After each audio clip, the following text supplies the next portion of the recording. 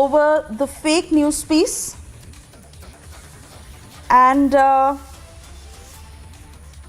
these are the main points coming out. Quick takeaways from the NUJ statement that states that it is a classic example of lack of journalistic diligence. Now remember, Republic is the only channel that earlier this morning had confronted the Wire reporter Devesh Kumar, who was appearing before the Delhi Police Crime Branch as he continues to be questioned.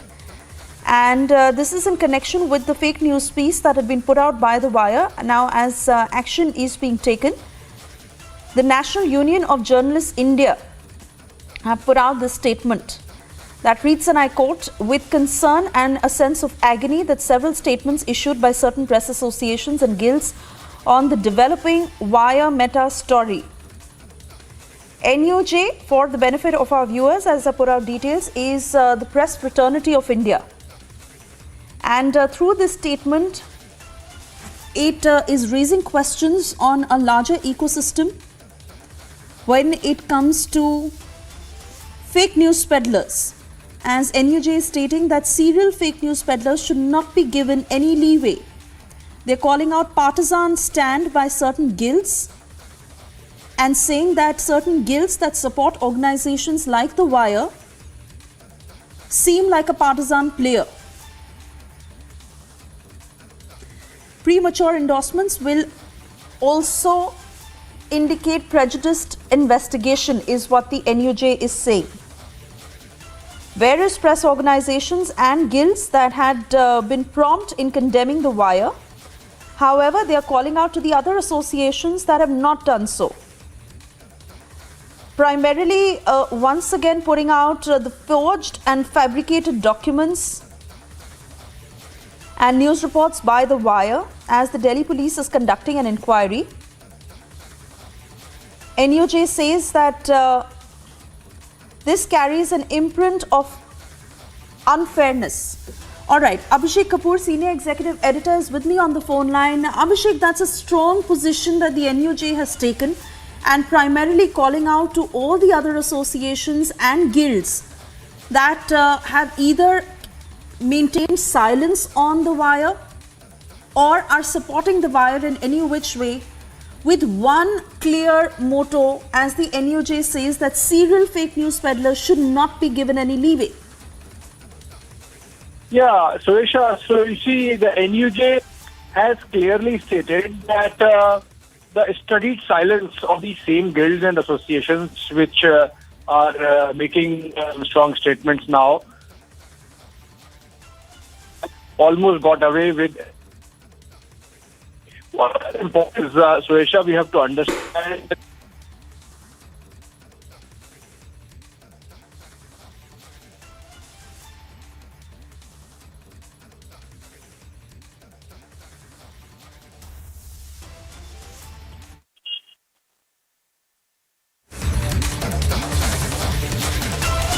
All right, we'll try and get more voices on this. Not very sure of that audio line.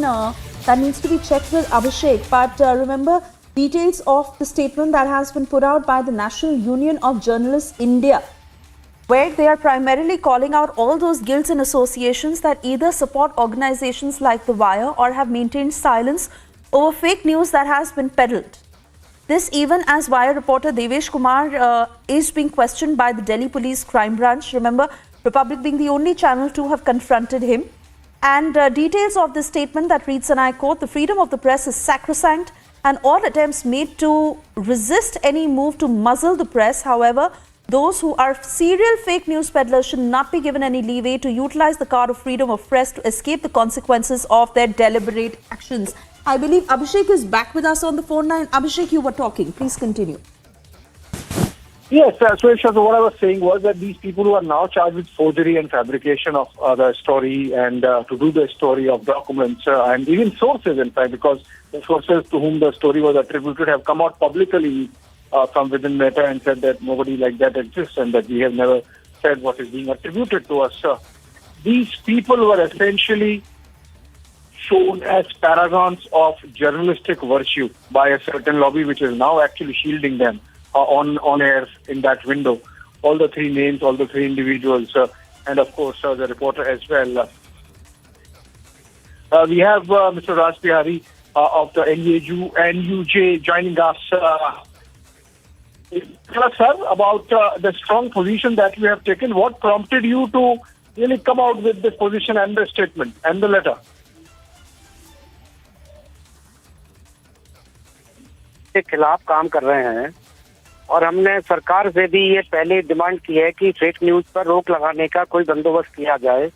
खास तौर पे अभी जिस तरह से बहुत सारी news portal के नाम पे चल रहे हैं और उससे एक ये भी संकट पैदा हो रहा है कि आज जर्नलिस्ट कौन है, जर्नलिस्ट कौन नहीं है, और एक लॉबी जो खास तौर पे जो अंतर्राष्ट्रीय लॉबी है उसके दबाव में पोर्टल वालों के खिलाफ, अगर खास तौर पर जम्मू कश्मीर की बात करें तो वहाँ रोज कुछ ना कुछ ऐसे इशू उठाए जाते हैं कि वो तो पहले तो हम यही कहते हैं कि वो जर्नलिस्ट है कि नहीं है। कोई पोर्टल अगर चला रहा है तो इसका मतलब ये नहीं कि वो जर्नलिस्ट है, क्योंकि इस तरह के पोर्टल बना के या सोशल मीडिया के जरिए या कुछ जो न्यूज पोर्टल चल रहे हैं, लगातार फेक न्यूज की लगातार शिकायत आ रही है और उससे जो मीडिया की क्रेडिबिलिटी है वो बार बार खतरे में पड़ी नहीं है बल्कि खतरे में पड़ गई है। पहले हम लोग कहते थे कि मीडिया की क्रेडिबिलिटी पर साख लग रहा है, लेकिन अब मीडिया की क्रेडिबिलिटी पर साख नहीं लग रहा है बल्कि पूरी तरह खराब हो चुकी है। और वो इसी जिस तरह के लोग हैं जो जानबूझकर किसी कारणों से पॉलिटिकली मोटिवेटेड होकर जिस तरह से फेक न्यूज देते हैं, किसी पार्टी के नेताओं को बदनाम करते हैं, तो उसके खिलाफ हमने पहले भी सरकार से मांग की है, राज्य सरकारों से भी मांग की है कि उनके खिलाफ सख्त से सख्त कार्रवाई की जाए।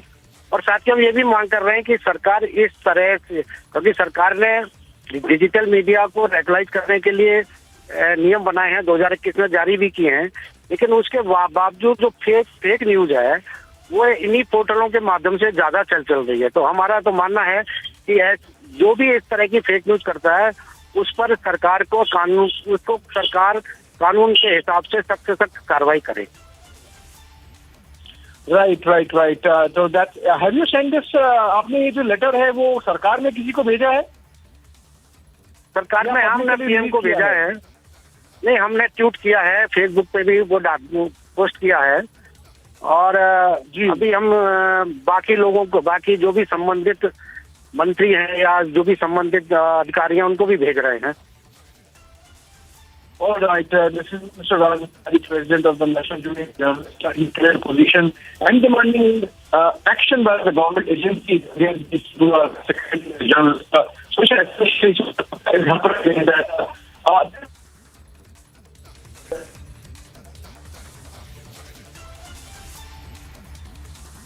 All right, so Abhishek was in conversation with the NUJ president on the statement that has been released by them, but most importantly, how the NUJ is now calling out various guilds and associations that have either stayed silent on fake news by The Wire or has supported in the past or will do so in the future when it comes to organizations like The Wire.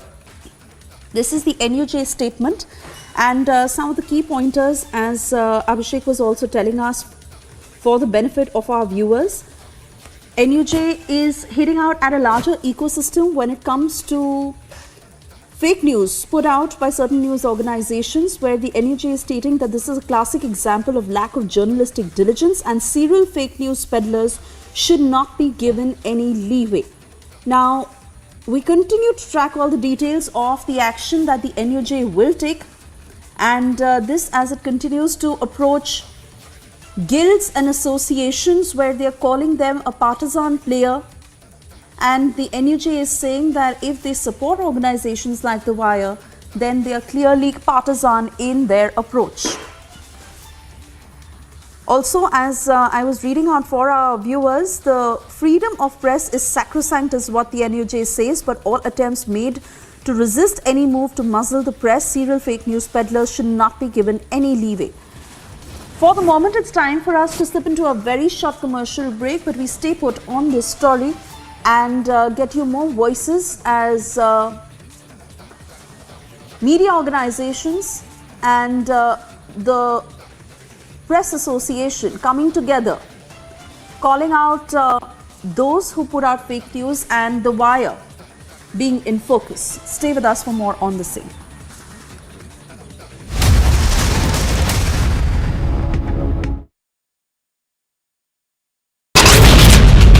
Everyone in Delhi is breathing in a gas chamber. The early morning hours, the layer of smog has thickened over the national capital. Regarding any of these four, they will have to inform the NIA and they will be rewarded with cash. We had shown you the report here since the last 2 days about how there were shoddy cables, rusted cables. Even now we are showing you that have been made to cover up this entire rusted part.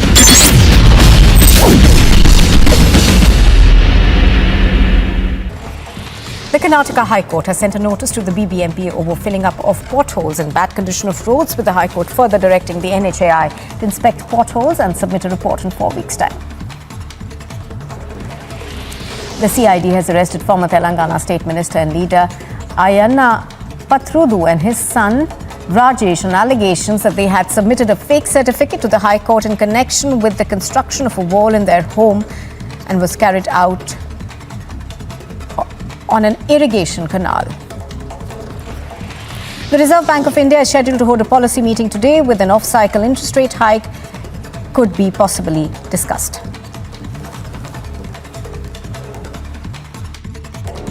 And a quick look now at what else is making news. This morning, voting is underway in 7 seats in 6 states. By polls in Munugade in Telangana, Andheri in Mumbai, Mokama and Gopalganj in Bihar, Adampur in Haryana, Gola Gorakhnath in Uttar Pradesh and Dhamnagar in Odisha are taking place. A high-voltage late-night drama was seen in Munugade, where the BJP candidate and party cadres staged protests at the RO's office demanding immediate action on the TRS leaders who came from outside to Munugade for campaigning. The BJP's Telangana President Bandi Sanjay, who was on the way to Munugade to support the BJP candidate Komati Reddy Rajgopal Reddy, was taken into preventive custody early morning Thursday.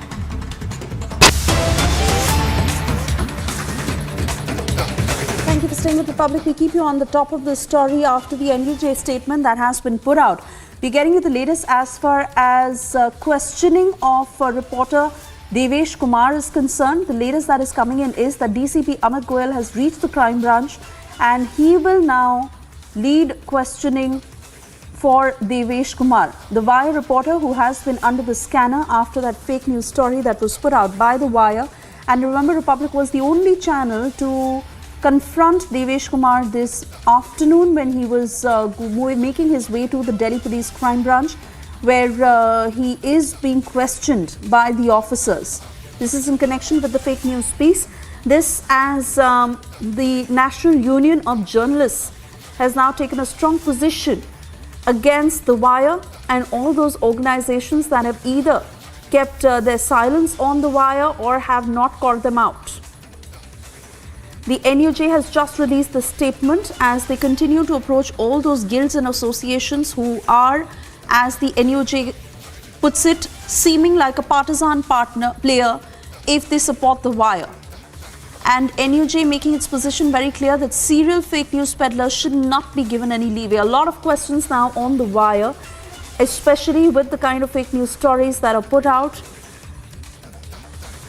It is the meta story that is in question, and reporter Devesh Kumar, who had filed that story, was confronted this afternoon by Republic.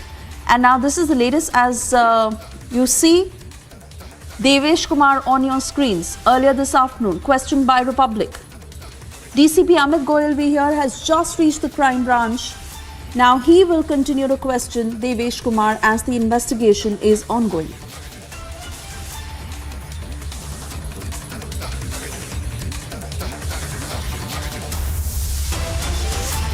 Now remember, when Republic had questioned Devesh Kumar, straight up questions on his sources, on what made him file this story.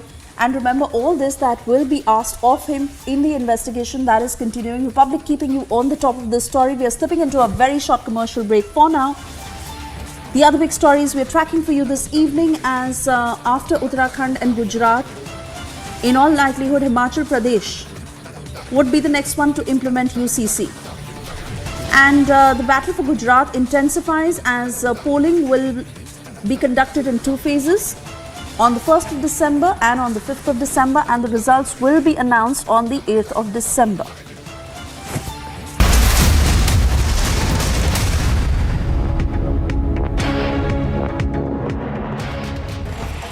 The Karnataka High Court has sent a notice to the BBMP over filling up of potholes and bad condition of roads, with the High Court further directing the NHAI to inspect potholes and submit a report in 4 weeks' time.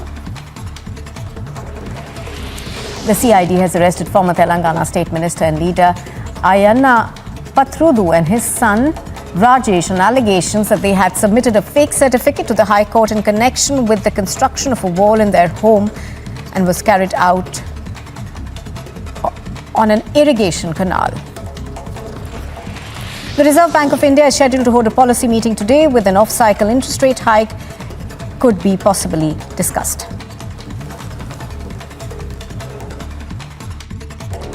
And a quick look now at what else is making news. This morning, voting is underway in 7 seats in 6 states. By polls in Munugade in Telangana, Andheri in Mumbai, Mokama and Gopalganj in Bihar, Adampur in Haryana, Gola Gorakhnath in Uttar Pradesh and Dhamnagar in Odisha are taking place.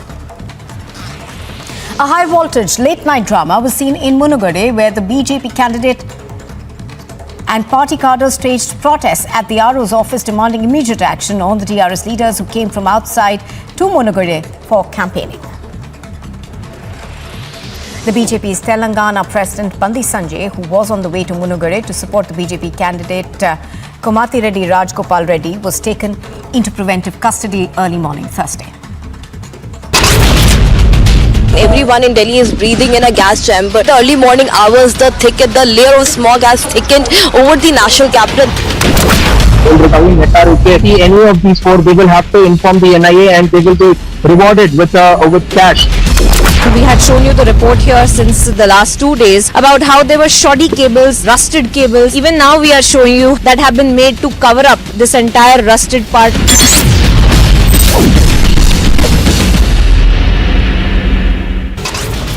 3 terrorists have been neutralized. The body of one has been recovered. 2 AK-47s have been recovered by the Indian Army. This is the BJP protesting against the lack of action by the state government when it comes to rising cases of dengue in the city. Strong voices coming in from the Congress leaders hit the streets of the national capital demanding Satyendra Jain's resignation.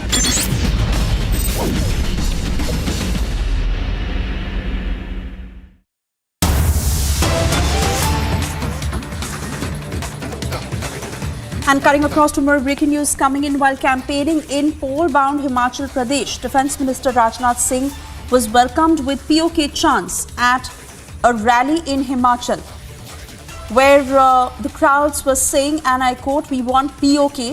Such chants were raised at Rajnath Singh's Jaisinghpur rally, and Rajnath Singh said, "Be patient." He said in Hindi, "Dhairya rakhiye."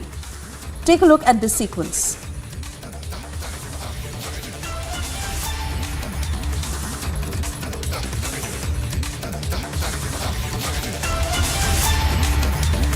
और कम योगदान नहीं है, इनका बहुत बड़ा योगदान है। इस हकीकत को भी हमको समझना चाहिए।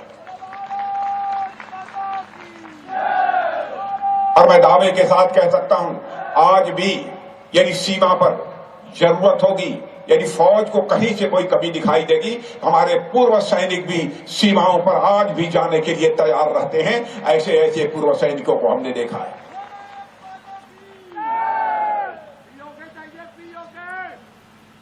PoK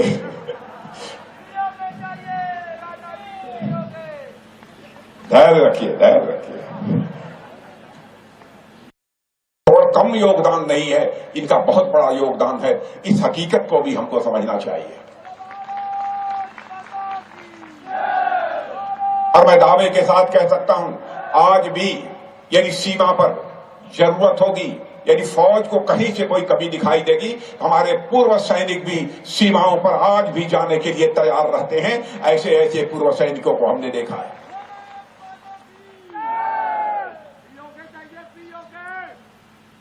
PoK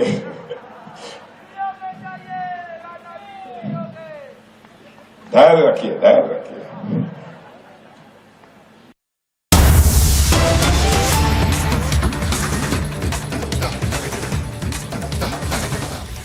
All right, these are the details that are just coming in, and we are yet to find out more about this. But initial details that are trickling in of a firing near Imran Khan's container. Imran Khan was leading a march where firing has been reported. Very chaotic scenes that unfolded right after the firing. Those are pictures on your screens. We are yet to confirm if this was in Islamabad or where it was. One of my colleagues will join us shortly to give us more details on the same. But this does give you a sense of what had happened. This was Imran Khan's rally, a march that Imran Khan was leading. And many of his supporters who were following him soon after, utter chaos broke out when they sensed firing. These are pictures coming in on Jio TV. Aishwarya Kapoor, Executive Editor of Politics, with me on the phone line. Aishwarya, we stay with those pictures, but tell us more. What had happened?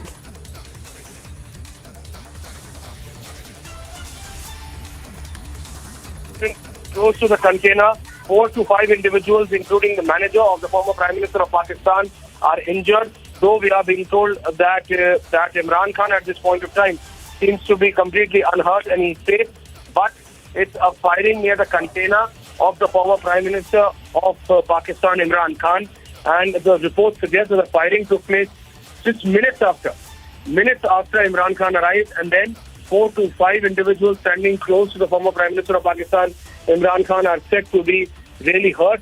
4 to 5, including the manager of the former Prime Minister of Pakistan. And we are getting live visuals now beaming in from their ambulances moving in and out. Imran Khan has been taking out these protests, and gunfiring is being reported near Imran Khan's container. As we speak now, the first responders have arrived, though the Pakistani Rangers and then the Pakistani police are said to be really inefficient in such manners. But at this point of time, the former Prime Minister of Pakistan, firing has happened really, really close to him, to the point that his manager, including 4 to 5 others, are said to be injured in the gunfire exchange which has happened very close to his container. Continue talking to us, Aishwarya, like you're telling us that Imran Khan is safe, but 4 of his team members are injured, and that includes his manager. I understand it is early on, but any leads on who could have been responsible for this firing, and how far was it from Imran Khan's container? How many of his supporters were with him when he was leading that rally, so as to say? And what unfolded after that? Soon after the firing, crowds dispersed. Imran Khan is safe, but we understand that 4 of his team members are injured, and that includes his manager. Although it is being reported that Imran Khan, the former Prime Minister of Pakistan, is safe. This was in Wazirabad. In Wazirabad, where Imran Khan was conducting this rally, he was leading this rally. Many of his supporters who were with him while he was moving forth, addressing the crowds, and soon after there was a firing. Now, these are pictures coming in from Jio TV of how those who were injured were taken to the hospital soon after as they undergo treatment. 4 of his team members who are being reported injured, they are now undergoing treatment, and that includes Imran Khan's manager. We don't know the severity of the injuries. We don't know if they are in a critical condition. We're trying to find out those details, but the pictures speaking for themselves as the security soon took over. And this is the security of the former Prime Minister of Pakistan, Imran Khan.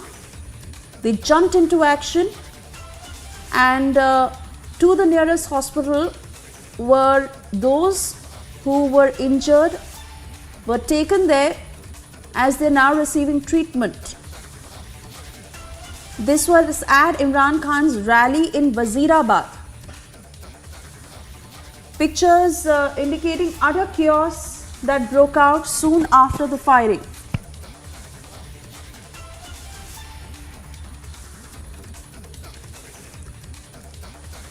And we have strategic affairs expert Hamid Khan, who is joining us on the phone line. Hamid, we are still trying to gather more details of what had happened. But what is your sense of how this incident occurred? To be honest, still we are waiting for the information what exactly happened. But as far as so far information is concerned, I mean, it looks like somebody is trying to sabotage a peaceful rally from Imran Khan, and they're trying to sabotage it. And obviously there was threats of security and other elements as well already there. And as you know, this rally is going on, this long march is going on for the 6-7 days now.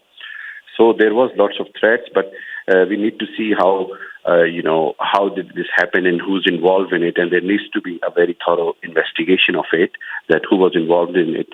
But as far as Imran Khan is concerned, or his close leadership is concerned, they all are safe, and that's the news so far.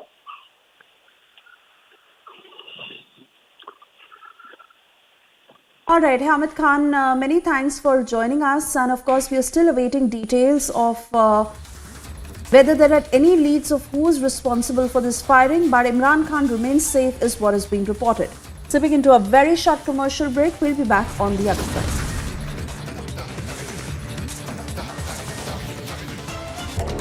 And a quick look now at what else is making news. This morning, voting is underway in 7 seats in 6 states. By polls in Munugade in Telangana, Andheri in Mumbai, Mokama and Gopalganj in Bihar, Adhampur in Haryana, Gola Gorakhnath in Uttar Pradesh and Dhamnagar in Odisha are taking place.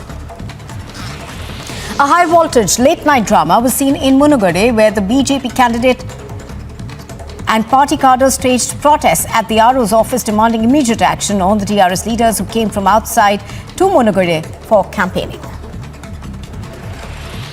The BJP's Telangana President Bandi Sanjay, who was on the way to Munugade to support the BJP candidate Komati Reddy Rajgopal Reddy, was taken into preventive custody early morning Thursday. Everyone in Delhi is breathing in a gas chamber. The early morning hours, the layer of smog has thickened over the national capital. Any of these 4, they will have to inform the NIA and they will be rewarded with cash. We had shown you the report here since the last 2 days about how there were shoddy cables, rusted cables. Even now we are showing you that have been made to cover up this entire rusted part.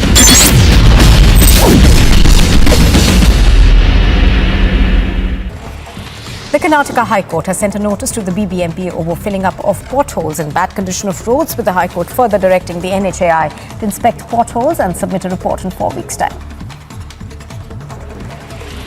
The CID has arrested former Telangana State Minister and leader Ayanna Pathrudu and his son Rajesh on allegations that they had submitted a fake certificate to the High Court in connection with the construction of a wall in their home and was carried out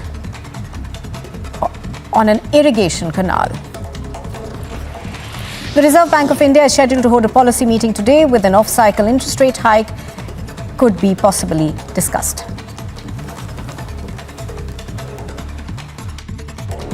And a quick look now at what else is making news. This morning, voting is underway in 7 seats in 6 states. By polls in Munugade in Telangana, Andheri in Mumbai, Mokama and Gopalganj in Bihar, Adhampur in Haryana, Gola Gorakhnath in Uttar Pradesh and Dhamnagar in Odisha are taking place.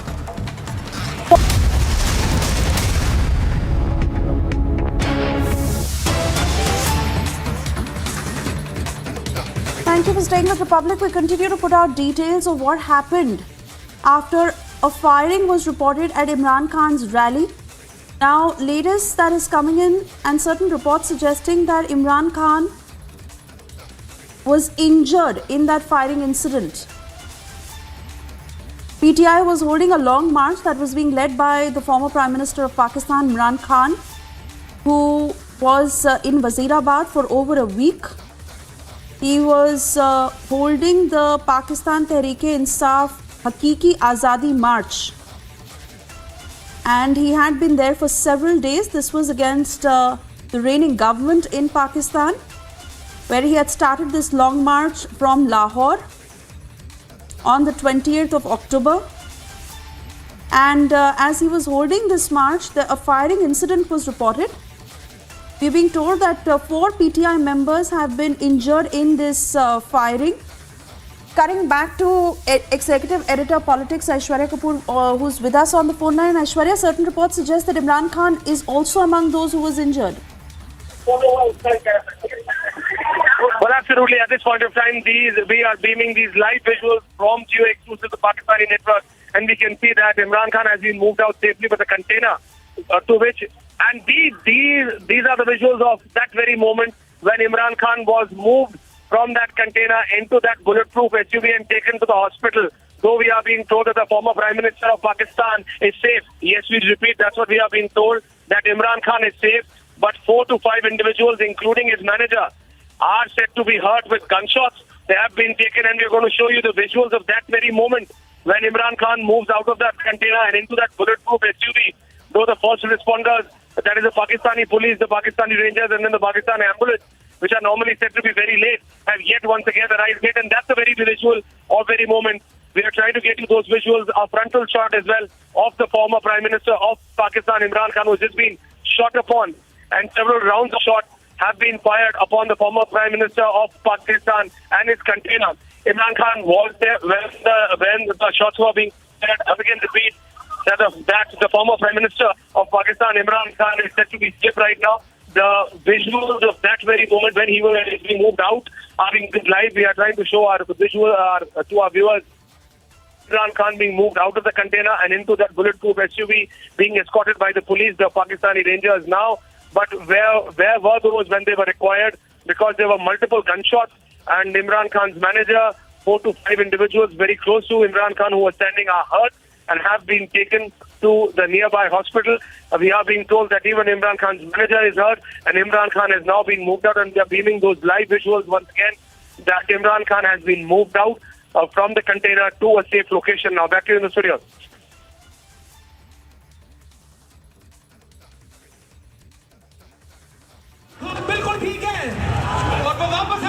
Aishwarya, they're getting us details.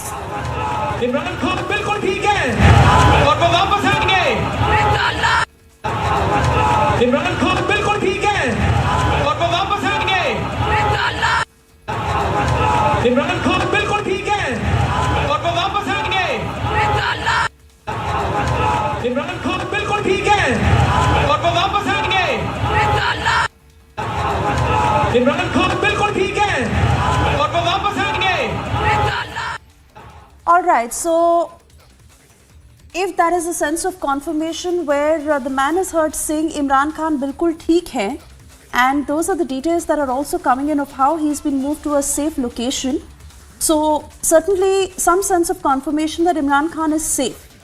But what has emerged so far is of several rounds of firing. This was near Imran Khan's container. 4 PTI members who were injured in this firing, and that also includes Imran Khan's manager. This was at a time when Imran Khan was about to deliver an address to his party workers in Wazirabad and Gujranwala. And 4 PTI members have been injured in this firing. Imran Khan had been holding a march against the reigning government of Pakistan. He had started this march from Lahore's Liberty Chowk on the 20th of October. He called this Hakiki Azadi March, and he had been in Wazirabad on the 7th day of the long march when this incident had happened. PTI had also put out a tweet of the Hakiki Azadi March in Wazirabad.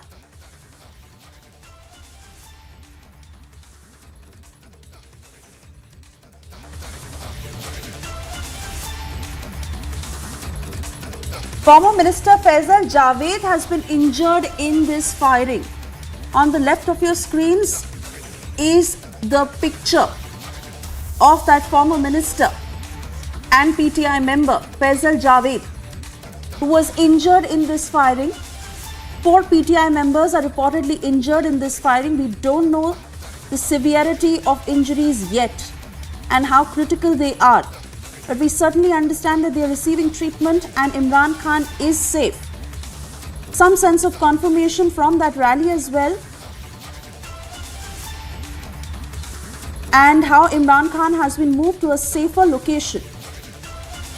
But several rounds of firing, as Aishwarya had told us. It was day 6 of the long march, and Imran Khan was raising his voice against the reigning government in Pakistan. Former Prime Minister of Pakistan, Imran Khan, who was reportedly attacked. There were several rounds of firing. While Imran Khan stands safe, 4 of his PTI members, that also includes a former minister of the Pakistan government, Faisal Javed, who was injured in this incident.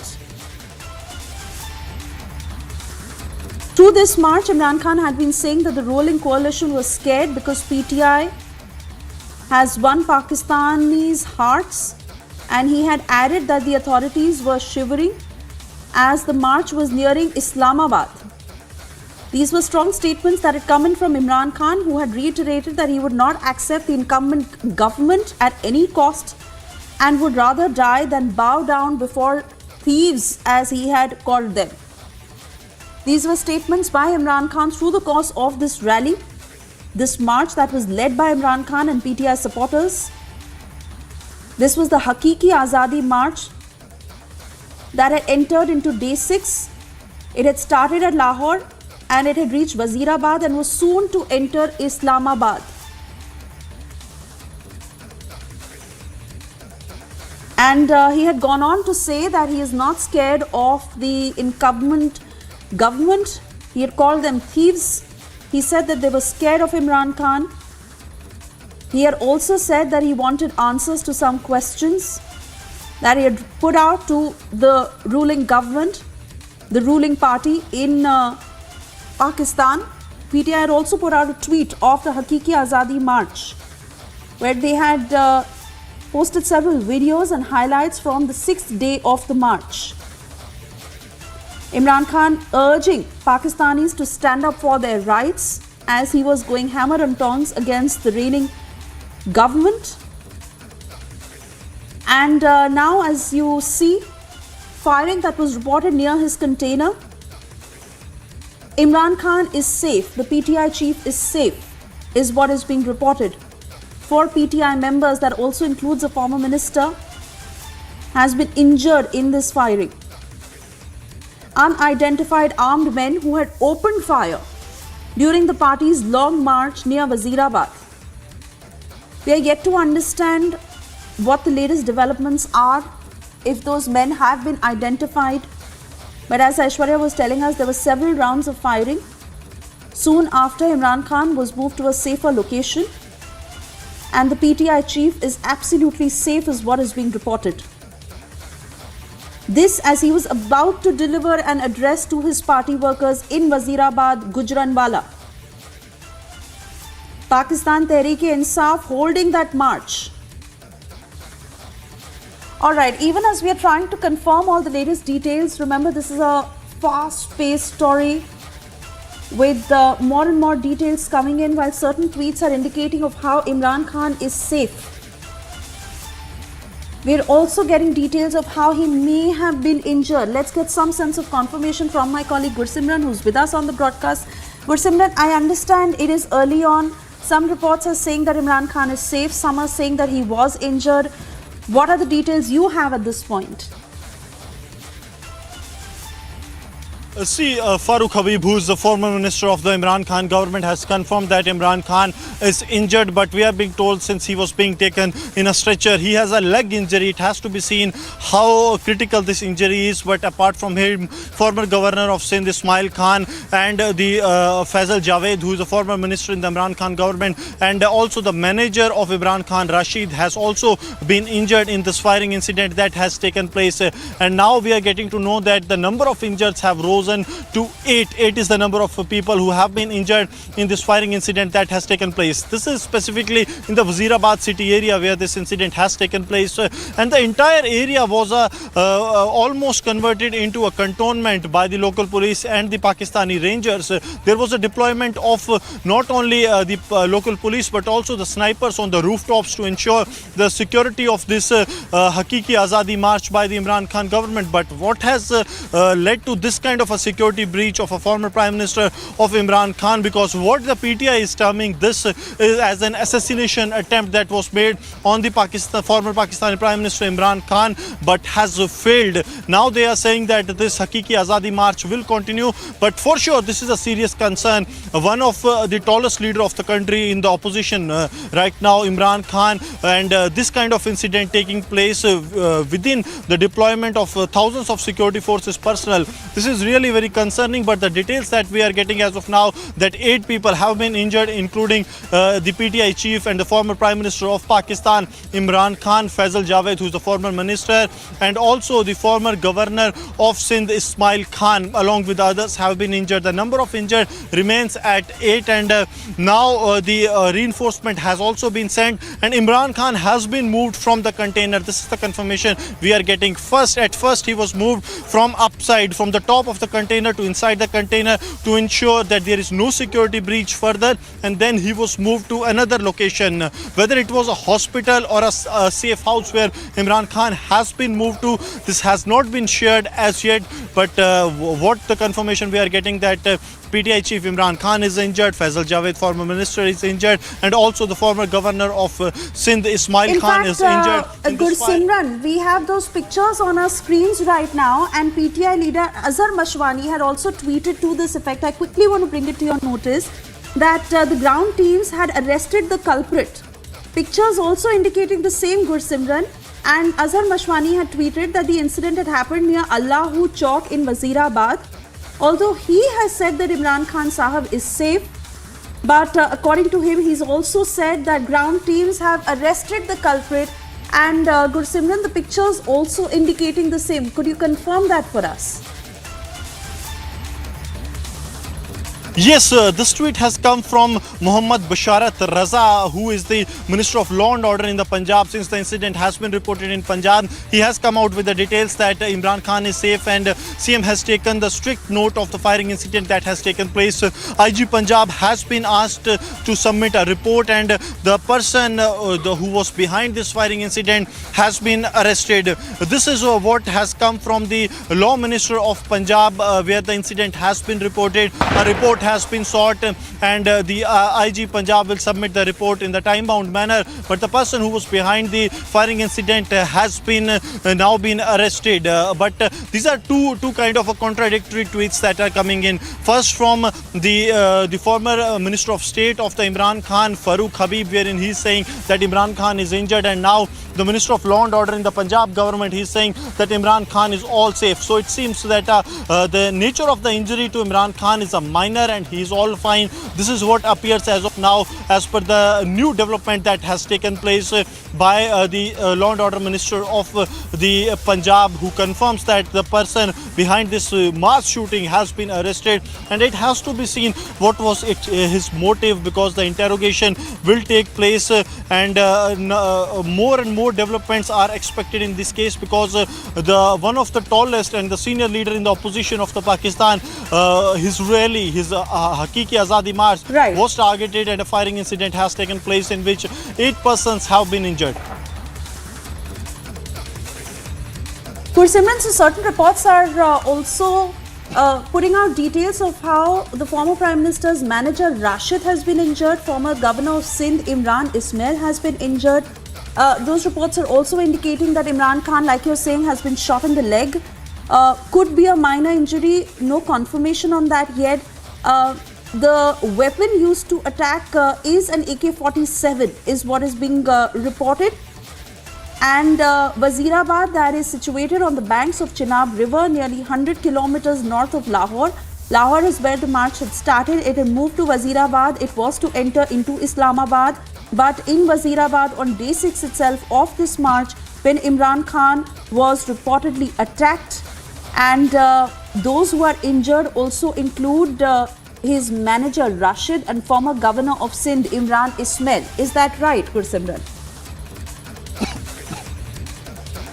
Yes, this is the confirmation that we are getting from the sources that Rashid is injured. Rashid manages, he's a manager of Imran Khan and looks into the media affairs of Imran Khan. Apart from that, the former governor of Sindh Ismail Khan and former minister Faisal Javed too has been injured. Now the extent to which it seems that Imran Khan's injury is not serious in nature, because when he was being moved from the container to the black SUV from in which he was taken to a safer location, he was waving his hands and he seems to be all fine with some kind of pain. So it seems that the injury that Imran Khan has received during this firing incident is not a major injury, and the Governor Sindh has also received injuries along with the Faisal Javed, who is a former minister of the Imran Khan government in Pakistan.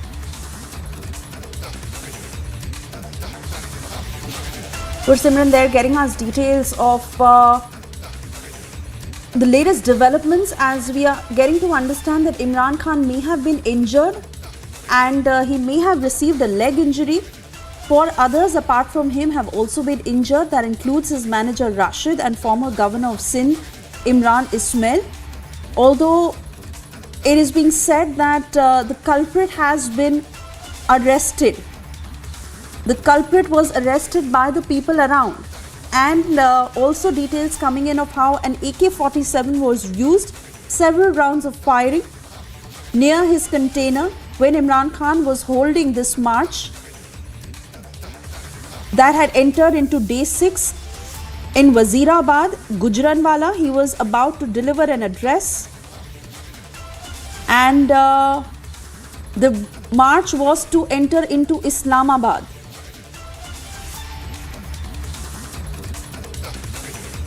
Details coming in of how many of his supporters who had been with him as he questioned the reigning government and his unceremonial exit. He was about to address the participants on Pindi bypass, Gujranwala, at the start of 6th day, when the former Premier of Pakistan had said that progress until the rule of law prevails for everyone cannot be achieved.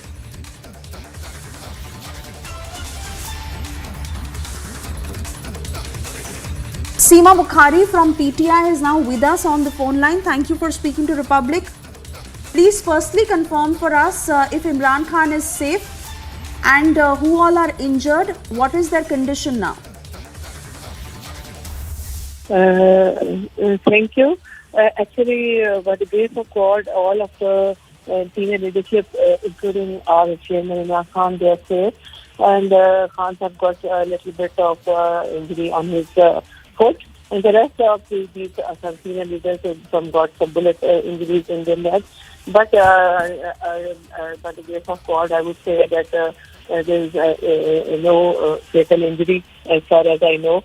But I really, it's a very grave situation at the moment, and we are really shocked to see such a thing happening in this place where the government and the police, they all belong to the governing the party, that is our own party.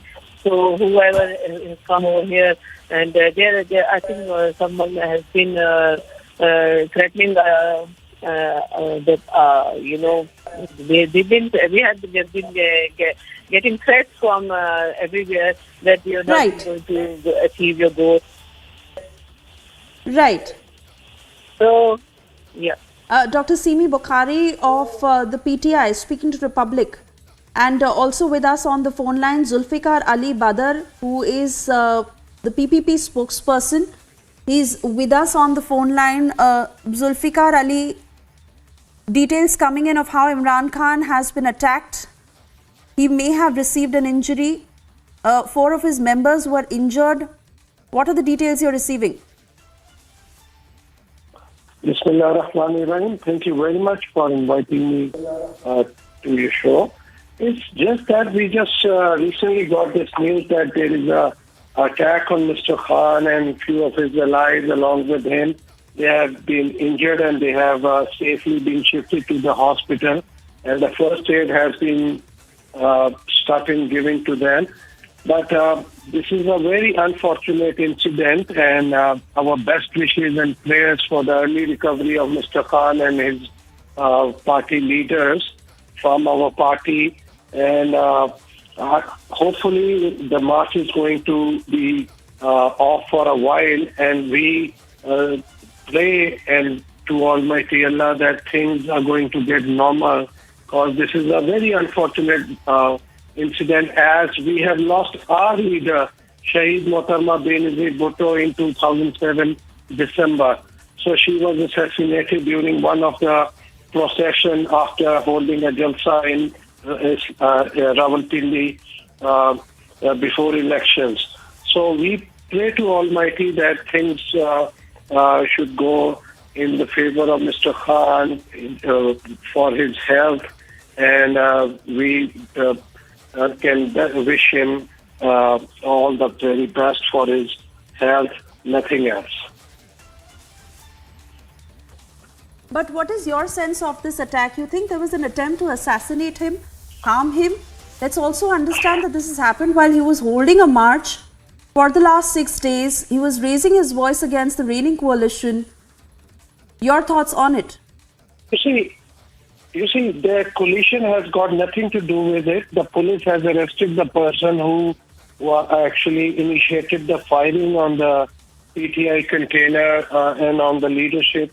And the police will investigate the matter with the person concerned, and then the actual reality and the evidence that who is behind that. Because governments and there may be the opposition between the government and the other political parties, but the coalition government, they are very political and mature people. They are never going to take some action which is like threatening or killing of any political leader, because we have faced this thing, and we have been facing since 2-3 decades. We have lost 2 of our leaders in Pakistan. So the coalition government has got nothing to do with. This is an individual act, and the person will be investigated. The police has taken him into the custody and taken him to the police station. Otherwise, the mob would have killed him right at the spot. So it is in the safe custody of police, and police will interrogate the matter. And after the thorough investigation, the actual reality will come out, that was it that individual act, or there was some kind of a gang or another person after him. So you can't rule out, you cannot anticipate until and unless the reality comes out. All right.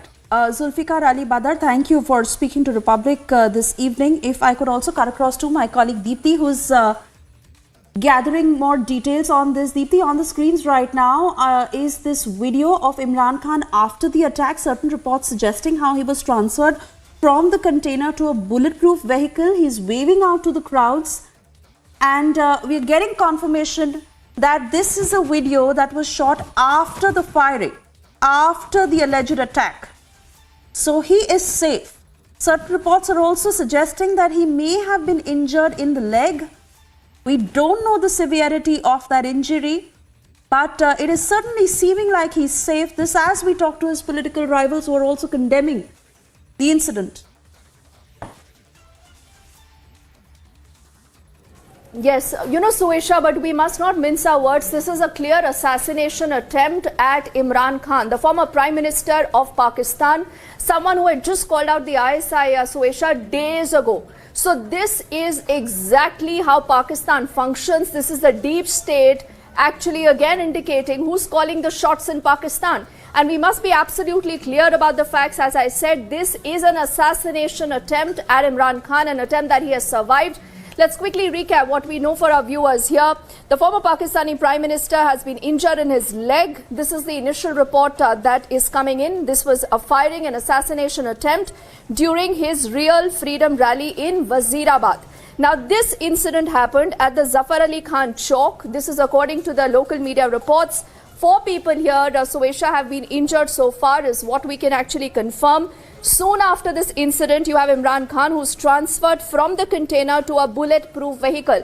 And I think that is the exact moment on our screens that we are looking at. Imran Khan, along with his security entourage, who's transferred to that bulletproof vehicle. But the key question is, Suesha, who actually tried that assassination attempt? Who wants Imran Khan to be killed? Who wants to assassinate him? The entire story has moved very, very fast in just the last 20-25 minutes or so. And on our screen, these 4 windows again give you a better sense of how the story has moved. And first up, Suesha, let's bring our viewers' attention to the third image from the left of their screens. That image that is encircled, let's see if we can go to that image full frame, because that is the alleged attacker. That is the alleged attacker. Who really is he? What are his credentials? What are his affiliations? It is still not clear. What was the motive? Absolutely not clear. There is limited word only coming in right now. But he is the shooter. Look very, very clearly now. He is the shooter. He was a part of the rally. What more do we know about him? We still are trying to get more information. We are trying to see if we can get any eyewitness accounts of, telling us more of the entire sequence of events. And on the left of your screen now, I think, is that moment where Imran Khan was injured. And as I said, he possibly has sustained injuries on his leg. He now has been shifted to safety. He's said to be safe. But a clear, I think, commentary on the fact that days after Imran Khan called out the ISI, that is the deep state, the Rawalpindi there. This is Rawalpindi. Is that Rawalpindi hitting back? Is this the deep state again trying to tell us that who really calls the shots in Pakistan? We'll try and see if we can get in more people on the phone line, more experts to help us understand this entire situation. Now, once more on these images that we are playing out on our screens, one of the PTI leader there has also been injured. The videos from the rally that continue to come in do show Imran Khan being transferred to that bulletproof vehicle after the firing incident. But as I said, very, very limited information still coming in. What's clear is that Imran Khan, this was a clear assassination attempt at him. Imran Khan now possibly is being moved to Lahore as we speak. And I think there is a better video now that we have. We'll try to put that out on our screens of the gunshots that were being fired by the shooter. In fact, we can hear the gunshots also in the air very, very clearly. This is the moment where Imran Khan was taking ahead that freedom rally. This happened in Wazirabad. And who really is the shooter? I think that is going to be the key focus, Suesha, as we need to now find out, and Pakistan will also have to come out and tell us who really is the shooter. Does he have connections with the deep state? Now, clearly, plausible deniability is something that Pakistan plays on again and again and again. But this is, I think, that video that...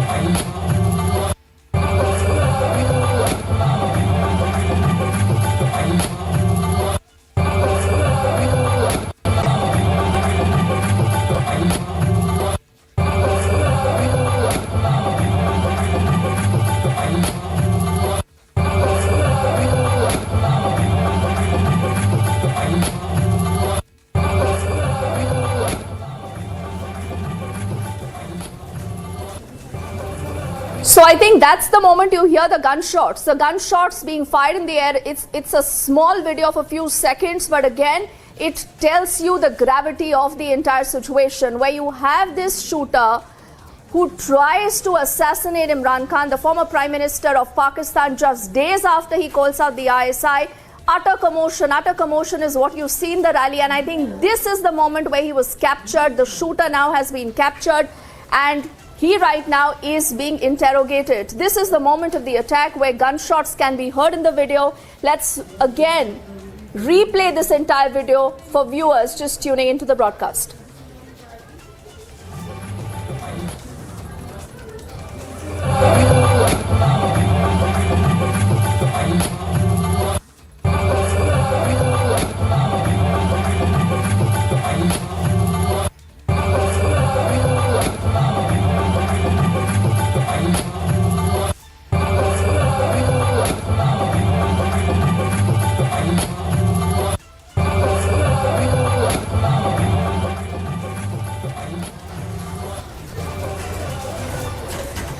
All right, so you heard and saw that video once more. It's a sensational assassination attempt at Imran Khan, the former Prime Minister of Pakistan, who was undertaking that freedom rally in Wazirabad. Now, what had Imran Khan actually said? I think it's important to put this story into context, Suesha, as we continue to be live and breaking right now. Now, Imran Khan had warned the country's intelligence agency, and he said that he could have exposed the ISI, but he refrained for the betterment of the country. This is exactly what he said. And he also, in fact, said, and I quote him now, that the DG ISI, open your ears and listen. I know a lot of things, but I'm quiet only because I don't want to harm my country. I do constructive criticism for betterment. Otherwise, there was a lot I could say. I want to say good evening to Major Gaurav Arya, who's also joining us on the broadcast right now. Major, good evening to you. How do you read into the entire sequence of events? It's a sensational assassination attempt at Imran Khan days after he had called out the ISI. So Imran Khan has been calling out the army and the ISI long before he became Prime Minister. So if you see his old comments on YouTube, you'll realize that Imran Khan has always been anti-army, but he took the army's help to become Prime Minister. But now he has pushed certain people to the edge. And if you remember, 3 months back, Imran Khan had said that people are trying to kill you. So today the thing has proven true, and people did attempt to murder Imran Khan Niazi. He's safe right now, but all I can see is Pakistan going down the spiraling into chaos, and I just hope there won't be bloodbath in Pakistan, because there are armed men roaming in the streets. You know, there was a Khyber Pakhtunkhwa minister who said that they're carrying licensed automatic weapons with them. So there are people, Imran Khan supporters, with automatic weapons, and this could may well result in a free-for-all on the streets of Pakistan.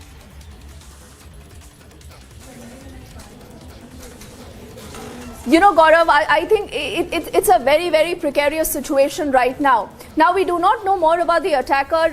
All that we know is that he was armed with an AK-47. There were 2 shots fired, Gaurav. How do you read into the entire sequence of events, the response, the kind of utterances that we've heard from Imran Khan, and the lack of any reaction yet from the ISI, the deep state? No, first of all, the ISI and the deep state is going to deny everything. They just simply say that we have no idea who's done it, and maybe it's a case of political rivalry. You see, again, this is why Arshad Sharif was killed in Kenya. He was murdered in Kenya. And just imagine in a country where a person is allowed to carry an AK-47 openly. And it's not a small thing. AK-47 is not a pistol that you can hide in the pocket of your pants. You see, AK-47 is a large weapon, and a person roaming around with a large weapon and shoots at a former Prime Minister, this is absolutely shocking, and I don't know, I honestly don't know what the repercussions are going to be. It could lead to anything in Pakistan. Tempers are frayed, people are absolutely upset, most of them have lost hope, and it's a tinderbox. Anything can happen in Pakistan right now.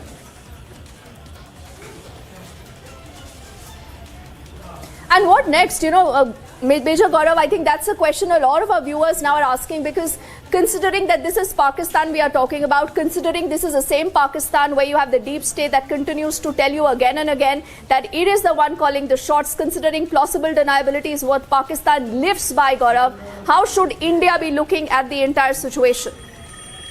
No, I think India should just wait and watch. There is nothing for India to say. There is nothing for India to do. And clearly, nobody is blaming India, and India is a very, very responsible state. This is obviously political rivalry at its worst. You know, after Imran Khan said that he would call out the ISI chief, and if the ISI chief pushed him, he knew a lot of secrets. I knew that something was going to happen. I did not estimate an assassination attempt, but this is something that Imran Khan himself had hinted at a couple of months ago, and he said that they're going to kill me, they're trying to assassinate me. And a similar thing was said by Imran Riaz Khan, another journalist. He said this thing about Arshad Sharif, the journalist who was killed. Before he was killed, he said they will kill Arshad, and they did kill Arshad. And Imran Khan said they will kill me. And here today we see an attempt on Imran Khan with an AK-47, which is, by the way, an assault rifle, being carried in public by some member of society in Pakistan. I don't know how it will go. India should just take a step back and wait and watch and see what happens. But clearly Pakistan is unraveling at a very, very fast pace. And you know, Gaurav, before I let you go, I do remember what happened with Benazir Bhutto, you know, in the year 2007. Now, this incident, Gaurav, has happened just about 200 kilometers from Islamabad. And this really tells you the tinderbox that Pakistan today is, and the world also needs to take note. No, absolutely. It's not just Benazir Bhutto. They've killed Benazir's father. The first Prime Minister of Pakistan was killed. Fatima Jinnah, who was Jinnah's sister, was killed. Everybody in Pakistan is killed. So, and there is a long list of, you know, not knowing who has killed whom. I mean, till today they have not discovered who killed Benazir Bhutto, a former Prime Minister. She was blown up. She was shot dead. A bomb went off near her and she was killed. But nobody knows who killed her. Nobody knows till now. So, you know, these things keep on happening in Pakistan and nobody will ever know who's responsible for this. Everybody will deny it and this thing will die down after some time. But in the near future, this has the capability of leading to a bloodbath on the streets of Pakistan, which is very unfortunate.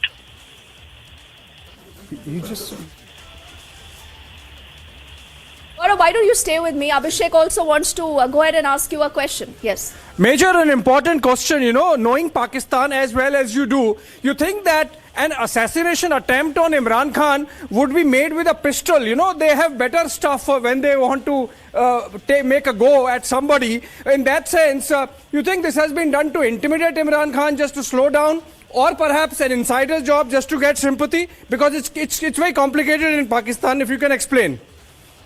Yeah, you know, Abhishek, this thing had crossed my mind that it could be an insider job to gain sympathy, and you're very right. You know, when you do such stuff, you do it at close quarters. So this is obviously a political statement. I agree with you there. This is a political statement, but in Pakistan, you never know. It's a country full of crazies, and it's a country that is saturated with weapons. So you know, what is really happening in Pakistan right now is somebody passes a political statement, and it could well be somebody from Imran's party as well who has orchestrated this whole thing. Because right now, Imran Khan knows that if this long march fizzles out, if he cannot get 2 million men, you know, last time he was there, only a couple of thousand people turned up. And that was a shame for Imran Khan. People said that your long march is fizzling out. He needs a booster dose right now. Imran Khan needs people out on the streets, because this is the last time. Next time he has a long march. If this one is unsuccessful, next time he has a long march, nobody will take him seriously, and that will be the end of the political career of. He needs to be made a living martyr. Zinda Shaheed banne ki zarurat hai Imran Khan ko. He needs to be made a living political martyr, and the sympathy votes will flow, and this is how Imran Khan will prosper. Abhishek, I agree with you. Anything can happen, and you're very right. Use of pistol. You know, use of the pistol. They could have done it at close quarters. Had they been serious about it. This is more of political messaging, but Imran Khan had predicted that there would be an attack. So this could be, you know, either Imran Khan himself having it done on him. You know, we know politicians in India who have orchestrated slaps on themselves without taking names, you know. Get your own party people to slap you and attack you so that you get sympathy votes. But in Pakistan, obviously, everything is 2+, 3+. So they got a guy with an AK-47 shooting at Imran Khan. Also, Major, you know, kind of tested by both the sides, while the PTI supporters maintain that this is sort of a Jan Sailab and a sea of humanity coming in. But many others have been showing pictures that these are all manipulated pictures, more like camera work. In that sense, a despairing Imran Khan, what we mean in Pakistan, which is basically Rawalpindi or the GHQ, not with him. He's really trying to shore up sympathy with, or as they say, you know, at any cost or whatever it takes. And that's why perhaps all this is happening. No, absolutely. See, Abhishek, when you say that he's popular, of course he's popular. He's been winning all elections hands down. But the problem is there is fatigue also setting in the people of Pakistan. There are too many jalsas happening. There are too many marches happening. There are too many, you know, these roadside shows happening where lakhs of people show up. And, you know, every agitation has got a life cycle. You know, har ek uski miyad hoti hai. There is always a lifespan of any agitation. Now, what is happening with Imran Khan is he is losing steam, and this is the last mile push. He needs that kind of sympathy so that when he reaches Islamabad, there are 20-30 million people with him who throw out the Sharifs and install him as the Prime Minister of Pakistan, Abhishek. This is exactly what is happening, this is one of the two scenarios that I envision. A, somebody's got upset with him and shot him, but that is an unlikely scenario. The more likely scenario is that, Imran Khan is losing steam and Imran Khan needs to shore up support. Because if this long march fizzles out, I don't think Imran Khan is getting any second chances. The Sharifs will not spare him and neither will the army. Abhishek.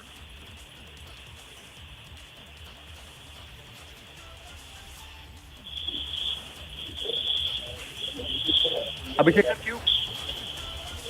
All right, so I'm not getting more. I'm not getting more. Pictures from Pakistan. Getting all these pictures from Pakistan, and Imran Khan has been attacked, and there have been injuries to Imran Khan, a couple of his fellow travelers in the long march, including a former minister, and we are seeing all these pictures of absolute chaos coming out of Pakistan, and Imran Khan, in fact, has been evacuated. He's being taken to Lahore, is what we are being told, and the attacker has been arrested, and that's very interesting. The attacker, if this was I can't.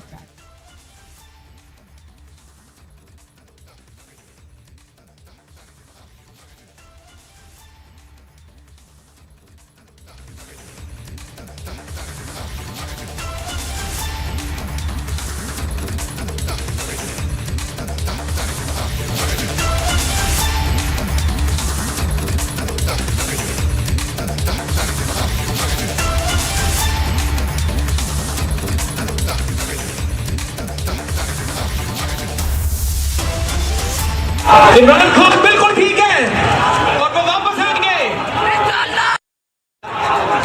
Imran Khan बिल्कुल ठीक है और वो वापस आएंगे। इमरान खान बिल्कुल ठीक है और वो वापस आएंगे। कि भगदड़ तो मची हुई है, लेकिन एक शख्स भी गिरा हुआ है, बताया जा रहा है।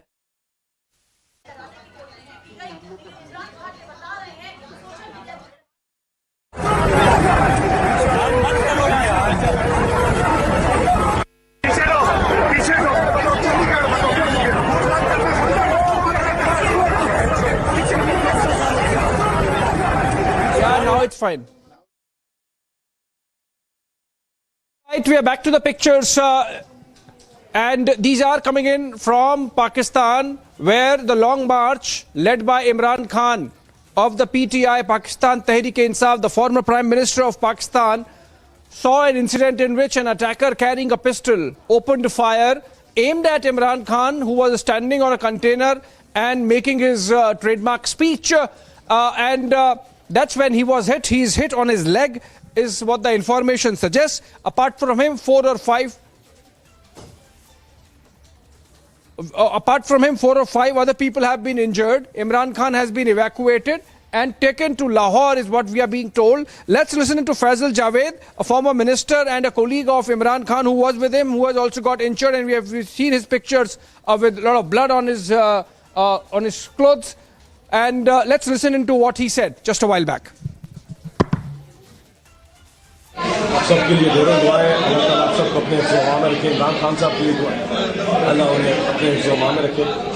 अल्लाह के करम है, सब खैरियत से। कुछ साथी हमारे जो शहीद जख्मी है, एक साथी का बताया जा रहा है कि वो शहीद हो गए और बाकी साथी शहीद जख्मी है। बस दुआएं करें, सबके लिए दुआ करें। हम भी दुआ करते हैं, आप भी दुआ करें।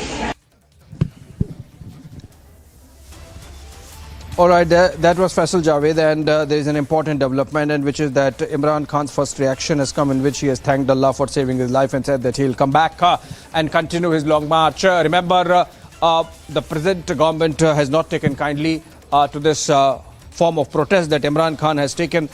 They believe that they have the majority, they have the numbers, and it was a legitimate change of government, which of course Imran Khan contests. He believed that this is a government imposed from outside. That's why he calls it an imported government, and that's why he has been carrying out these protests since he was deposed.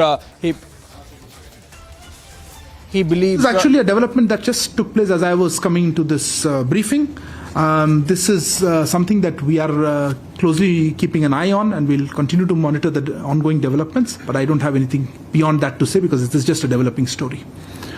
And coming to, as I said, I could reiterate the main elements. This is a visit that is largely with the IRIGC Tech, and that is why, of course, he is meeting the Deputy Prime Minister, His Excellency.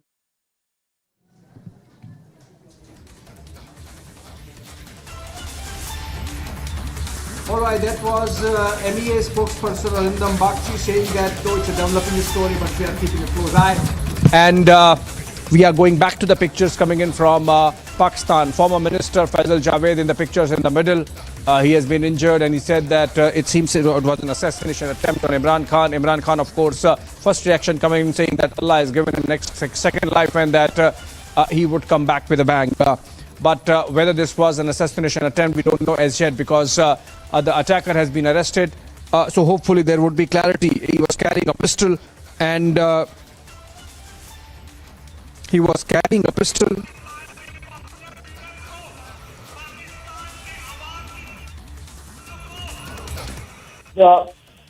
it's evolving story and a developing story. Charges and counter charges flying, and in the midst of that, an attack happening on Imran Khan. The PTI, the Pakistan Tehreek-e-Insaf, it has made a statement saying that this was clearly an assassination. A statement saying that this was clearly an assassination bid on the former Prime Minister, and that the present government, backed by the establishment, as they say it, the general headquarters, the Rawalpindi, the Pakistan Army, they don't want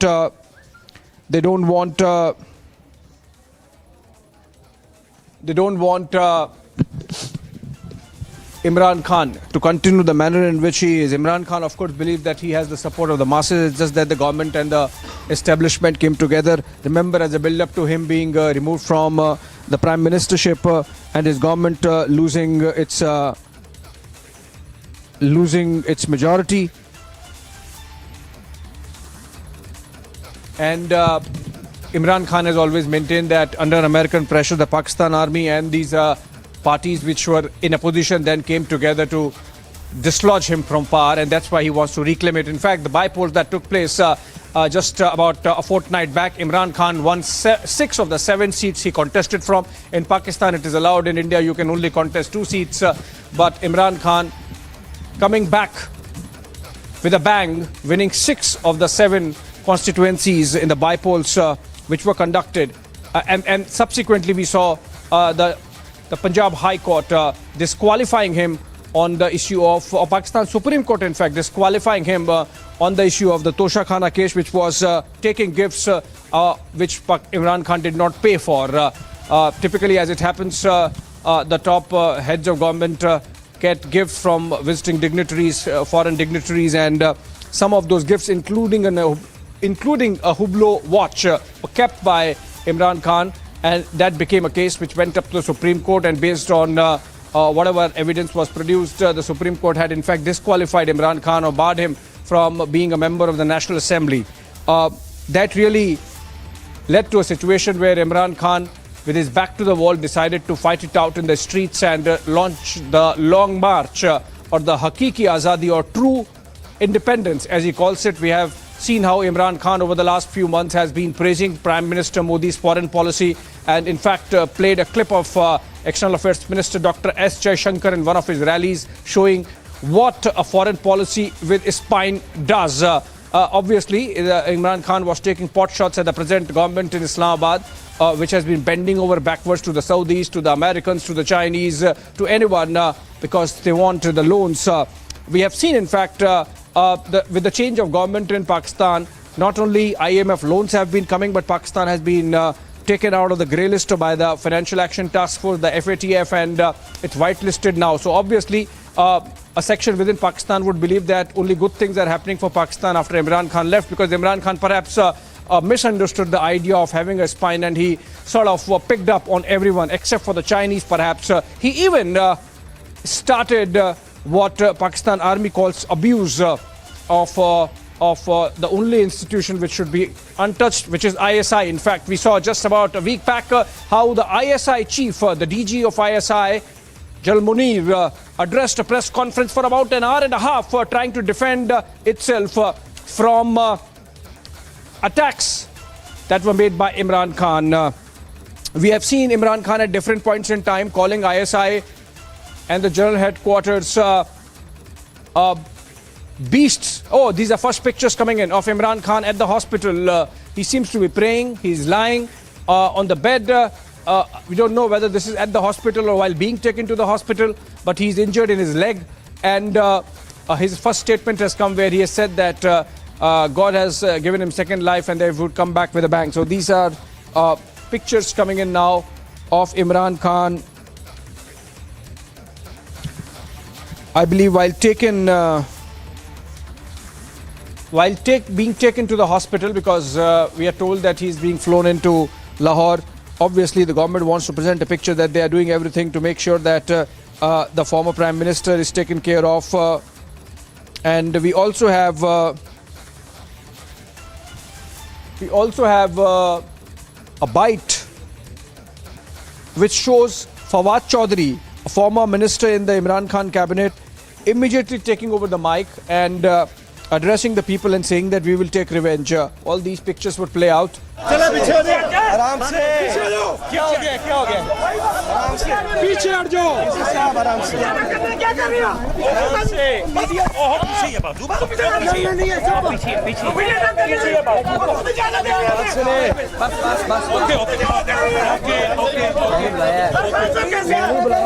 अल्हम्दुलिल्लाह खान साहब जी आराम से भाई आराम से अभी जो इतला मिली है मैं तो वहाँ पे कंटेनर में देख रहा था अल्हम्दुलिल्लाह खान साहब खैरियत से ये बताया जा रहा है कि खान साहब खैरियत से सबके लिए ढेरों दुआएं सब साथियों के लिए दुआएं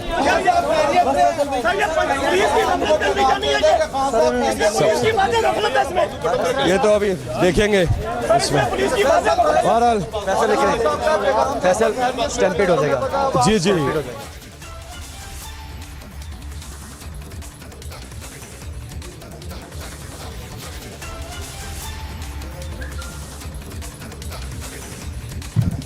All right, that was Faisal Javed. We played his soundbite again. In the pictures, we can see the kind of chaos that ensued the moment the attacker opened fire with his gun. Interestingly, a pistol, not heavily armed. Typically in Pakistan, it's no big deal to have people coming in, attackers coming in with suicide vests and AK-47s and grenade launchers and whatnot. But in this case, the attacker only had a pistol and fired 4 or 5 shots and was overpowered and has been handed over to the police. Apart from that, we are seeing pictures of blood spluttered all over, including on Faisal Javed, who in the soundbite could be seen with blood on his clothes, on his shirt, and we are getting more pictures. These pictures seem to be of the attacker having been cornered and picked up by the police before possibly he was lynched by the supporters of Imran Khan. And whisked away in the car. And I believe there was some retaliatory fire by the police also, as can be seen from the pictures. We don't know whether some injuries have happened because of that as well. But Imran Khan's rally being the target, there would be an investigation. And it seems that for the moment, the government wants to show that they are on the side of Imran Khan and that they are taking care of him, that they are sending him to Lahore to recover and be taken care of. And he was to reach Islamabad, which is the national capital, on 4th or 5th of November, which is tomorrow or day after. And there he was supposed to address the nation in a huge rally. This long march that began from Lahore was to take 6 days and it began on 28th of October. And we have seen all through the day Imran Khan stopping and making those speeches atop a container, which has been a trademark of Imran Khan from his days when he was nobody and joined politics. And subsequently, of course, picked up by the establishment as their poster boy, turning him into the Prime Minister in 2018 that he did. And unfortunately for him, he fell out of favor with the army. And subsequently, we have seen him being deposed from power with the opposition closing ranks. A ragtag coalition of disparate political interests as diverse as the Pakistan Muslim League Nawaz of the Nawaz Sharif family, and then of course the Pakistan People's Party PPP of Benazir Bhutto, now of course held by Asif Ali Zardari and Benazir's son Bilawal Bhutto Zardari. We are getting the pictures of the moment when the attack happened, and these you can see on air viewers, and this is exactly the moment when chaos ensued as the attacker. All right, you can see the gunshots, you can hear the gunshots, and immediately after that, absolute chaos. Let's listen in.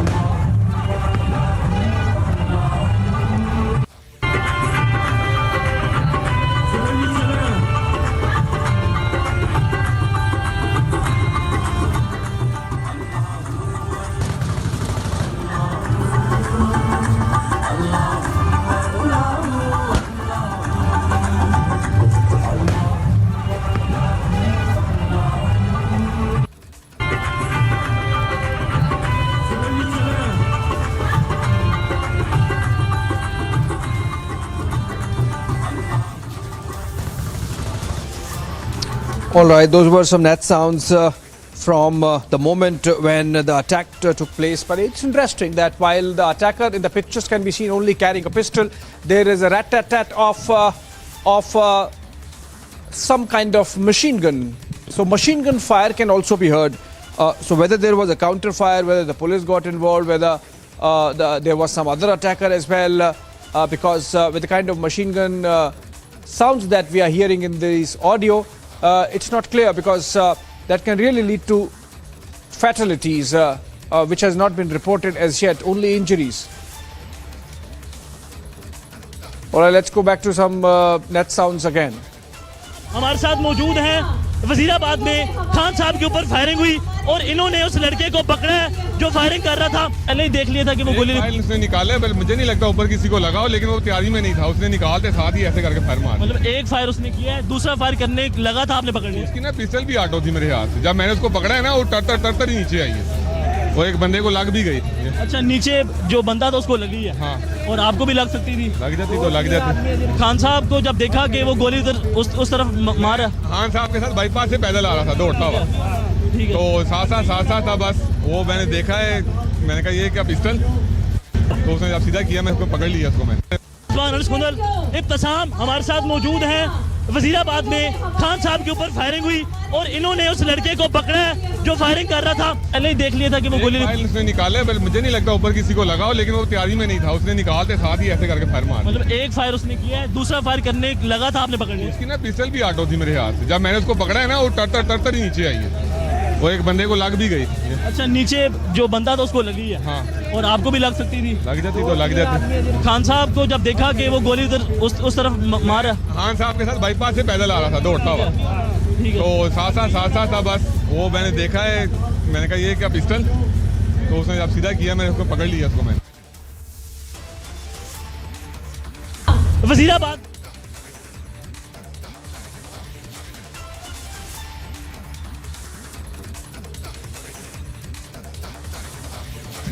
All right, Shawan is joining us from the studios. Shawan, if you can share more details, if you're getting any bizarre pictures coming in, an attacker carrying a pistol trying to target Imran Khan. He's nabbed by another person, and that man who who held on to the attacker, giving interviews to the Pakistani media, saying that he was very sure that he will not be injured. Even if he was injured, he wanted to do it for Khan Sahab, that is Imran Khan, the former Prime Minister. And in fact, it's likely that the manner in which this savoir of this rally is behaving, it's likely that it was because of his intervention that the attacker really lost his balance and could not target the people atop the bus. That's where Imran Khan was, along with his team. What is important is, Shravan, that the attacker himself has been nabbed and police has whisked him away. We are yet to hear any preliminary comments from the police, from the security establishment in Pakistan. Only that Imran Khan has said that he's fortunate that he has been saved and that he would come back with a bang. Also, one of his ministers, former colleagues in the cabinet, Fawad Chaudhry, saying that they would take revenge. It's interesting that Fawad Chaudhry chose the same rally venue, got atop the bus and made a speech even as his leader was being taken away to Lahore for medical care. So, I mean, it's getting very interesting. At the same time, very typical of Pakistan, where you don't know what exactly is happening. There's always more than meets the eye. Shravan. Well, in fact, Abhishek, let's just put out the details that we know so far. Imran Khan was essentially shot in the leg by a gunman. As of now, what's reports that are coming in from Pakistan is that he's said to be out of danger. That's what his party colleagues essentially had to say. Now, what we know is that one person has been killed. Several others have been injured. The gunman in question had fired multiple shots. That's exactly what you were explaining a short while back. On your screens right now, multiple set of images now coming in. One of that happens to be of Imran Khan being taken to Lahore for further treatment. He was essentially taken in another vehicle and then to the hospital. So what you're seeing right now, perhaps we could also put out that image. The moment he was taken out from that container and was being shifted inside the vehicle, that's what you see on the left side of your screen. Before that happened, Abhishek, it did appear that Imran Khan was fine till that time because that image of him thumping in the air can also be seen in that video. That was the time when he was being transferred. He was being taken away from the container by his party colleagues. Now, he was in a lorry that was bound for Islamabad as part of a protest roadshow that began on Friday from Lahore. And his party members, now Abhishek, they are calling this an attack, an assassination attempt. Now, that's the latest. Now, this is the 7th day of the PTI's long march that kick-started from Lahore's Liberty Chowk on 29th of October. Now, this is the second long march, and this was the point in time when Imran Khan essentially indicated that no matter what happens, he's going to continue with this march. There was an indication that came in from the PTI that this could be a bloody long march. The reason why they're calling it is of the threats that he had already received, and Imran Khan had already declared that he's going to stage a sit-in in Islamabad against a Shehbaz-led coalition government after March ends. And what they were calling for is a snap election to take place. So multiple such rallies have already been carried out. So the latest now coming in is that he's been shifted to the hospital.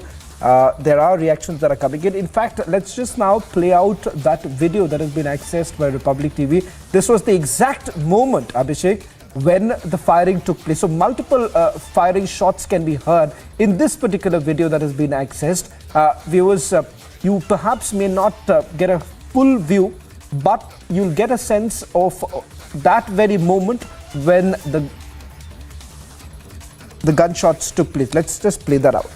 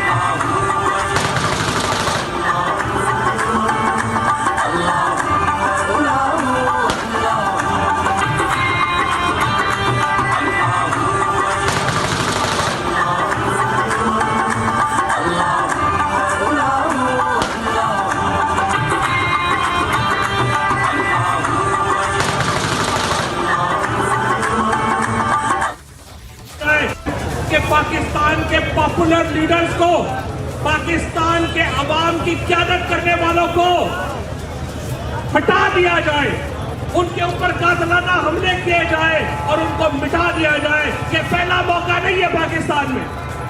Imran Khan के ऊपर हमला पाकिस्तान के ऊपर हमला है और इसका बदला लिया जाएगा। हमारे बच्चों का खून क्या पाए, हमारे लीडर का खून क्या पाए, ये बदला लोगे। पाकिस्तान के तरीके इंसाफ के लोगों को मैं कहता हूँ, वादा करो, बदला लो। जिस तरीके से हम अमन की पार्टी है, हम बंदूकों वाली पार्टी नहीं है, लेकिन हमारे लीडर के ऊपर बंदूकों से हमला किया गया है। बुलबिन लोग जो इसके पीछे हैं, वो कान खुल के सुन ले, आप कान खोल के सुन ले। हम इसका बदला लेंगे इंशाअल्लाह। के पाकिस्तान के पॉपुलर लीडर्स को, Pakistan Well, that was former Minister Fawad Chaudhary, and a short while back even PTI Senator Faisal Javed Khan, both essentially now confirming that this is an assassination attempt. As of now, we are being told that Imran Khan has essentially been moved to a safe location where medical facilities are being provided. He seems to be out of danger. He could be brought to Lahore for further treatment. Remember, this comes at a time when Imran Khan essentially said no matter what happens, this march is going to continue. Now, we've also put together the timeline since this afternoon, Pakistani time, of how the movement has actually took place. The caravan from Sindh had joined in Wazirabad. Islamabad's administration had basically sought an affidavit from the PTI for the rally. This was around 12:56 Pakistani time. PTI had then shared the route plan of the march. Asad Omar of the PTI says that there will be a historic gathering on 11th of November, indicating that when this march culminates at Islamabad, it's going to be a historic gathering. In fact, PTI's Hafiz Hamdullah has also says that PTI march will be proved to be the limping march. And thereafter, it was only around 2:33 this afternoon, Pakistani time, when Imran Khan had arrived at his container. He was about to address at Maulana Zafar Ali Khan Chowk, but that's the address that Imran Khan had ditched. It was around 4:32 this evening when Imran Khan had sustained the bullet injuries after the gunman opened multiple shots of fire. Let's listen.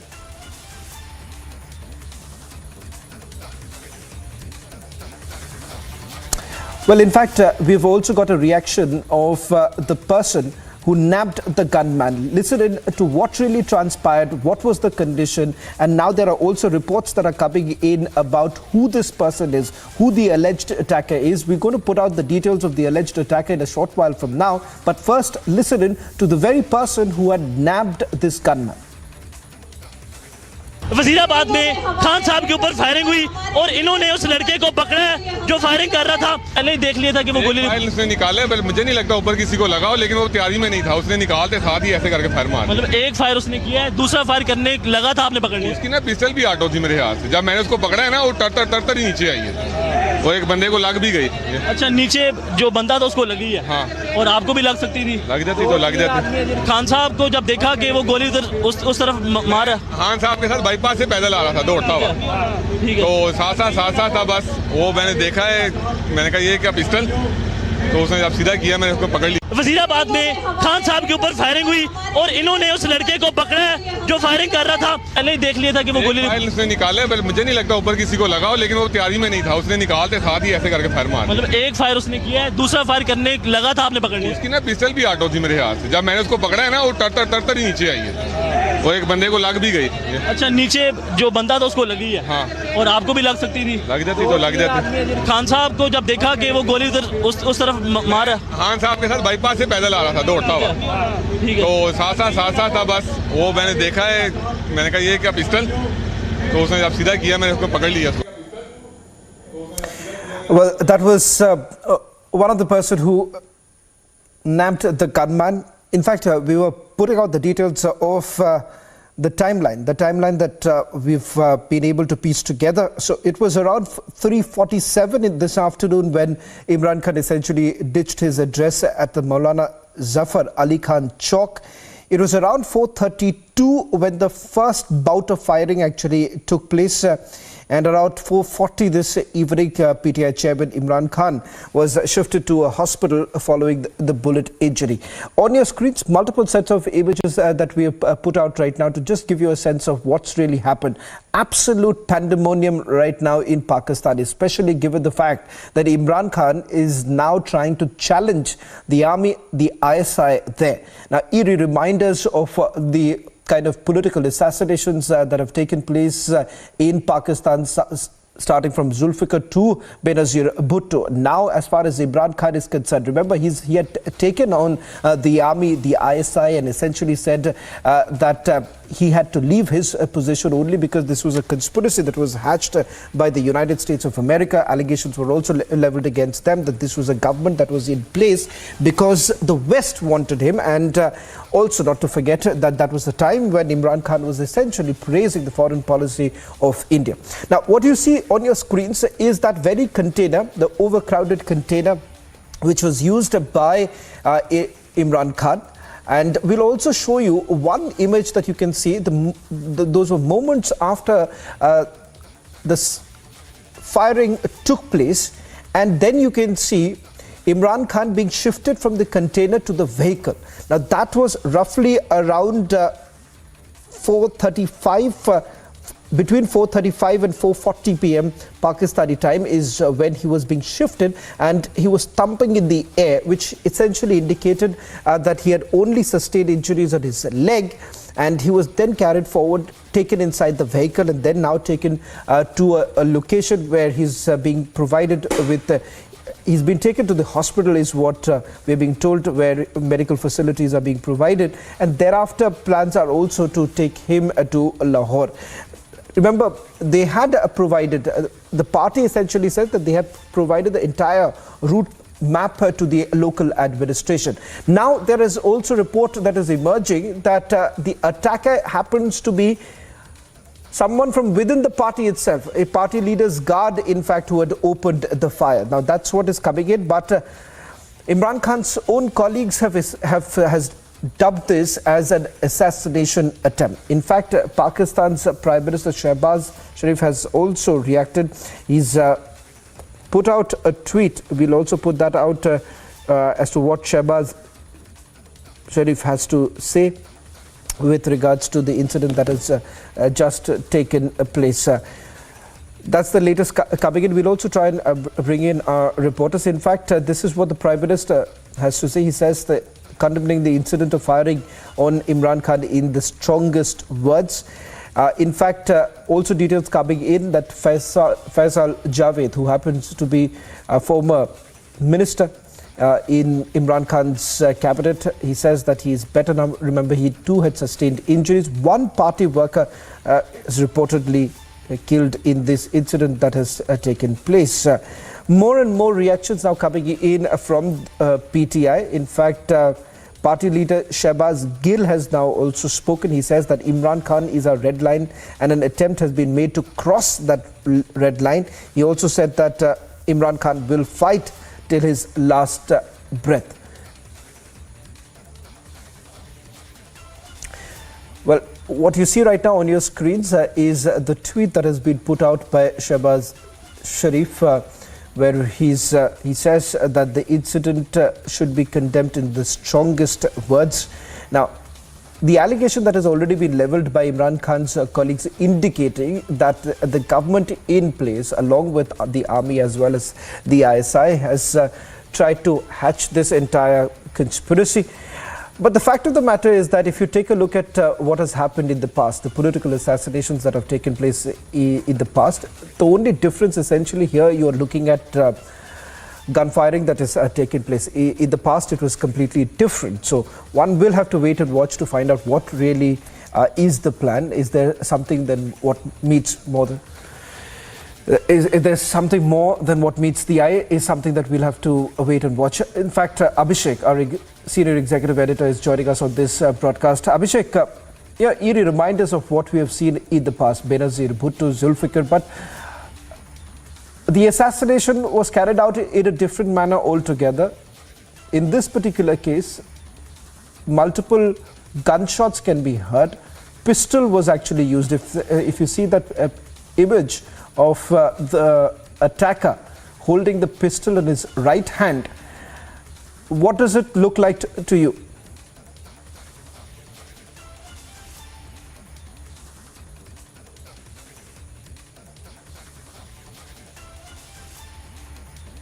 Wazirabad, exactly where this episode has happened. Are you getting me, Shawan? Are you getting me? Hello? Yes, Abhishek, go ahead. Okay, so what I was saying was Mohammad Naveed is identified as the shooter. He is a resident of Sodra area of district Wazirabad, exactly where this attack happened. And so he's a local, son of Mohammad Bashir. And he's arrested with 9mm pistol and 2 empty magazines. Now, remember, Shawan, when you listen to the net sounds of the moment when the attack happens, this man is seen with the pistol, and there is some supporter of Imran Khan's PTI holding him back, and with a lot of courage, I think, managing to deflect the attacker from his aim. And perhaps that's the reason why Imran Khan was not injured seriously and only took a hit on his legs. What is important is that, Shawan, knowing Pakistan, knowing the history of Pakistan, if someone really wants to make an assassination attempt at a VIP like this, they will not go in this big crowd with a pistol. You know, there are enough people available there as fodder to be sent as a suicide bomber, like it happened in the case of Benazir Bhutto, like it happened when Pervez Musharraf was targeted twice or thrice. There is something which is missing. There is some missing link in this entire episode. The ease with which the man was nabbed and handed over to the police and not lynched, the kind of tempers that are running high because of the political situation in Pakistan. The fact that Imran Khan, emboldened by his victories in 6 out of 7 seats in which by-polls were held, and Imran Khan winning, and he thought that public support is with him in Punjab, and that's why he is carrying out this long march from Lahore to Islamabad, covering both Punjab and Northwest Frontier Province, and of course the Union Territory of Islamabad. What is important is, Shawan, that as of now, and also remember, immediately after this episode, even as Imran Khan was being evacuated, we had Fawad Chaudhry getting up the container again and making a public address and addressing the supporters who were at ease listening to the leader. So I think something amiss. But having said that, Pakistan is volatile even at the best of times, and these are very difficult times for Pakistan. The establishment is in a fix, in a disarray itself, by which I mean Pakistan Army, because they are in a flux, in a transition. In just about less than a month's time, they are looking at the possibility of a new Pakistan Army chief, and the name has not been decided and not yet public. Bajwa does not want to continue. Possibly he has some foreign assignment lined up for himself already. And in that situation, in this flux, in this chaos, with the floods having ravaged the nation, and the government not sort of settling in on the economy front, Shahbaz Sharif having just been, I believe he is still in China and going to return tonight, or maybe he's come back earlier in the day. He has, in fact, tweeted support for Imran Khan and saying that everything would be done to make sure Imran Khan is good and back and comfortable. So there are multi-layered possibilities going by. The manner in which the entire episode has really panned out, but as of now, of course, the story is that Imran Khan has been hit. Someone targeted him. A bullet has hit him on his legs, of course. Apart from that, members of his team have taken a hit. 4 or 5 people injured. We don't know as yet if any one of them is serious. And apart from that, Imran Khan has been taken out, evacuated from the scene of crime and taken to Lahore. The government wants to control the situation. Apart from that, of course, by itself at the Reli venue, at the place where this has happened, things are peaceful, calm. The supporters have not gone berserk. There is no arson. These are reports we are getting. The attacker has been identified as Mohammad Naveed, as I said, local boy from Wazirabad, arrested with a 9mm pistol and 2 empty magazines. More importantly, there were some reports which suggested that this Mohammad Naveed who attacked Imran Khan, he has also been shot at. Also, there are media reports which suggest that the attacker belongs to a PTI leader, is a personal guard or PSO as we say here, a personal security officer of one of the leaders of Imran Khan's party. So, you know, it's complex. It's not as simple as it seems on the face of it. Whether, you know, there was some bungling at the end of the plotters in terms of the understanding the scale of attention this would get. But irrespective, Shravan, what we are seeing is that in the pictures, Imran Khan is injured. He's, of course, safe, out of danger, stable, but taken out away from the rally. This is a piece with the kind of political chaos we have seen in Pakistan for the last few months since Imran Khan was deposed, in fact, as a build-up to the dislodging of the Imran Khan government and subsequent coming to power of a very ragtag coalition of a very diverging political ideologies in PMLN on one side and the PPP on the other, and of course the mullah parties in between, which have come together to form the coalition, which is now, of course, in power. Imran Khan, of course, always believed that this was an American operation because the Americans hated Imran Khan's independence and foreign policy. The fact that he went to Russia and met President Putin, the fact that he was not letting Americans use the bases in Pakistan to carry out their, for example, over the horizon attacks in Afghanistan or the kind of cooperation the Americans were soliciting when it came to Afghanistan. All those things together. Remember his famous showing of External Affairs Minister Dr. S. Jaishankar's video as a proof of India's assertive and sovereign foreign policy, which Pakistanis for some reason were not able to, obviously because they don't have the financial independence. Subsequent developments, of course, the manner in which Pakistan has been taken out of FATF grill is the manner in which IMF has issued loans. Obviously, America winking somewhere or the CIA, whatever. So essentially what we are seeing is today's development adding more chaos to already difficult situation in Pakistan on the political front.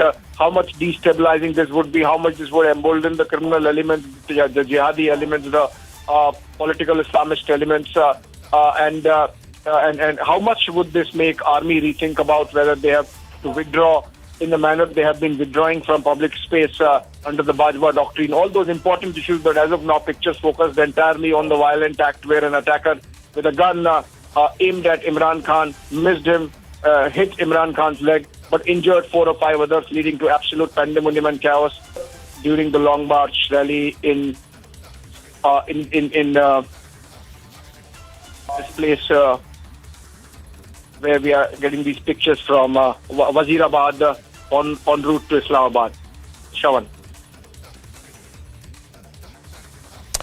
Well, in fact, you know what's interesting, Abhishek, is that he essentially called this rally as the biggest freedom movement, and he said this was marching to press the government to announce the elections immediately.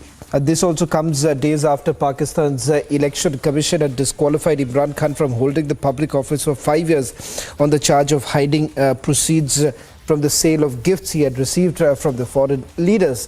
Now, what's interesting here is that, Abhishek, is the very video that has now been put out by his own party. And it does seem that he's not hurt very badly, because the video that has been put out by his party essentially shows him on his feet, in fact waving to supporters, and what appeared to essentially be a smile on his face. PTI in fact has also put out a statement which says that Imran Khan is stable. Imran Khan is stable right now. Pakistani media is also now quoting several of their leaders. In fact, one of the Pakistani news channel, Abhishek, that I'm taking a look at right now, Bold TV has quoted Imran's colleague Imran Ismail, saying that the former Prime Minister was shot in the leg 3 to 4 times, may not have been accurate. So now there is a difference coming in, that earlier reports suggested that he perhaps sustained about 3 to 4 shots, but now it's his own colleague, at least that's what the one of the Pakistani media stations is now reporting. They are saying that not the reports that 3 to 4 times that he was shot may not be accurate. In fact, I'm also getting more details. Sheikh Imtiaz Mahmood has now asked all the workers and public to immediately reach Liberty Chowk to protest the cowardly murderous attack on Chairman Imran Khan. Now that's Sheikh Imtiaz Mahmood has put that out on Twitter. So now it turns out perhaps Abhishek, that they're seizing this opportunity for perhaps garnering more sympathy, more support for the PTI, and that's exactly what they're riding on. They're hoping that this is really going to help them if the snap elections are going to take place. But before I come back to you, Abhishek, let me just read out the tweet that has been put out by Shehbaz Sharif. And I quote, I strongly condemn the firing at Imran Khan's rally. An immediate report of the incident has been sought from the Interior Minister. Now, will that be really enough, given the fact that PTI would be hoping that this gives them yet another opportunity to take on the government right now? Abhishek. Sorry, Shawan, I missed your question there. Was it about Shehbaz Sharif's tweet in which he has condemned the violence and then said that investigation would proceed? Abhishek, what I was asking you was essentially if you take a look at some of the tweets that have been put out by PTI members, they are seizing this opportunity because if you take a look at what Sheikh Imtiaz Mahmood had to say, he's asking everyone, all party workers, public, to immediately reach Liberty Chowk in Lahore, directly in Lahore, to protest the cowardly murderous attack on Chairman Imran Khan. That's what he says. So they are hoping that this is yet another opportunity for them to take on the Shehbaz Sharif government. Well, obviously, Shawan. So, I mean, we have seen Imran Khan really taking to the streets, emboldened by his victories in the by-polls, where he won 6 of the 7 seats he contested from, including, of course, in Punjab.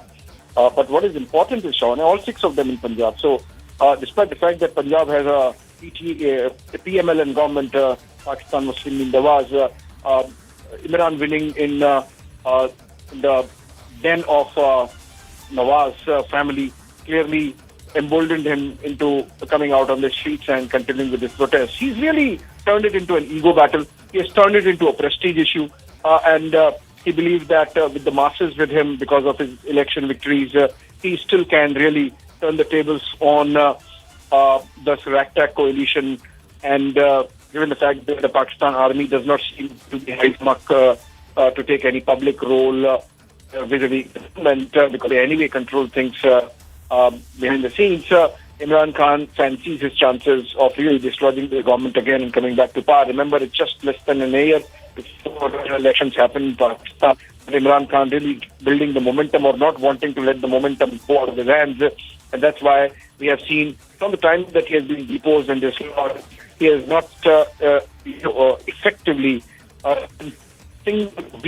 not campaigning, not being in public, just so that momentum remains in his favor. He's almost like a man scorned. I think he believes that the people of Pakistan with him, he can really take on not just as a coalition government, also the Pakistan army, also the Americans, also the CIA, also the West, also India. Except China, I think he's been attacking everywhere. Interestingly, he has been real soft in India, context of India's foreign policy. Otherwise, he has been picking up fights with everyone, like who leaders in Pakistan to take on the army and call them beasts. And Imran Khan has exactly done that. That's also amazing in many ways. And it's interesting that despite all this, the only attack that has happened on Imran Khan has happened with a pistol. I was mentioning somewhere that's somewhat in the sense that in Pakistan, if you have to make an attempt at somebody's life, then suicide vests really come cheap. AK machine guns really come cheap, and you don't have to depend on Chinese Mauser to make an attempt at somebody in a rally with that kind of situation. So I think more pictures coming in, Shawan, of Imran Khan being brought down to the container and then whizzed away to Lahore, where the government claims that they are taking care of their former Prime Minister. but having said that, pictures of chaos, pictures of pandemonium, pictures of absolute uncertainty in Pakistan, coming out of Pakistan, and they remember when Bajwa is completing his term and has gone public has been publicly saying that he is not interested in any extension or further extension of his tenure as Chief of Army Staff, and as yet we don't know who the next chief will be. Also remember just a week back, responding to Pakistan, Imran Khan's attacks, in an unprecedented press conference, the Director General of ISI, General Nadeem, came out and addressed media for almost like 1.5 hours, and that's itself a record, and unprecedented record that the chief of ISI has to publicly defend himself or come out with explanations in Pakistan. That really just gives you an idea of the scale of the chaos and pandemonium that's reigning in Pakistan. I mean, if the DG ISI word is wrong, many people sometimes watch Pakistan. The DG ISI is effectively more powerful than the Chief of Army. But Imran Khan had a jousting with General Bajwa because he wanted his own favorite, General Faiz Hamid, to be ISI, but he was shunted out and sent to which is out of Rawalpindi at the same time, takes care of the North Conference, and the area of the action is in terms of taking care of terrorism and insurgency, so aimed at Pakistan. So all those things really taken together have come to reflect on Pakistan's state of affairs. Economically, they are down, and they've been ravaged by devastating floods last couple of months. So, despite some American benevolence and the purse strings opening up, for example, the IMF loan, the $450 million worth of F-16 maintenance deal, and of course, Mr. Pakistan, which saw some pressure economy over medium term, short to medium term. Despite that, if Imran Khan, out of the ego battle, out of his hubris, whatever you call them, has been persisting with this kind of protest, street protest, which creates security situation mainly and can get dangerous and out of hand if somebody wants to really target it. Although, of course, by Pakistani standards, this is mild. Remember, another part of this Benazir Bhutto, what she met with, and imagine this, that happened in Rawalpindi, where incidentally, in the first time in Pakistan, Liaquat Ali Khan was also murdered. So things can get really messy and complex in Pakistan, and in that sense, today's attack is just underscores how unstable the Pakistani society and the Pakistani polity is, and the world should take note. Well, in fact, Abhishek, we'll just try and sort out. Your audio line. There seems to be some problem with it. But before we bring you back to the studios, let's just play out what we know so far and those very moments when the attack actually took place. So what you're going to hear in the next few seconds is the very moment when the cavalcade had actually reached the chowk, and that's when the first set of gunshots actually took place. Take a closer look at what really happened, and then we'll try and explain it for you, the entire timeline that we've been able to piece together. Let's listen it.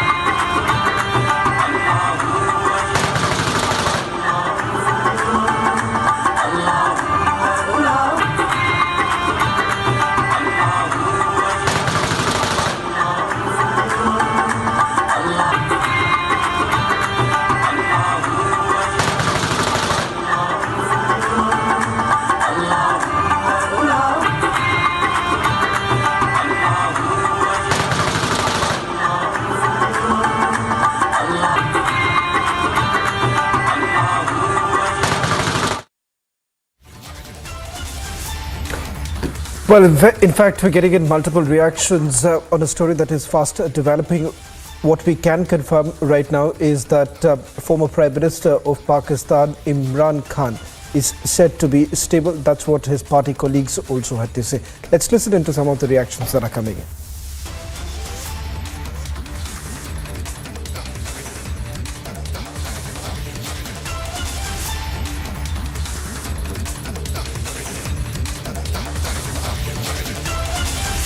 Well, in fact, some more latest shots now coming in. We'll try and just ascertain whether this is from inside the container, because some of the visuals that we got to you a short while back were those of the images soon after the gunfiring that took place, and he was being shifted from the container to a bulletproof vehicle.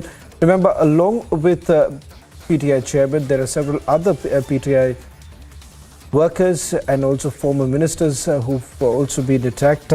In fact, Faisal Javed has also spoken out. He's spoken to the Pakistani media a short while back, says that he's better, but he's also confirmed that one party worker has been reportedly killed. Now, the alleged gunman has now been arrested. In fact, he's also made a confession before the police. Let's listen.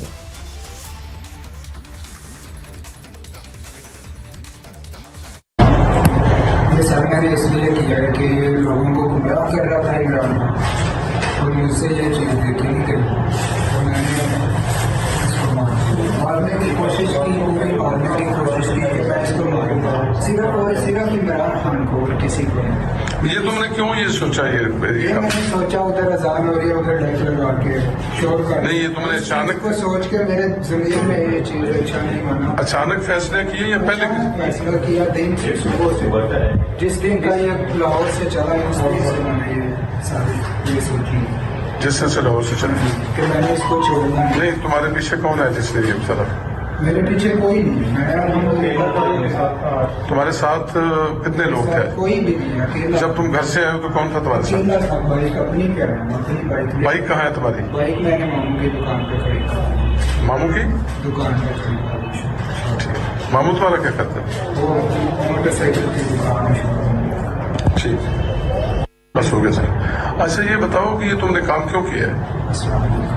हाँ, ये sir मैंने इसलिए किया है कि ये लोगों को गुमराह कर रहा था इमरान और मुझसे ये चीज़ देखी नहीं गई, तो मैंने इसको मारने की कोशिश की, पूरी मारने की कोशिश की कि मैं इसको मारूंगा, सिर्फ इमरान खान को और किसी को नहीं। ये तुमने क्यों ये सोचा? ये मैंने सोचा उधर अजान हो रही है, उधर डेक लगा के शोर कर, नहीं, ये तुमने अचानक को सोच के मेरे जमीन में ये चीज़ अच्छा नहीं माना। अचानक फैसले किए या पहले फैसला किया? दिन से सुबह से, जिस दिन का ये लाहौर से चला है उस दिन से मैंने ये सारी ये सोची, जिस दिन से लाहौर से चला कि मैंने इसको छोड़ना नहीं। तुम्हारे पीछे कौन है जिसने ये चला? मेरे पीछे कोई नहीं, तुम्हारे साथ कितने लोग थे? कोई भी नहीं, अकेला। जब तुम घर से आए हो तो कौन था तुम्हारे साथ? बाइक अपनी कह रहा हूँ, अपनी बाइक। बाइक कहाँ है तुम्हारी? बाइक मैंने मामू की दुकान पे खड़ी। मामू की दुकान पे खड़ी। मामू तुम्हारा क्या करते हैं? वो मोटरसाइकिल की दुकान है। ठीक, बस हो गया सर। अच्छा, ये बताओ कि ये तुमने काम क्यों किया है? हाँ, ये सर मैंने इसलिए किया है कि ये लोगों को गुमराह कर रहा था इमरान और मुझसे ये चीज़ देखी नहीं गई, तो मैंने इसको मारने की कोशिश की, पूरी मारने की कोशिश की कि मैं इसको मारूंगा, सिर्फ इमरान खान को और किसी को नहीं। ये तुमने क्यों ये सोचा? ये मैंने सोचा उधर अजान हो रही है, उधर डेक लगा के शोर कर, नहीं, ये तुमने अचानक को सोच के मेरे जमीन में ये चीज़ अच्छा नहीं माना। अचानक फैसले किए या पहले फैसला किया? दिन से सुबह से, जिस दिन का ये लाहौर से चला है उस दिन से मैंने ये सारी ये सोची, जिस दिन से लाहौर से चला कि मैंने इसको छोड़ना नहीं। तुम्हारे पीछे कौन है जिसने ये चला? मेरे पीछे कोई नहीं, तुम्हारे साथ कितने लोग थे? कोई भी नहीं, अकेला। जब तुम घर से आए हो तो कौन था तुम्हारे साथ? बाइक अपनी कह रहा हूँ, अपनी बाइक। बाइक कहाँ है तुम्हारी? बाइक मैंने मामू की दुकान पे खड़ी। मामू की दुकान पे खड़ी। मामू तुम्हारा क्या करते हैं? वो मोटरसाइकिल की दुकान है। ठीक, बस हो गया सर। अच्छा, ये बताओ कि ये तुमने काम क्यों किया है?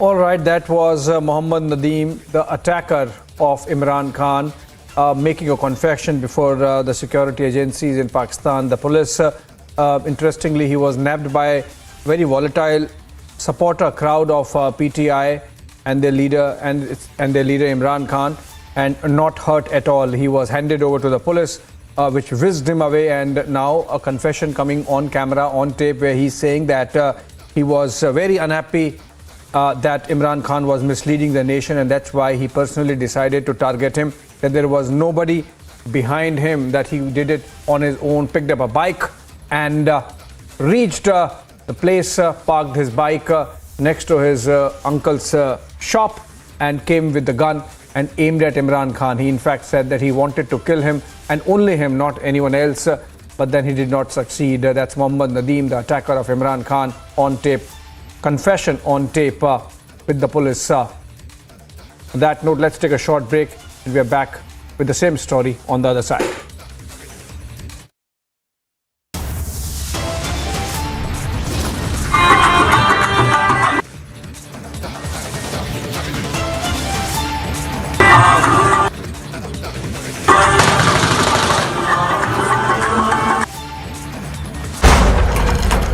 It's hybrid by nature, a silent predator. The new breed rises above all others. A new breed of SUVs, the advanced Grand Vitara, rule every road. The Karnataka High Court has sent a notice to the BBMP over filling up of potholes and bad condition of roads, with the High Court further directing the NHAI to inspect potholes and submit a report in 4 weeks' time. The CID has arrested former Telangana State Minister and leader Ayanna Pathrudu and his son Rajesh on allegations that they had submitted a fake certificate to the High Court in connection with the construction of a wall in their home, and was carried out on an irrigation canal. The Reserve Bank of India is scheduled to hold a policy meeting today, with an off-cycle interest rate hike could be possibly discussed.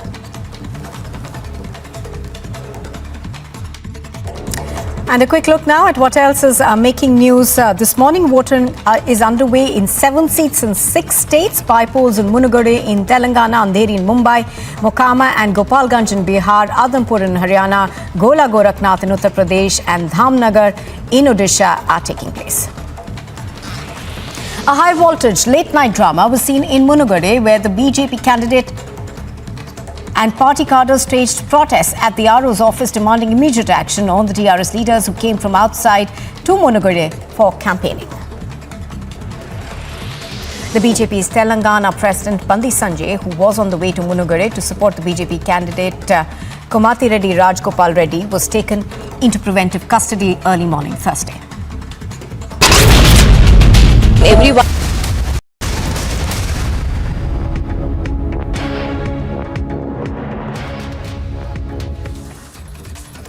All right, former Pakistan Prime Minister Imran Khan attacked in Wajidpur and on way to Islamabad as part of his long march, the Hakiki Azadi March. Apart from Imran Khan, who took a hit on his legs with a bullet, 4 or 5 of his associates were also injured when the lorry that they were traveling in was targeted by an assailant who has in fact been nabbed.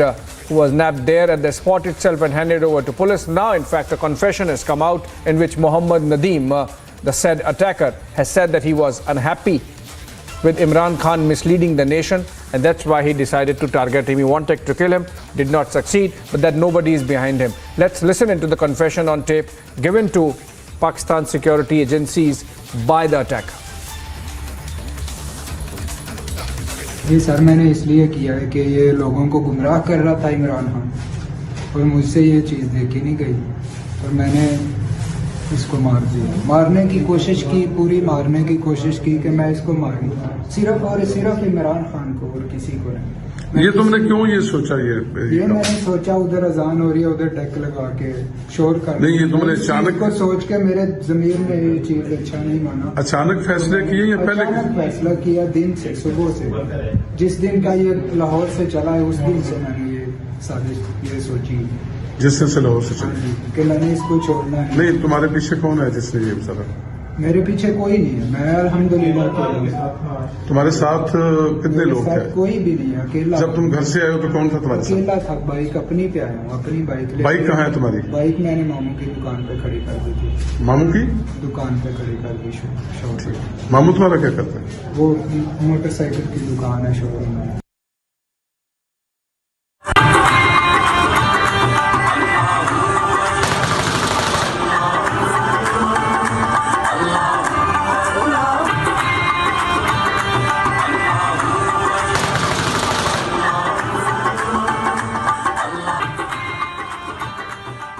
All right, that was confession on tape of attacker of Imran Khan, Mohammad Nadeem, who said that he targeted Imran Khan because he was not happy that the former Prime Minister of the country was misleading the nation and its people, and that he was unsatisfied and he wanted to do something about it, and he thought that he should be killing him. He wanted to kill him but could not, and now of course he is in custody. Imran Khan, meanwhile, recuperating well. He is stable. He has not suffered serious injuries. One bullet hitting his legs, one of the legs, and other associates also out of danger. On that note, a short break again.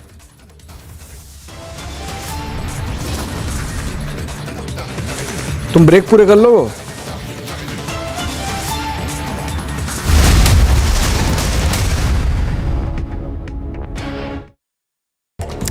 And a quick look now at what else is making news this morning. Voting is underway in 7 seats in 6 states. By polls in Munugade in Telangana, Andheri in Mumbai, Mokama and Gopalganj in Bihar, Adampur in Haryana, Gola Gorakhnath in Uttar Pradesh and Dhamnagar in Odisha are taking place. A high voltage late night drama was seen in Munugade, where the BJP candidate and party cadres staged protests at the RO's office demanding immediate action on the TRS leaders who came from outside to Munugade for campaigning. The BJP's Telangana President Bandi Sanjay, who was on the way to Munugade to support the BJP candidate Komati Reddy Rajgopal Reddy, was taken into preventive custody early morning Thursday.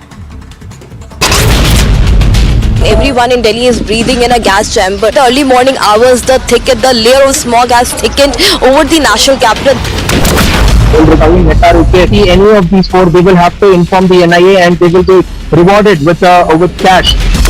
We had shown you the report here since the last 2 days about how there were shoddy cables, rusted cables. Even now we are showing you that have been made to cover up this entire rusted part.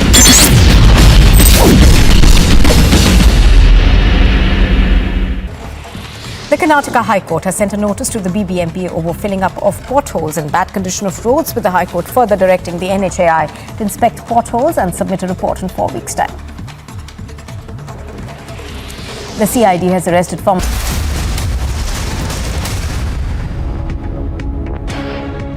All right, we are back by staying with the story of the attack on Pakistan former Prime Minister Imran Khan. We earlier heard the attacker making a confession on tape that he wanted to kill Imran Khan for misleading the nation.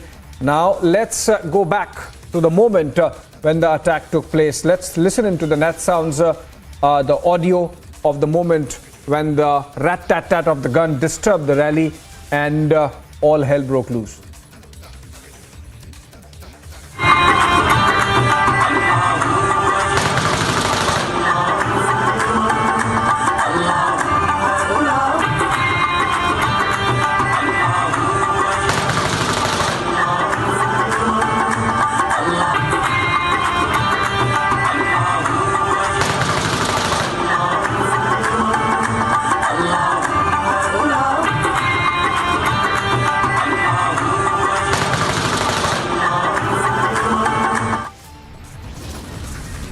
I think that was a Nusrat Fateh Ali Khan number playing in the backdrop when the firing happened. Those were net sounds from the moment when Imran Khan was attacked. On that note, again a short break, but we are back with the same story.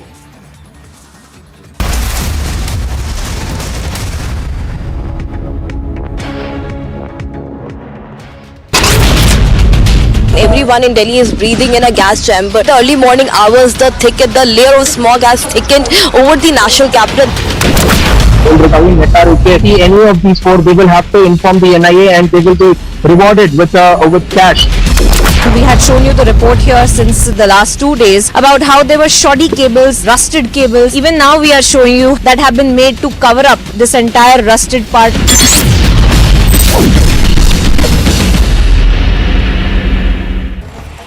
The Karnataka High Court has sent a notice to the BBMP over filling up of potholes and bad condition of roads, with the High Court further directing the NHAI to inspect potholes and submit a report in 4 weeks' time.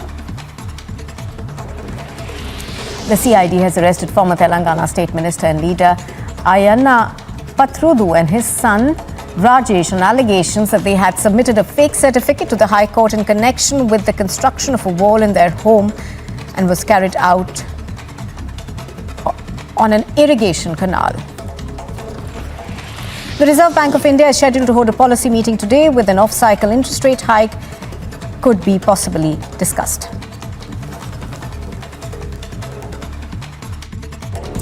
And a quick look now at what else is making news this morning. Voting is underway in 7 seats in 6 states. By polls in Munugade in Telangana, Andheri in Mumbai, Mokama and Gopalganj in Bihar, Adampur in Haryana, Gola Gorakhnath in Uttar Pradesh and Dhamnagar in Odisha are taking place. A high-voltage late-night drama was seen in Munugade, where the BJP candidate and party cadres staged protests at the RO's office demanding immediate action on the TRS leaders who came from outside to Munugade for campaigning. The BJP's Telangana President Bandi Sanjay, who was on the way to Munugade to support the BJP candidate Komati Reddy Rajgopal Reddy, was taken into preventive custody early morning Thursday. Everyone in Delhi is breathing in a gas chamber. The early morning hours, the layer of smog has thickened over the national capital.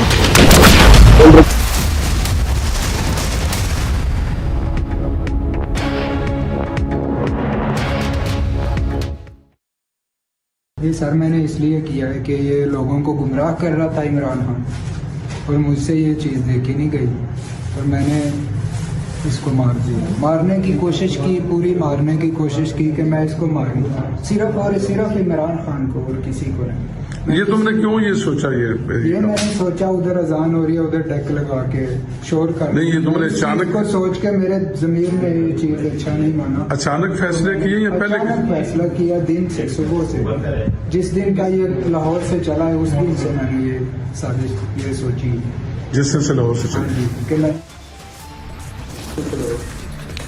Well, that was Mohammad Nadeem confessing on tape that he attempted on the life of Imran Khan, the former Prime Minister of Pakistan. And we are also getting fresh pictures of protests breaking out across Pakistan by PTI members and supporters against the attack. So the attacker has claimed that there was nobody backing him, there is no conspiracy. But Imran Khan supporters clearly not buying into it and coming out on the streets protesting. On that note, another short break.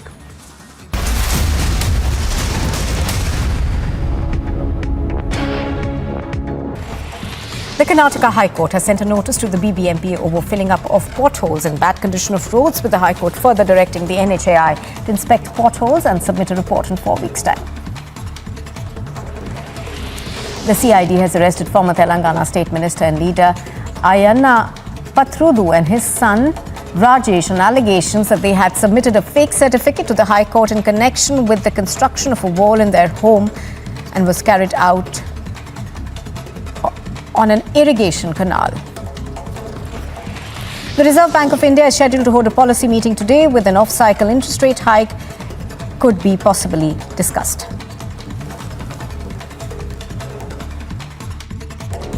And a quick look now at what else is making news this morning. Voting is underway in 7 seats in 6 states. By polls in Munugade in Telangana, Andheri in Mumbai, Mokama and Gopalganj in Bihar, Adampur in Haryana, Gola Gorakhnath in Uttar Pradesh and Dhamnagar in Odisha are taking place. A high-voltage late-night drama was seen in Munugade, where the BJP candidate and party cadres staged protests at the RO's office demanding immediate action on the TRS leaders who came from outside to Munugade for campaigning. The BJP's Telangana President Bandi Sanjay, who was on the way to Munugade to support the BJP candidate Komati Reddy Rajgopal Reddy, was taken into preventive custody early morning Thursday. Everyone in Delhi is breathing in a gas chamber. The early morning hours, the layer of smog has thickened over the national capital. Any of these four, they will have to inform the NIA and they will be rewarded with cash.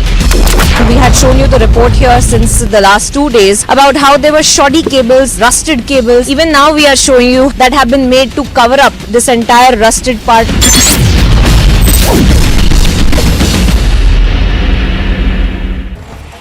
The Karnataka High Court has sent a notice to the BBMP over filling up of potholes and bad condition of roads, with the High Court further directing the NHAI to inspect potholes and submit a report in 4 weeks' time. The CID has arrested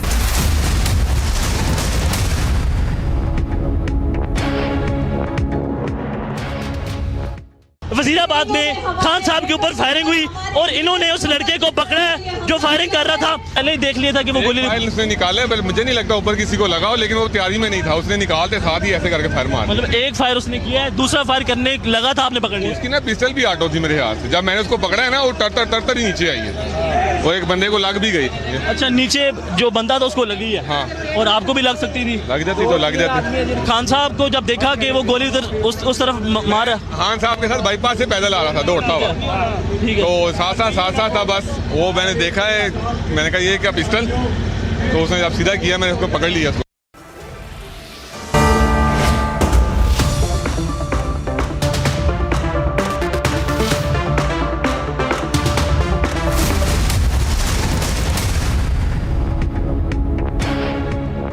QS&THE, the world's foremost university rankings organizations, have ranked Amity amongst the top 3% universities globally, making it among the very few Indian universities to be included in both rankings. Yet another top ranking for Amity University. And a quick look now at what else is making news this morning. Voting is underway in 7 seats in 6 states. By polls in Munugade in Telangana, Andheri in Mumbai, Mokama and Gopalganj in Bihar, Adhampur in Haryana, Gola Gorakhnath in Uttar Pradesh and Dhamnagar in Odisha are taking place. A high-voltage late-night drama was seen in Munugade, where the BJP candidate and party cadres staged protests at the RO's office demanding immediate action on the TRS leaders who came from outside to Munugade for campaigning. The BJP's Telangana President Bandi Sanjay, who was on the way to Munugade to support the BJP candidate Komati Reddy Rajgopal Reddy, was taken into preventive custody early morning Thursday. Everyone in Delhi is breathing in a gas chamber. The early morning hours, the layer of smog has thickened over the national capital. Any of these four, they will have to inform the NIA and they will be rewarded with cash. We had shown you the report here since the last 2 days about how there were shoddy cables, rusted cables. Even now we are showing you that have been made to cover up this entire rusted part.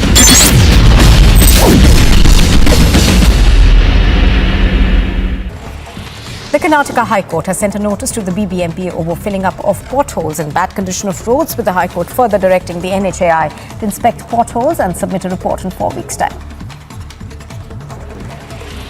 The CID has arrested former Telangana State Minister and leader Ayanna Pathrudu and his son Rajesh on allegations that they had submitted a fake certificate to the High Court in connection with the construction of a wall in their home and was carried out on an irrigation canal. The Reserve Bank of India is scheduled to hold a policy meeting today, with an off-cycle interest rate hike could be possibly.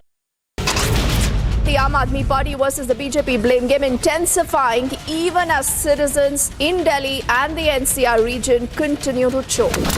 Several shops were reported to have been gutted after a fire broke out at a commercial area in Moregaon in Assam. The Areva Group's offices in Morbi are being raided, even as these being seen as a huge crackdown from the police on the Areva.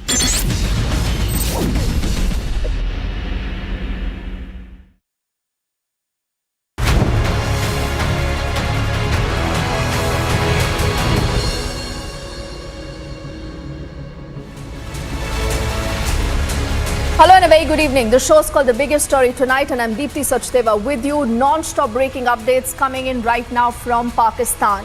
Is this an attempted assassination attempt on Imran Khan, or there is more to this than it meets the eye?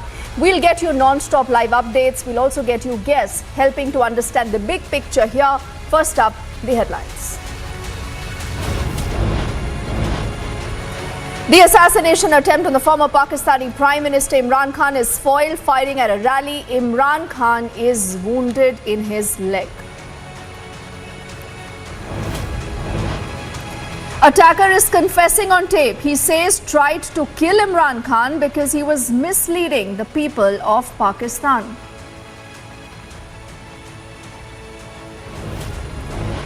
This is a stunning twist in Imran Khan attack case. Pakistan media is reporting the attacker was PTI leader's guard.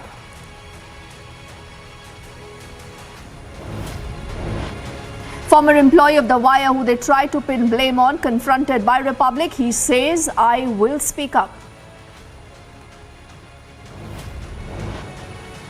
There is incriminating evidence uncovered in the Coimbatore blast case. Documents reveal plans of waging jihad.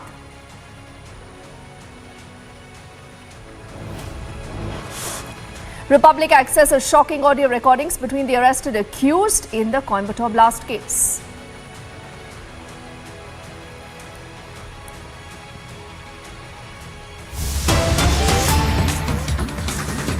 First up, let's get you this quick breaking update. This is India clearly upping its drone game. About 10 number of aerial targeting systems with 120 loitering ammunition to be bought through the big Made in India route.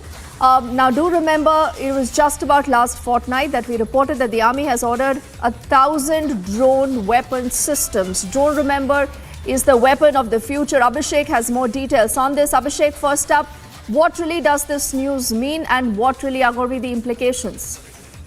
Well, what we are getting to know is, Deepti, that Indian Army has issued a tender request for proposal for 10 units or 10 sets of aerial targeting systems, extended range aerial targeting systems, which in common parlance are called the kamikaze drones, accompanied with about 120 loitering munition, which is the ammunition which goes with those kamikaze drones, which go right into the target and destroy, self-destruct and destroy the target.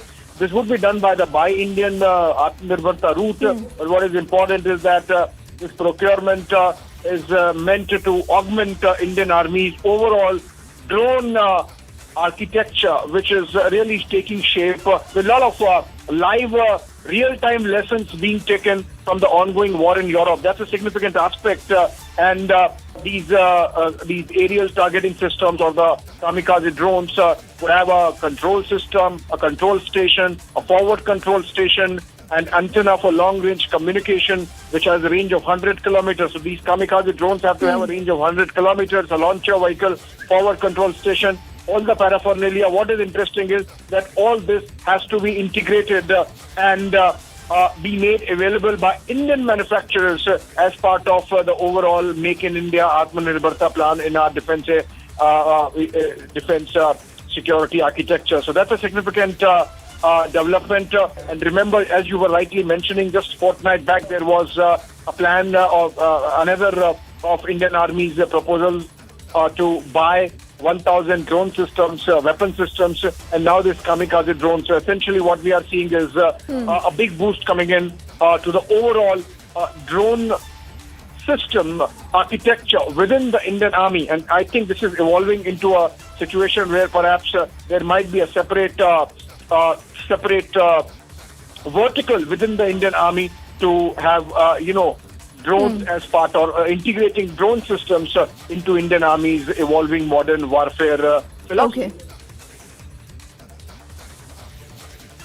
All right, Abhishek, it is a fascinating story as always. We'll have more also on republicworld.com for the moment. Thank you.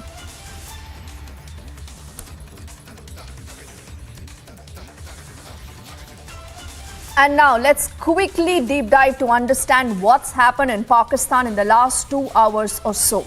Remember, the news came in that this was a freedom rally, a freedom march of the former Prime Minister of Pakistan, Imran Khan, that was moving through Wazirabad. And at that point, when he was on his container, he is allegedly shot at.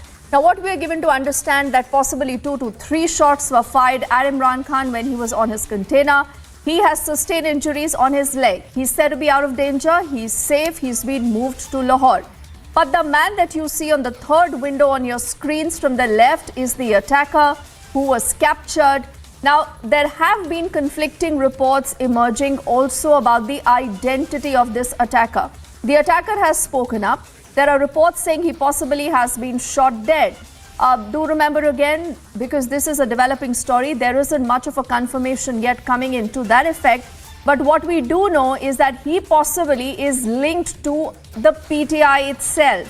So, what do you make of the entire story? Imran Khan has said he will continue to fight for the country. Just days ago, he had spoken against the ISI. So, is this the ISI trying to send a message to Imran Khan, telling him who's the boss, or there is more to this story than what meets the eye? I quickly want to say good evening to Pathikrit Pine, who's a political analyst, also Faraz Saeed, who's also a political analyst, joining us in the broadcast. To you first, Faraz, what is the latest that you can tell us? Was this an assassination attempt aimed at Imran Khan to eliminate him? Or, as skeptics say, this was perhaps only staged to gain sympathy? Well, it's an unfortunate incident that occurred amid massive march that was ongoing. So the march was moving through Wazirabad, and the attack happened at Chehri Chowk, to be exact. So following many things, the attacker, the police has revealed some of the footages of attacker's confession that he attacked Imran Khan without any backing, and the sole purpose was that Imran Khan was misleading the masses. And there is an attempt to convert this into a religious card, because in his confession, a video confession, he said that while Imran Khan was addressing the people, or while there was a music of PTI going on the similar note, there was also a prayer chant in the mosque, or azan as we call it in here, was going on. So he said that he acted alone, wanted to kill Imran Khan alone. However, the speculations are right. Pakistanis are not ready to accept, because again, if we go back to 2007, Benazir Bhutto Shaheed, our former Prime Minister, was also assassinated in a similar attempt. And this assassination attempt, is, of course it is an assassination attempt, is somewhat, rings the similar bells which we saw back in 2007. But Faraz, before I go to Pathikrit, I want to understand, there are a lot of skeptics who are looking at this story differently. They say, point number one, in such a crowd where you have a massive support for Imran Khan, how is this that you have this man, this attacker, who goes so close to Imran Khan to be able to attack him? He remembers on top of a container from where he can address the crowds. So how is this man able to gain access so close to him that he's able to fire these shots? And the second point, there are certain reports indicating, Faraz, here, that this man possibly has links to a PTI leader. He's, a guard of a PTI leader. Do you have information on these 2 points? Okay, yes. So there are two different reports on it. So, there's a PTI leader from Karachi. He's also a sitting MNA who recently resigned, of course, via political gimmick. He claims that, a person who is arrested, a different person who is arrested was his private security guard, whereas the person who has whose confession is on the video and on social media running wild is a different person. So there are two different people, two different stories. And yes, there are multiple shots were fired. There is a speculation that it is not a sole person who attempted at Imran Khan. There were 3 other people who are, there are speculation that they are shot dead, some are arrested. So the situation just happened. And investigation agencies are investigating the incident. However, when it comes to that, Imran Khan could have done it for, gaining some points, some political mileage, because his march was ongoing and there was basically a dead end on the front. He might have done it to gain some sympathies. That could have been wrong, because again, this has happened in the past as well. If I, repeat myself, Benazir Bhutto Shaheed was killed in a similar manner.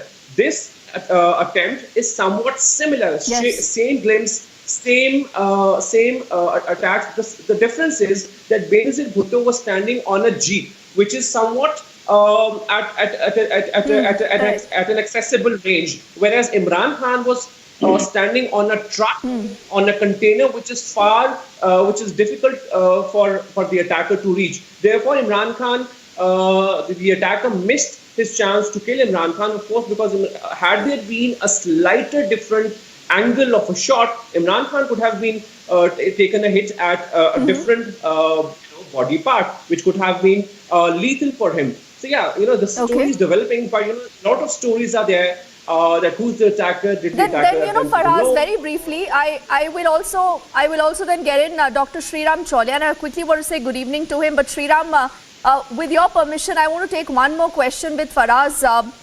Faraz, tell me something. Then, how is it that the minister or this another PTI leader? Pardon me, this another PTI leader gets injured, but Imran Khan escapes these bullets? A lot of things in this story, a lot of things in this sequence, Faraz, are not adding up. The reason why there are so many questions being raised right now today on whether this bullet is going to be that new lease of life that Imran Khan needs.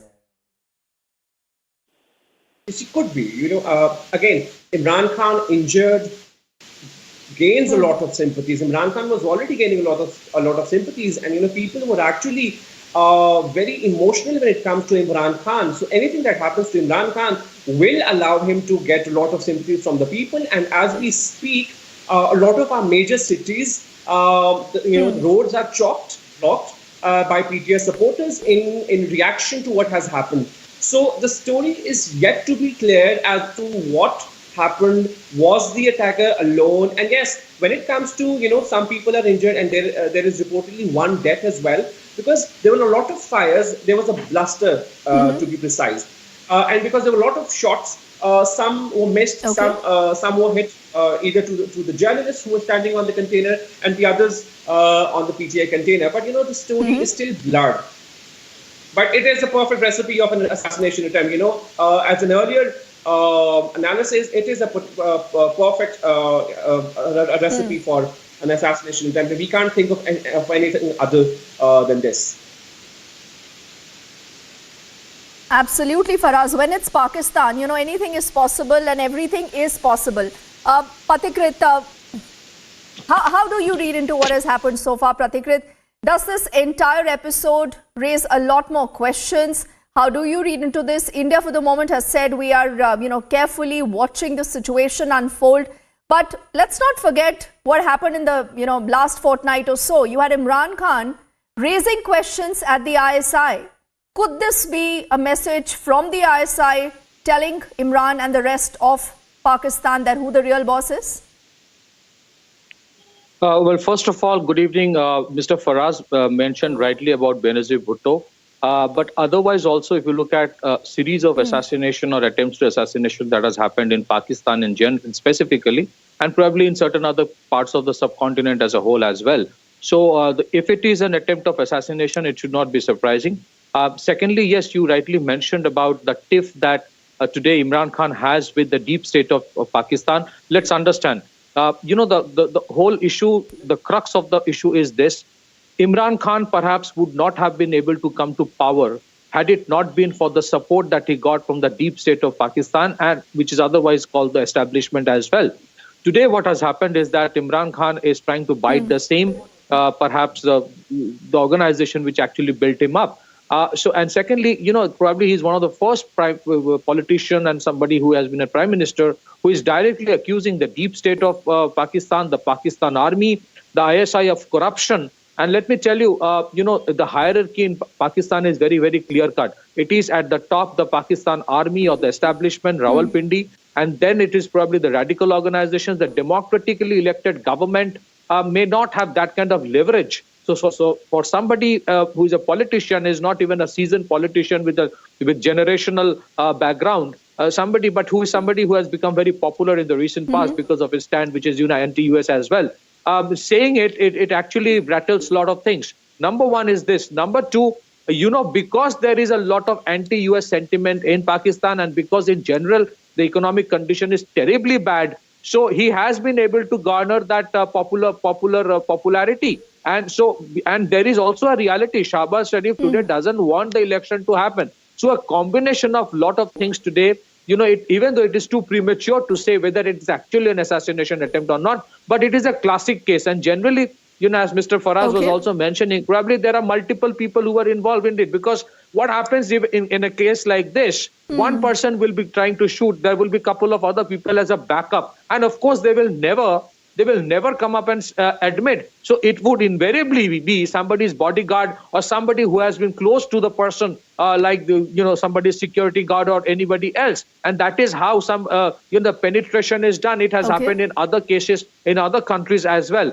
So as you look at things in Pakistan today, I hope this is not the harbinger of the shape of things to come. Remember what Imran Khan said a few days back. He was literally justifying the secession of Bangladesh as a separate country from Pakistan, because the establishment and the deep state was not willing to share power and was not willing to make Mujibur Rahman the prime minister in spite of him getting the popular mandate. So he went to that extent of literally justifying the secession of East Pakistan as a separate country. And this is something that probably the establishment is rattled. And let's also, my last point, his relation with General Bajwa, I think we all know what it is. I think General Bajwa, is not happy at all. And probably he would not have been ousted from power had it not been for the backing of General Bajwa and the deep state. So it is an evolving situation. It is getting more and more complex. But to say just that for the sake of sympathy, he's trying to do this,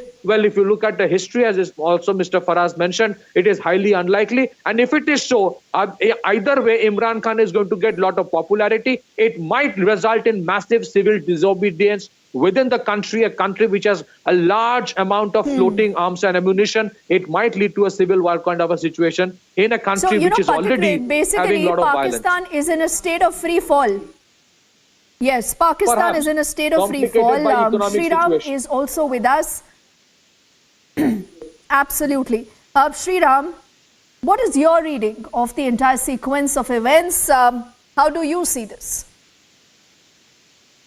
First of all, we resort to extreme methods to win power or to come back to power and to challenge those in power. This has become ingrained because Pakistan is not really a democracy.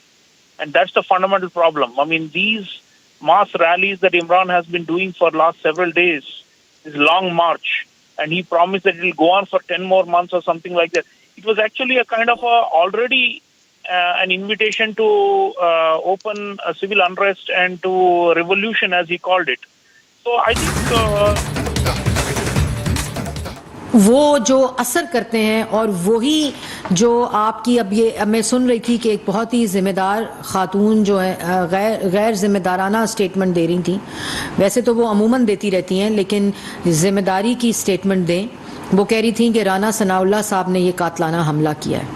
तो यही वो statements हैं, यही वो रवैये हैं, यही वो अल्फाज का चुनाव है, यही वो इंतशारी माइंडसेट है, गैर जिम्मेदाराना स्टेटमेंट्स हैं जो इस किस्म के जो वाक़यात हैं उसके नताइज अवाम को भुगतने पड़ते हैं। मैं मीडिया से भी गुजारिश करूंगी कि जब तक पंजाब हुकूमत, पंजाब की पुलिस, पंजाब की इंतज़ामिया, वज़ीर आला पंजाब जब तक कोई हतमी हक़ाइक़ पे मबनी रिपोर्ट पेश नहीं करते, जिस तरह कि अभी पंजाब पुलिस ने वो जो शख्स है उसका जो इंटरव्यू है, उसका जो बयान है वो गुजरात के थाने में पंजाब पुलिस ने रिकॉर्ड करके मीडिया को दिया है। इसी तरह जब तक हक़ाइक़ सामने नहीं आते, पंजाब की हुकूमत जब तक कोई हतमी वो नहीं देती, खुदा का वास्ता है ये जो गैर जिम्मेदाराना स्टेटमेंट्स हैं इनसे परहेज़ किया जाए। आज के दिन परहेज़ ज़रूर किया जाए और इसी से सबक सीखें कि मुल्क जो है वो इस किस्म के सियासत जो है, जिस तरह के अभी प्राइम मिनिस्टर ने कहा कि पाकिस्तान की सियासत अब किसी भी इस तरह के वाक़े की मुतहम्मिल नहीं हो सकती। मैं इमरान खान साहब की सेहतयाबी, फैसल जावेद साहब की सेहतयाबी के लिए दुआगो हूँ और वो जो ज़ख्मी लोग हैं मैं उनकी भी सेहतयाबी के लिए दुआगो हूँ। और जो अभी इस वक्त इन्वेस्टिगेशंस, इनिशियल मेडिकल इन्वेस्टिगेशंस भी हो रही हैं और अल्लाह ताला उनको जल्द से जल्द सेहत अता फ़रमाए। और मैं पहले जैसे कह चुकी हूँ कि पाकिस्तान की सियासी मैदान खूनी मैदान नहीं बनने चाहिए, इसको हमें अपने रवैयों से ठीक करना है, अपनी जिम्मेदारी के साथ ठीक करना है। और मैं ये भी कहती चलूँ कि पंजाब हुकूमत को चाहिए कि फौरी तौर पर जो हकायक हैं, जो इनिशियल इन्वेस्टिगेशन के हकायक हैं, पंजाब पुलिस, पंजाब इंतज़ामिया, सबको चाहिए कि वो आवाम तक पहुँचाएँ। वज़ीर आला पंजाब को चाहिए कि उनके हल्के के अंदर ये वाक़या पेश आया है, वो भी जो हकायक हैं वो इसकी पूरी तरह नोटिस लेकर वो भी आवाम तक पहुँचाएँ। वफाकी हुकूमत की जो जिम्मेदारी है पूरी तरह वज़ीर दाखिला ने पंजाब हुकूमत को बता दिया है, IG पुलिस को बता दिया है, IG पंजाब को, चीफ सेक्रेटरी को ये बता दिया है कि कोई भी ताउन, किसी किस्म का कोई ताउन, किसी किस्म की कोई हेल्प, कोई असिस्टेंस, कुछ भी चाहिए तो वो वफाकी हुकूमत हर तरह का ताउन करेगी वज़ीर आज़म की हदायत के मुताबिक। और तमाम जो इस वक्त पैराफर्नेलिया वफाकी है वो बताया गया है चीफ सेक्रेटरी को और IG पंजाब को कि वो पूरी तरह ताउन करेंगे पंजाब हुकूमत के साथ। और मैं आखिर में एक बार फिर इस बात पर ज़रूर ज़ोर दूँगी कि खुदारा अपनी स्टेटमेंट्स, अपने बयानात, अपनी जो बातें हैं उनको मज़ीद इंतशार फैलाने में, मज़ीद इश्तियाल अंगेज़ी में, मज़ीद नफ़रत अंगेज़ी में प्लीज़ खुदा का वास्ता है तब्दील ना करवाएं। और मैं ये भी दुआ करती हूँ कि अल्लाह ताला हम सब को अपनी हिफाजत में रखे, हम सब को महफूज रखे और इस तरह के जो वाक़यात हैं पाकिस्तान अब इसका मुतहम्मिल नहीं हो सकता। बहुत शुक्रिया।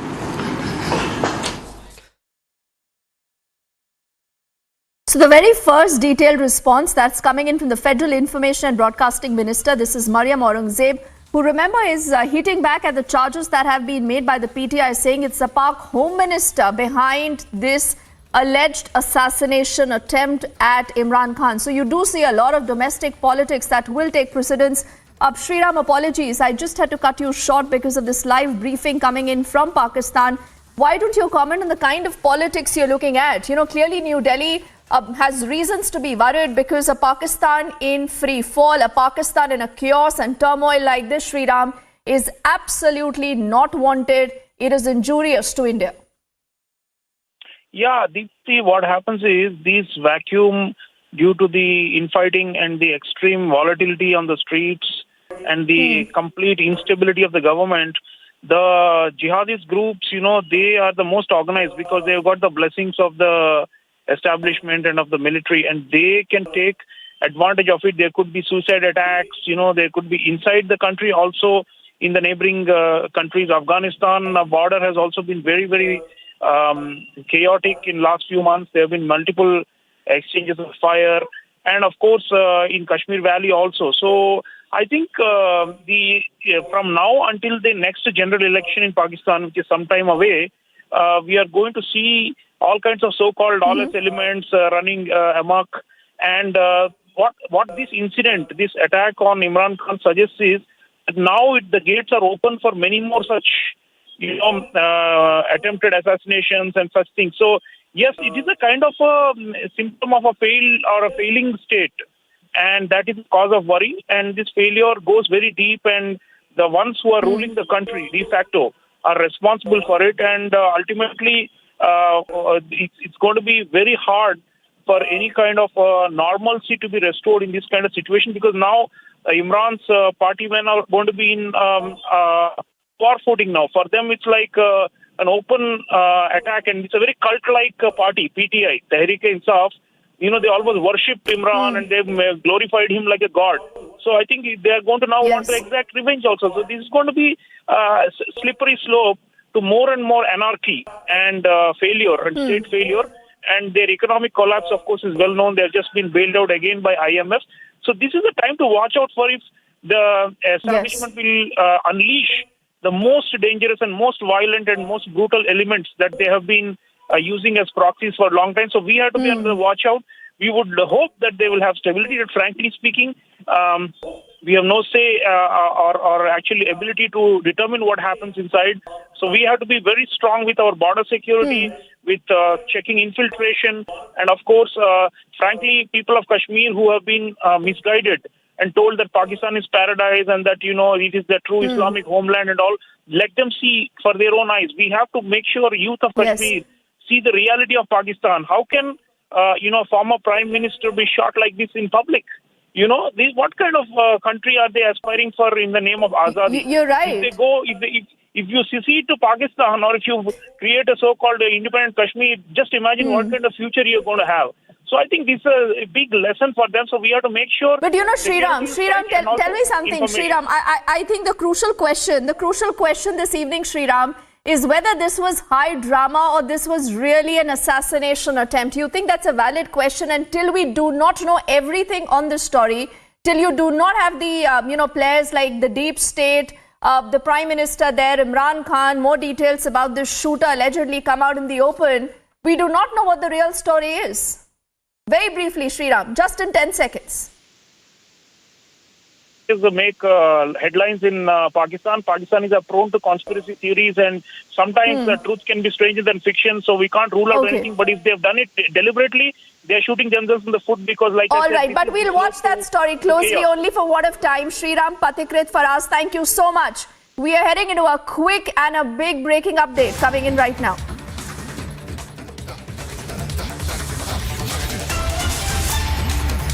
That's the breaking news on your screens. The Meta India head, Ajit Mohan, has quit. He's resigned as the Meta India MD. A big significant story there, a development coming in. Do remember, just about days ago, you had seen how the biggest fake news story of the year, that is through the wire, actually had come out.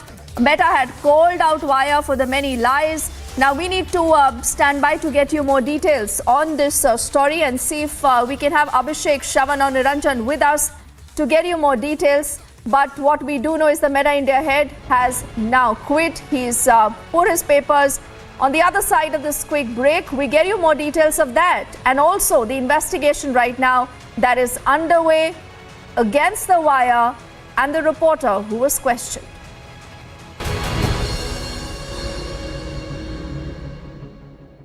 QS and THE, the world's foremost university rankings organizations, have ranked Amity amongst the top 3% universities globally, making it among the very few Indian universities to be included in both rankings. Yet another top ranking for Amity University. The Karnataka High Court has sent a notice to the BBMP over filling up of potholes and bad condition of roads, with the High Court further directing the NHAI to inspect potholes and submit a report in 4 weeks' time. The CID has arrested former Telangana State Minister and leader Ayanna Pathrudu and his son Rajesh on allegations that they had submitted a fake certificate to the High Court in connection with the construction of a wall in their home and was carried out on an irrigation canal. The Reserve Bank of India is scheduled to hold a policy meeting today with an off-cycle interest rate hike could be possibly discussed.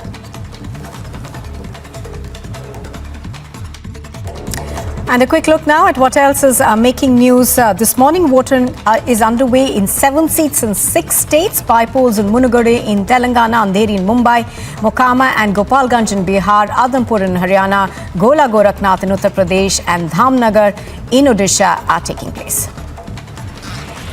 A high-voltage late-night drama was seen in Munugade, where the BJP candidate and party cadres staged protests at the RO's office demanding immediate action on the TRS leaders who came from outside to Munugade for campaigning. The BJP's Telangana President Bandi Sanjay, who was on the way to Munugade to support the BJP candidate Komati Reddy Rajgopal Reddy, was taken into preventive custody early morning Thursday. Everyone in Delhi is breathing in a gas chamber. The early morning hours, the layer of smog has thickened over the national capital. Any of these 4, they will have to inform the NIA and they will be rewarded with cash. We had shown you the report here since the last 2 days about how there were shoddy cables, rusted cables. Even now we are showing you that have been made to cover up this entire rusted part.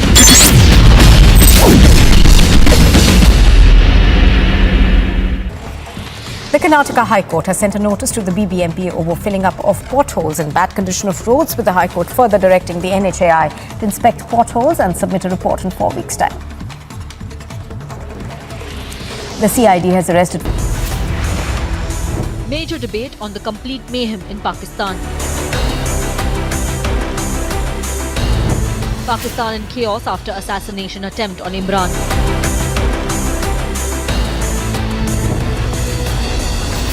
big debate on the attempt to assassinate Imran Khan at 9 p.m.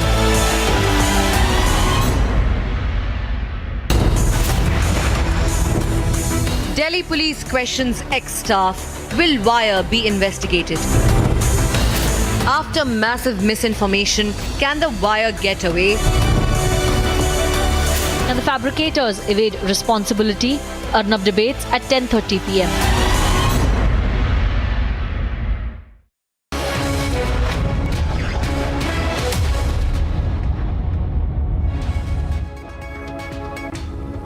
Hello and welcome, ladies and gentlemen. Let's dive right into the top stories this hour on Superfast 50. Republic confronted the former reporter whom the Wire has tried to blame for its fake news. Devesh Kumar was appearing before the Delhi police in the case and said that he will respond to all the questions very soon. आपको पता कब चला कि आपकी story गलत है? आपको पता कब चला कि फैब्रिकेटेड है और आपने रिट्रैक्ट करना पड़ा वायर को? आपके सोर्सेज गलत है, आपको पता कब चला? ये तो बता दीजिए कि मैं सारी चीजों का आंसर दूंगा, मुझे आने दीजिए। नहीं, लेकिन देवेश ये तो बताइए कि आपको मेंटली अनस्टेबल कहाँ है? आप मेंटली अनस्टेबल हो, ये बताओ। आप हो मेंटली अनस्टेबल हो क्या? प्लीज आप जवाब दीजिए, क्योंकि वायर ये कह रहे हैं about hash value. Did he give you a hash value? With numerous news organizations and guilds defending the Wire despite its atrocious fake news, the National Union of Journalists of India (NUJI) issued a note asking for the ecosystem to refrain from making any premature and partisan statements. Incriminating evidence was uncovered in connection with a car explosion in Coimbatore in Tamil Nadu. Documents revealing plans of waging jihad were uncovered at the residence of Jamesha Mubin, the accused who died in the blast. Republic has accessed shocking audio recordings between arrested accused persons in the Coimbatore blast case. A conversation between Firoz Ismail and Muhammad Riaz features Firoz being heard forcing Riaz to come to help vacate Mubin's house and Riaz refusing. It is clear in the audio tapes that Firoz, Nawaz and Riaz have helped vacate Mubin's house. A major Pakistan terror bid has been foiled by the Indian Army. According to sources, the infiltration attempt of terrorists was foiled in the Digwar sector of Poonch. Sources also added that a group of terrorists tried to enter the Indian territory along the LOC. The stubble burning debate continues to intensify, with the political figures locked in a blame game and with no relief to Delhi's AQI or Punjab's stubble burning. The pollution level remains alarming.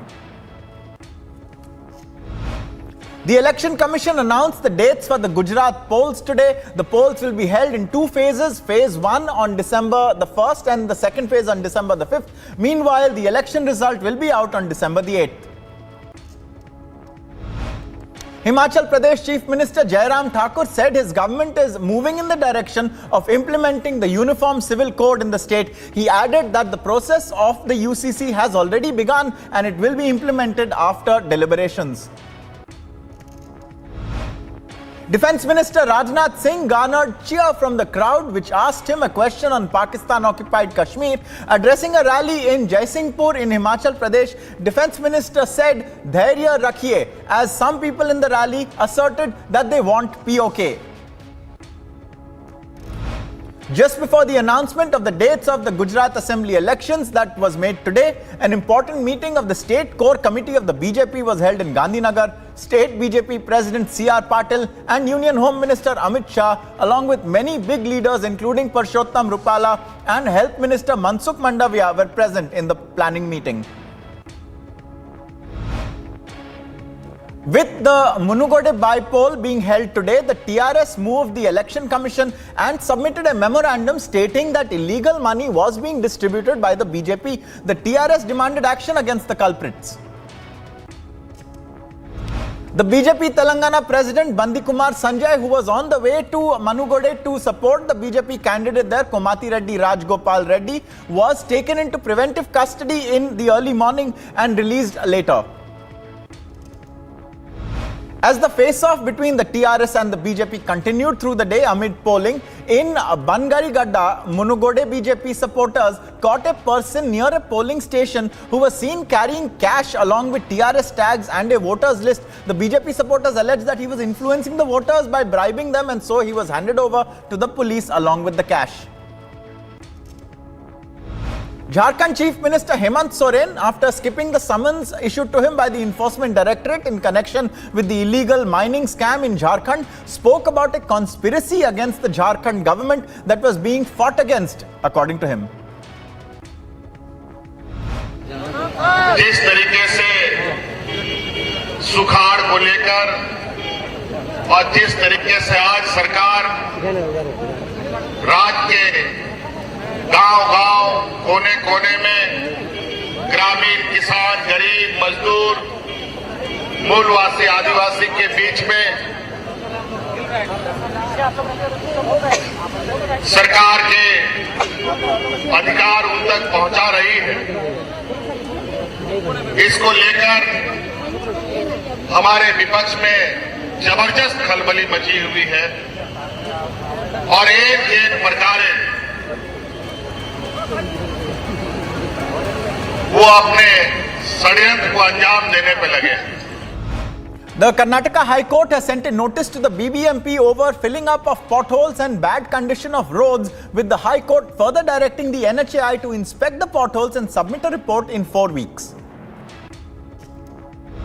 Back in Telangana, the CID has arrested former Telangana State Minister and leader Ayana Patrudu and his son Rajesh on allegations that they had submitted a fake certificate to the High Court in connection with the construction of a wall in their house that was carried out on an irrigation canal.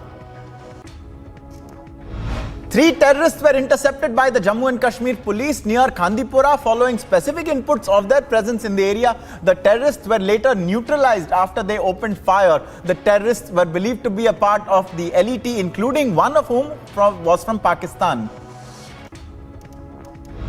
Kerala's governor hit out at Kerala's Chief Minister Pinarayi Vijayan, rejecting the Chief Minister's allegations that he had engaged in political interference in the appointments of Vice Chancellors in the state. The Kerala governor went on to say that an atmosphere of fear was being nurtured under the present Kerala CM.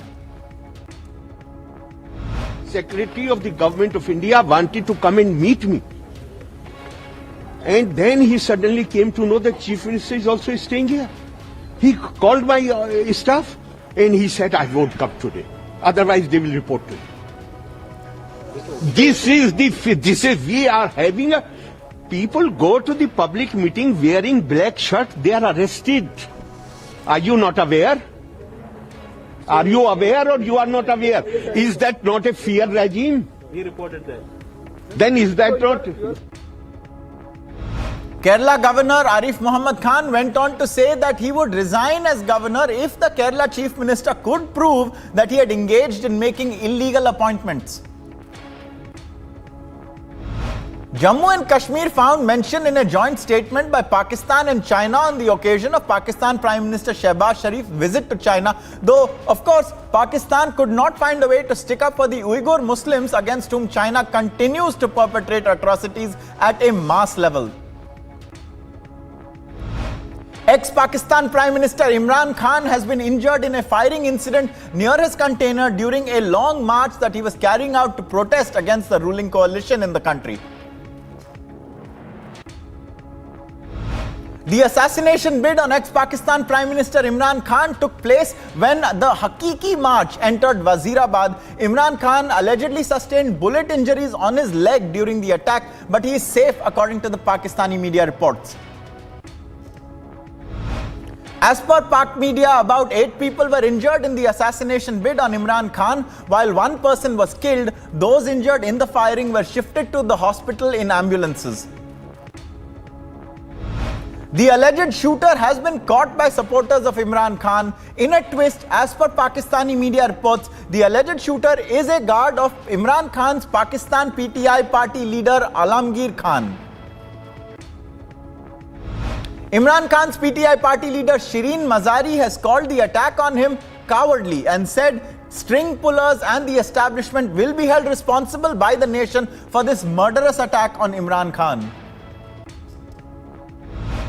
Pakistan Prime Minister Shehbaz Sharif has taken note of and severely condemned the firing incident at Imran Khan's Long March container in Wazirabad. He also called off a press briefing he was set to hold after his return from China. Pakistan's Prime Minister Shehbaz Sharif also instructed Interior Minister Rana Sanaullah to seek an immediate report on the Imran Khan assassination incident from the IGP and the Chief Secretary of Punjab's in Pakistan. Pakistan's President Arif Alvi called the incident a shocking, alarming, disgraceful, deceitful and cowardly, heinous assassination plot. He prayed for the safe and healthy recovery of all of those injured. Imran Khan's party leader Hamad Azhar has said that the PTI member Ahmad Chatta was injured by 2 gunshots during the attack on Imran Khan's convoy during the Long March in Wazirabad. Another PTI Senator Faisal Javed was injured in firing on party chief Imran Khan's container. Bleeding profusely, he also offered prayers that Imran Khan recovers as quickly as possible.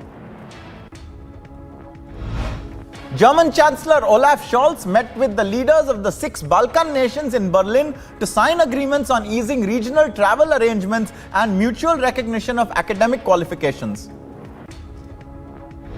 A group of European parliamentarians arrived in Taiwan to show support and strengthen the relations between Taiwan and the European nations.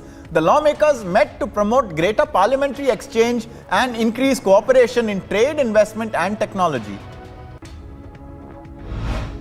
Canada's public broadcaster CBC notified of closing its China bureau located at Beijing's high-security diplomatic compounds after the government in China ignored several of its requests to base a reporter in Beijing. Ukrainian President Volodymyr Zelensky met Spanish Foreign Minister José Manuel Álvarez Bueno in Kiev. Zelensky thanked Spain for supporting Ukraine's bid to join the European Union. According to Ukraine, more than half of the houses in Kharkiv have been destroyed. An estimated 3,000 people lived in the Ukrainian village in Kharkiv. Now there are no more than 800 residents there in that village near Kharkiv as a result. Former US President Barack Obama addressed a rally in Phoenix, Arizona and urged voters to not take democracy for granted and address the need for civility in politics and on hate speech being amplified by social media before the midterms.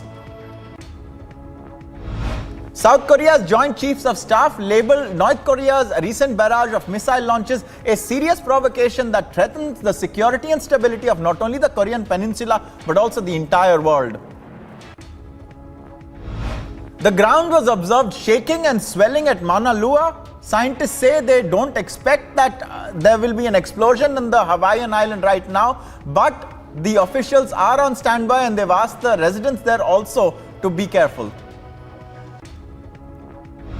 Parkland school shooter Nicholas Cruz received a sentence of life imprisonment without parole. The judge pronounced one by one 34 consecutive life sentences for each slain person and each of the 17 wounded in the 2018 massacre.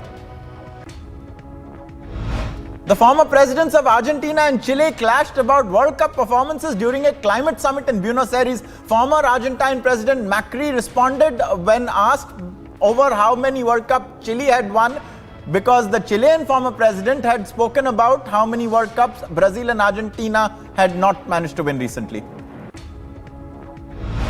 Nurul Hassan has alleged that the on-field umpires overlooked an instance of Virat Kohli's fake fielding that may have led to 5 potentially significant penalty runs for Bangladesh following Bangladesh's 5-run loss to India.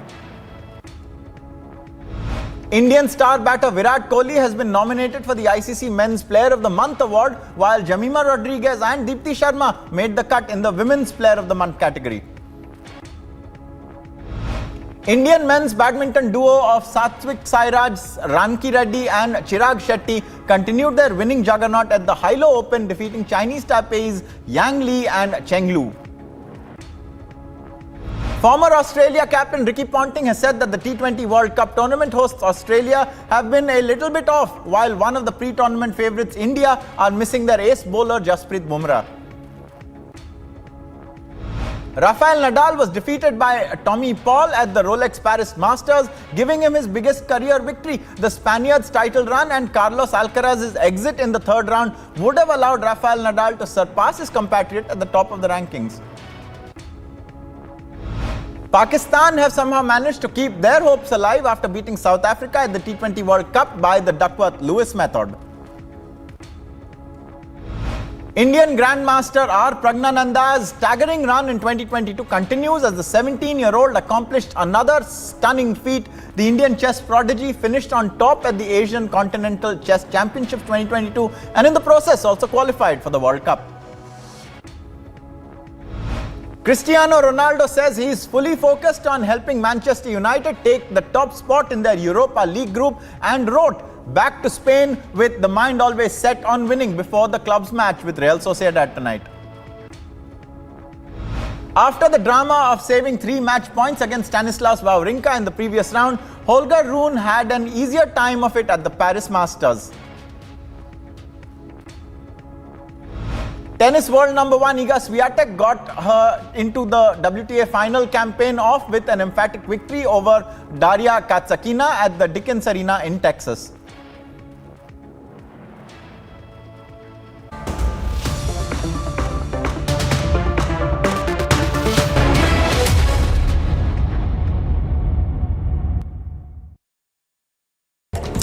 And a quick look now at what else is making news this morning. Voting is underway in 7 seats in 6 states. By polls in Munugode in Telangana, Andheri in Mumbai, Mokama and Gopalganj in Bihar, Adampur in Haryana, Gola Gorakhnath in Uttar Pradesh and Dhamnagar in Odisha are taking place.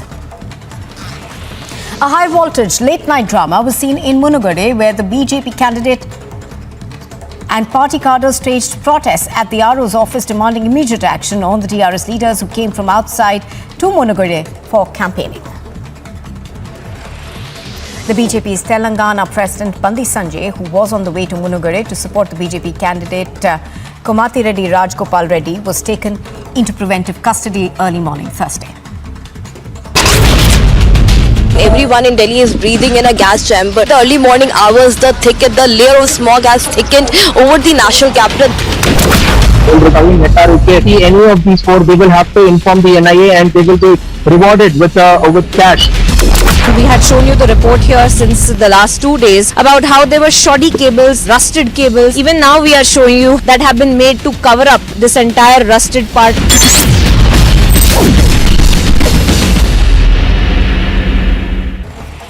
The Karnataka High Court has sent a notice to the BBMP over filling up of potholes and bad condition of roads, with the High Court further directing the NHAI to inspect potholes and submit a report in 4 weeks' time. The CID has arrested former Telangana State Minister and leader Ayanna Pathrudu and his son Rajesh on allegations that they had submitted a fake certificate to the High Court in connection with the construction of a wall in their home and was carried out on an irrigation canal. The Reserve Bank of India is scheduled to hold a policy meeting today, with an off-cycle interest rate hike could be possibly discussed.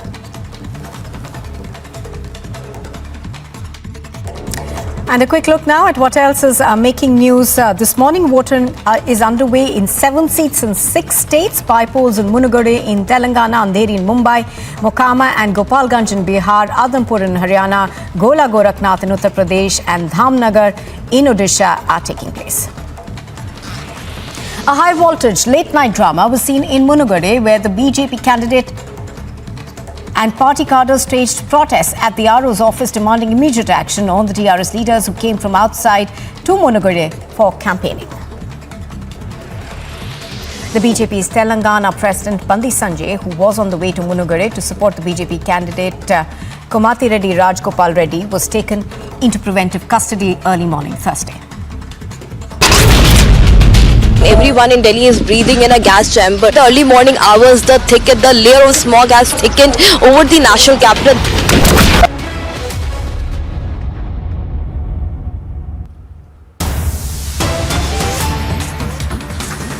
Viewers, Republic TV has accessed exclusive details of the investigation against The Wire over its fake news. Devesh Kumar, its ex-consultant who has been thrown under the bus and was grilled by the Delhi police today, has been questioned about the tech fog purported app that The Wire claimed the BJP had and later retracted. Asked about the source and whether funds were collected post the publication of the article, Devesh has been asked to share details of those who vetted the information that he received from his sources. So these are the breaking inputs that are coming in regarding The Wire's ex-consultant Devesh Kumar's questioning by the Delhi police today. Remember, while he was entering the Delhi police crime branch for questioning, we had confronted him and he had said that he would give all the answers to the police.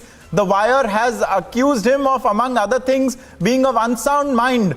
And also, this comes even as The Wire has rolled back and pulled back several of its stories, notably the ones that have caused the FIR against it. That is Amit Malviya and the Meta story, and also the tech fog story.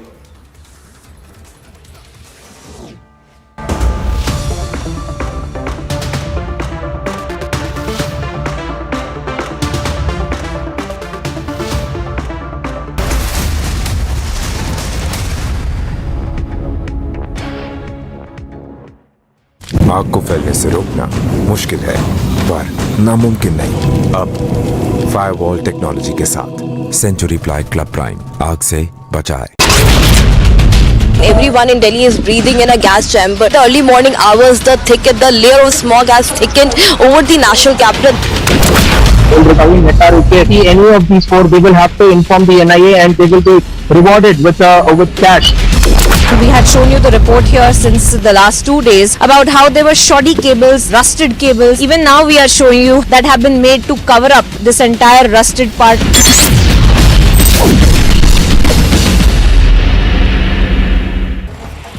The Karnataka High Court has sent a notice to the BBMP over filling up of potholes and bad condition of roads, with the High Court further directing the NHAI to inspect potholes and submit a report in 4 weeks' time. The CID has arrested former Telangana State Minister and leader Ayanna Pathrudu and his son Rajesh on allegations that they had submitted a fake certificate to the High Court in connection with the construction of a wall in their home and was carried out on an irrigation canal. The Reserve Bank of India is scheduled to hold a policy meeting today with an off-cycle interest rate hike could be possibly discussed.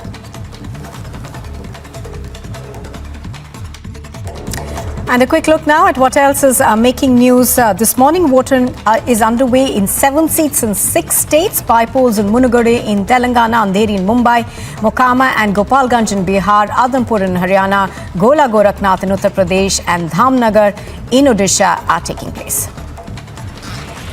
A high-voltage late-night drama was seen in Munugade, where the BJP candidate and party cadres staged protests at the RO's office demanding immediate action on the TRS leaders who came from outside to Munugade for campaigning. The BJP's Telangana President Bandi Sanjay, who was on the way to Munugade to support the BJP candidate Komati Reddy Rajgopal. Massive fire broke out in Uttar Pradesh's Vrindavan today. 2 people were killed in a fire that broke out at a hotel in Vrindavan in Mathura district.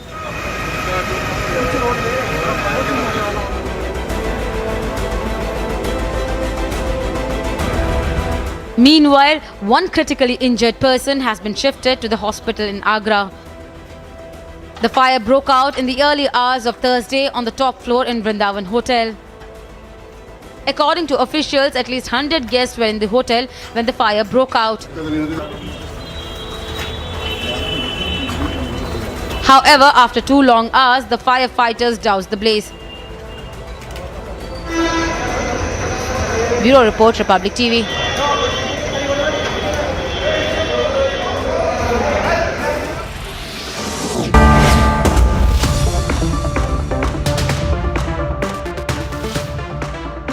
QS and THE, the world's foremost university rankings organizations, have ranked Amity amongst the top 3% universities globally, making it among the very few Indian universities to be included in both rankings.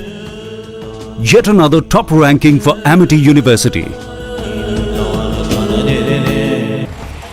The Karnataka High Court has sent a notice to the BBMP over filling up of potholes and bad condition of roads, with the High Court further directing the NHAI to inspect potholes and submit a report in 4 weeks' time. The CID has arrested former Telangana State Minister and leader Ayanna Pathrudu and his son Rajesh on allegations that they had submitted a fake certificate to the High Court in connection with the construction of a wall in their home and was carried out on an irrigation canal. The Reserve Bank of India is scheduled to hold a policy meeting today, with an off-cycle interest rate hike could be possibly discussed.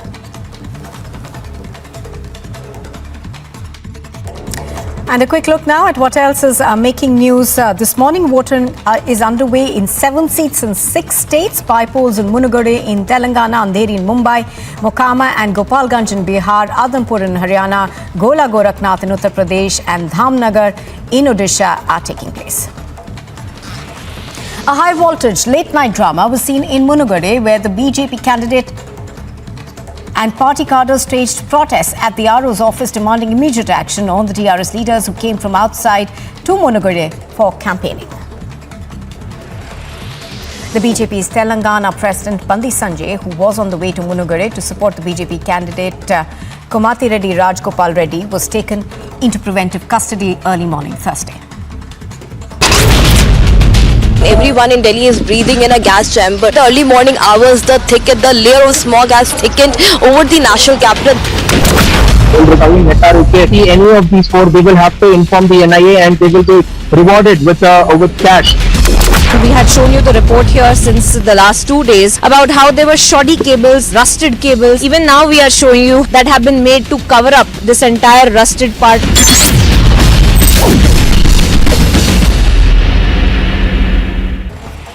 The Karnataka High Court has sent a notice to the BBMP over filling up of potholes and bad condition of roads, with the High Court further directing the NHAI to inspect potholes and submit a report in 4 weeks' time. The CID has arrested. Viewers, in breaking news, we are coming to know of a terror attack in Anantnag in Jammu and Kashmir. Terrorists fired on 2 laborers from outside the state, one of whom was from Bihar and the second from Nepal, who were working at a private school. Both of them have sustained injuries. They're currently shifted to hospital and are being treated there. There's been a terror attack in Anantnag. We'll get you more details very shortly.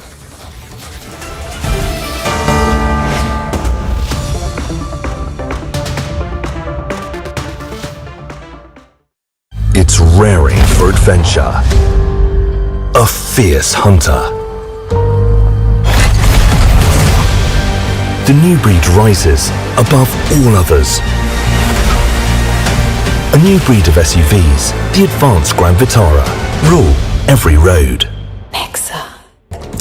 And a quick look now at what else is making news. This morning, voting is underway in 7 seats in 6 states. By-polls in Munugade in Telangana, Andheri in Mumbai, Mokama and Gopalganj in Bihar, Adhampur in Haryana, Gola Gorakhnath in Uttar Pradesh and Dhamnagar in Odisha are taking place.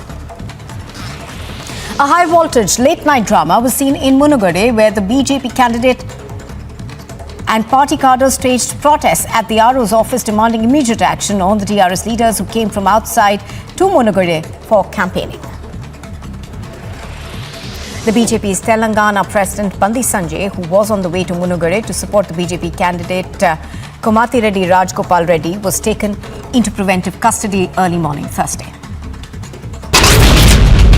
Everyone in Delhi is breathing in a gas chamber. The early morning hours, the layer of smog has thickened over the national capital. Any of these 4, they will have to inform the NIA and they will be rewarded with cash. We had shown you the report here since the last 2 days about how there were shoddy cables, rusted cables. Even now we are showing you that have been made to cover up this entire rusted part.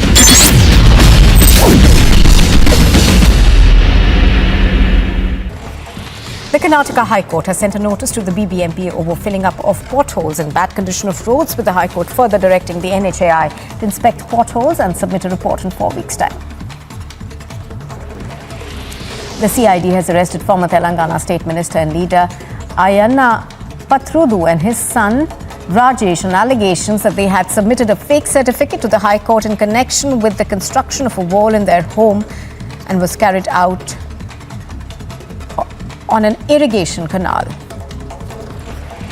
The Reserve Bank of India is scheduled to hold a policy meeting today with an off-cycle interest rate hike could be possibly discussed.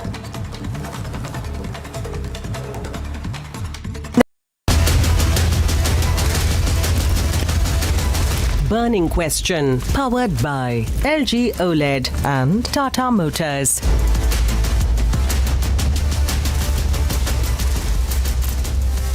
Very good evening. This newsy Thursday evening on this Burning Question edition with me, Abhishek Kapoor, and let's begin with the headlines. Imran Khan injured after an assassination bid during his protest march in Wazirabad. Pakistan spirals into chaos as protests break out post-attack on ex-Prime Minister.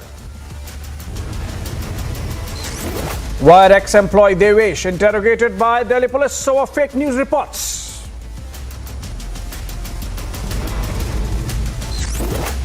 National Union of Journalists questions certain guilds for their partisan stand on the Wire investigation.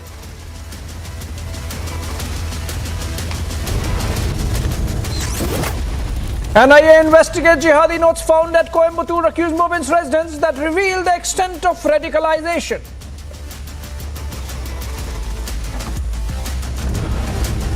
हमने इस पर गंभीरता से विचार किया है और हम उस दिशा में आगे बढ़ रहे हैं। हमने इसका ड्राफ्ट बनाने के लिए भी बोल दिया है और हिमाचल के संदर्भ में क्या-क्या चीजें उसमें की जा सकती है। Himachal Chief Minister confirms Uniform Civil Code draft in the works. The UCC becomes the biggest talking point this election season.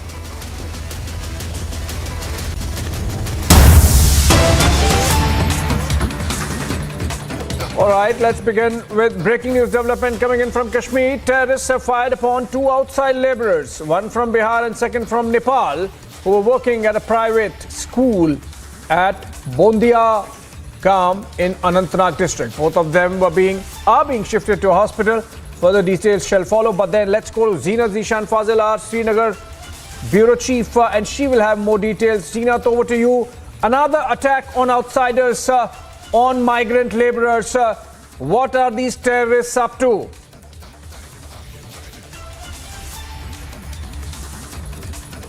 See, this is a trend that is giving more coverage to the terror groups to be more in the news. Otherwise, we talk about the anti-terror operations where we are seeing the blow to the terrorism. This time, the incident has taken place in Anantnag of South Kashmir, where the Nepali and the Bihari laborer, the non-locals, have been targeted. They've been working in one of the private schools. They were in the compound at the school, the visuals of which we are beaming, and they were targeted by the terror group in this very compound where they have been working. They have got some accommodation in the nearby vicinity, and in the school compound they were targeted and they received, one of them has received the head injury, another leg and the abdomen. The one who has received the leg and abdomen injury, both of them, although have been being treated at the Anantnag district hospital, they are being treated and the operation is still going on. But as far as the another Nepali, the Chowkidar Nepali, his condition is stated to be critical. Although the police is investigating all the angles, we are picking from the sources that it is the Lashkar-e-Toiba terrorists who have been behind this kind of attack. Police and the CRPF and the army has launched coordinated search operations in Anantnag and also in another districts of the South Kashmir. We have been seeing the blow to the terror groups because yesterday only the 4 terrorists were neutralized by J&K police along with the Indian army in Avantipora as well as in Anantnag, because the 3 terrorists in Avantipora and 1 in Anantnag were neutralized. So that was a blow to the Lashkar terror groups, and now we are picking that Lashkar terrorists behind the attack where the 2 non-local laborers were targeted by the terror group.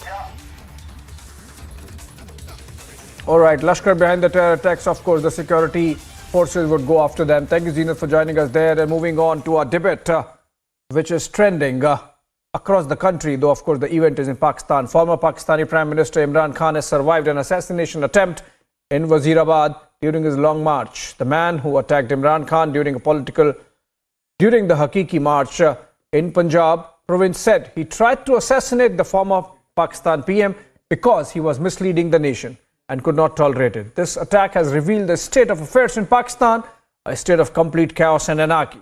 Here's what happened, and then we come back to debate. As Imran Khan's Freedom March was passing Allahwala Chowk of Azirabad town in Pakistan's Punjab, gunshots were fired at his container.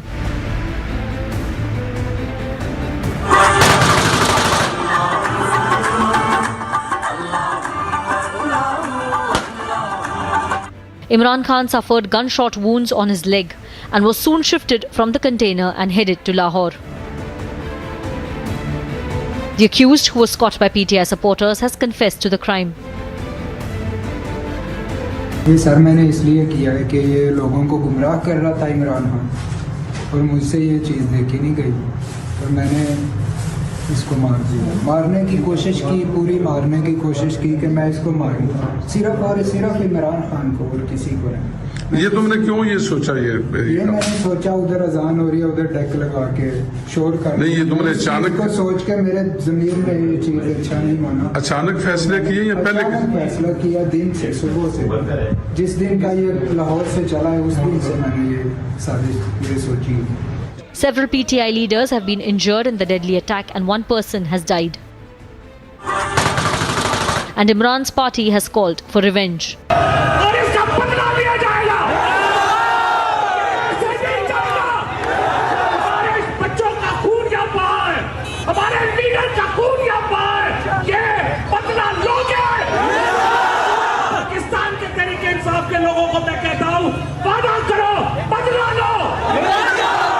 The assassination attempt on former Pakistan Prime Minister is a grim reminder of Benazir Bhutto killing and has exposed the chaos in the terror state. Bureau Report, Republic TV.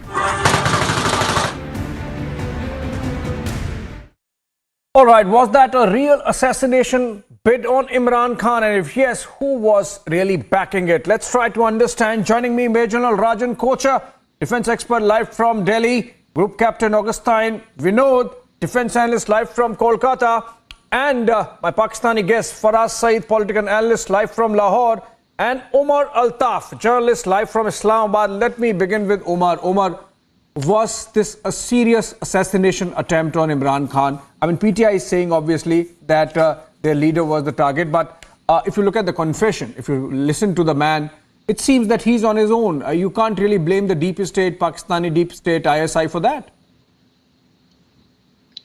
I think I've heard the confessional statement, but it seems there's more than what meets the eye so far. The police, I think, rushed the confessional statement. It should only have been released a few hours after they have carried out a thorough debriefing of the suspect. But obviously Imran Khan has been receiving, he has talked that he's been receiving death threats from the different quarters, and he's also recorded a video which he said would be revealed if he gets assassinated. Mercifully, he didn't got assassinated and escaped that fate, thankfully. But the political temperatures have risen in Pakistan. His supporters are out on streets. So far, they have remained calm, but... No, that's not news, Omar. My purpose of asking this question was... I mean, what kind of security is in place in Pakistan? You are yourself saying that the political temperatures are running high. You are yourself saying there is a situation of tension. There is chaos. And then, when you look at these pictures, there is barest minimum presence of security forces. If you look at the pictures coming from the top of... the bus in which Imran Khan was traveling, in an open-air bus and or lorry as you call it, and it's clear that there is minimalist security presence. It takes a while for the people to understand what has happened. Look at these pictures. It takes a while for the people to understand what is happening, except for Fawad Chaudhry perhaps, because he just scoots and does not care, you know, where his leader is. He's just rushing down the bus. But then, you know, there is something amiss about the security. Let me go to General Kochar on that note. General Kochar, this is a worrisome situation as Pakistan's neighbor for us. Would you agree? the kind of security mess that Pakistan is in, that their former Prime Minister can be attacked like that. Province, which is ruled by Pakistan. You are absolutely. This attack happened in Punjab. May I request you to allow me to speak on my views on this incident? General Kocher, go ahead. General Kocher, go ahead. It is very apparent here. It is. Okay, no, General Kocher, sorry, I am interrupting you, sorry, but this is a very interesting bit Omar Altaf is giving. Omar is saying, or suggesting rather, that in Punjab province is the PTI government that's in power, so perhaps it was a stage managed. Is this what you are suggesting, Omar Altaf, that this attack could have been stage managed? No, I'm not suggesting that. I'm saying the jurisdiction. Imran, you were pointing out to the security lapse, so I mentioned that the province in which Imran Khan was campaigning or his rally was passing through in the Gujranwala city of the Punjab province, it's ruled by the PTI government. And let me point you out, Imran Khan was conducting this rally for the past week or so. He was headed towards Islamabad. So this attack took place in a very public rally. So I think, and you also would be aware that South Asia and particularly Pakistan and India are no alien to political assassinations. They have happened in your country and they have happened in ours as well.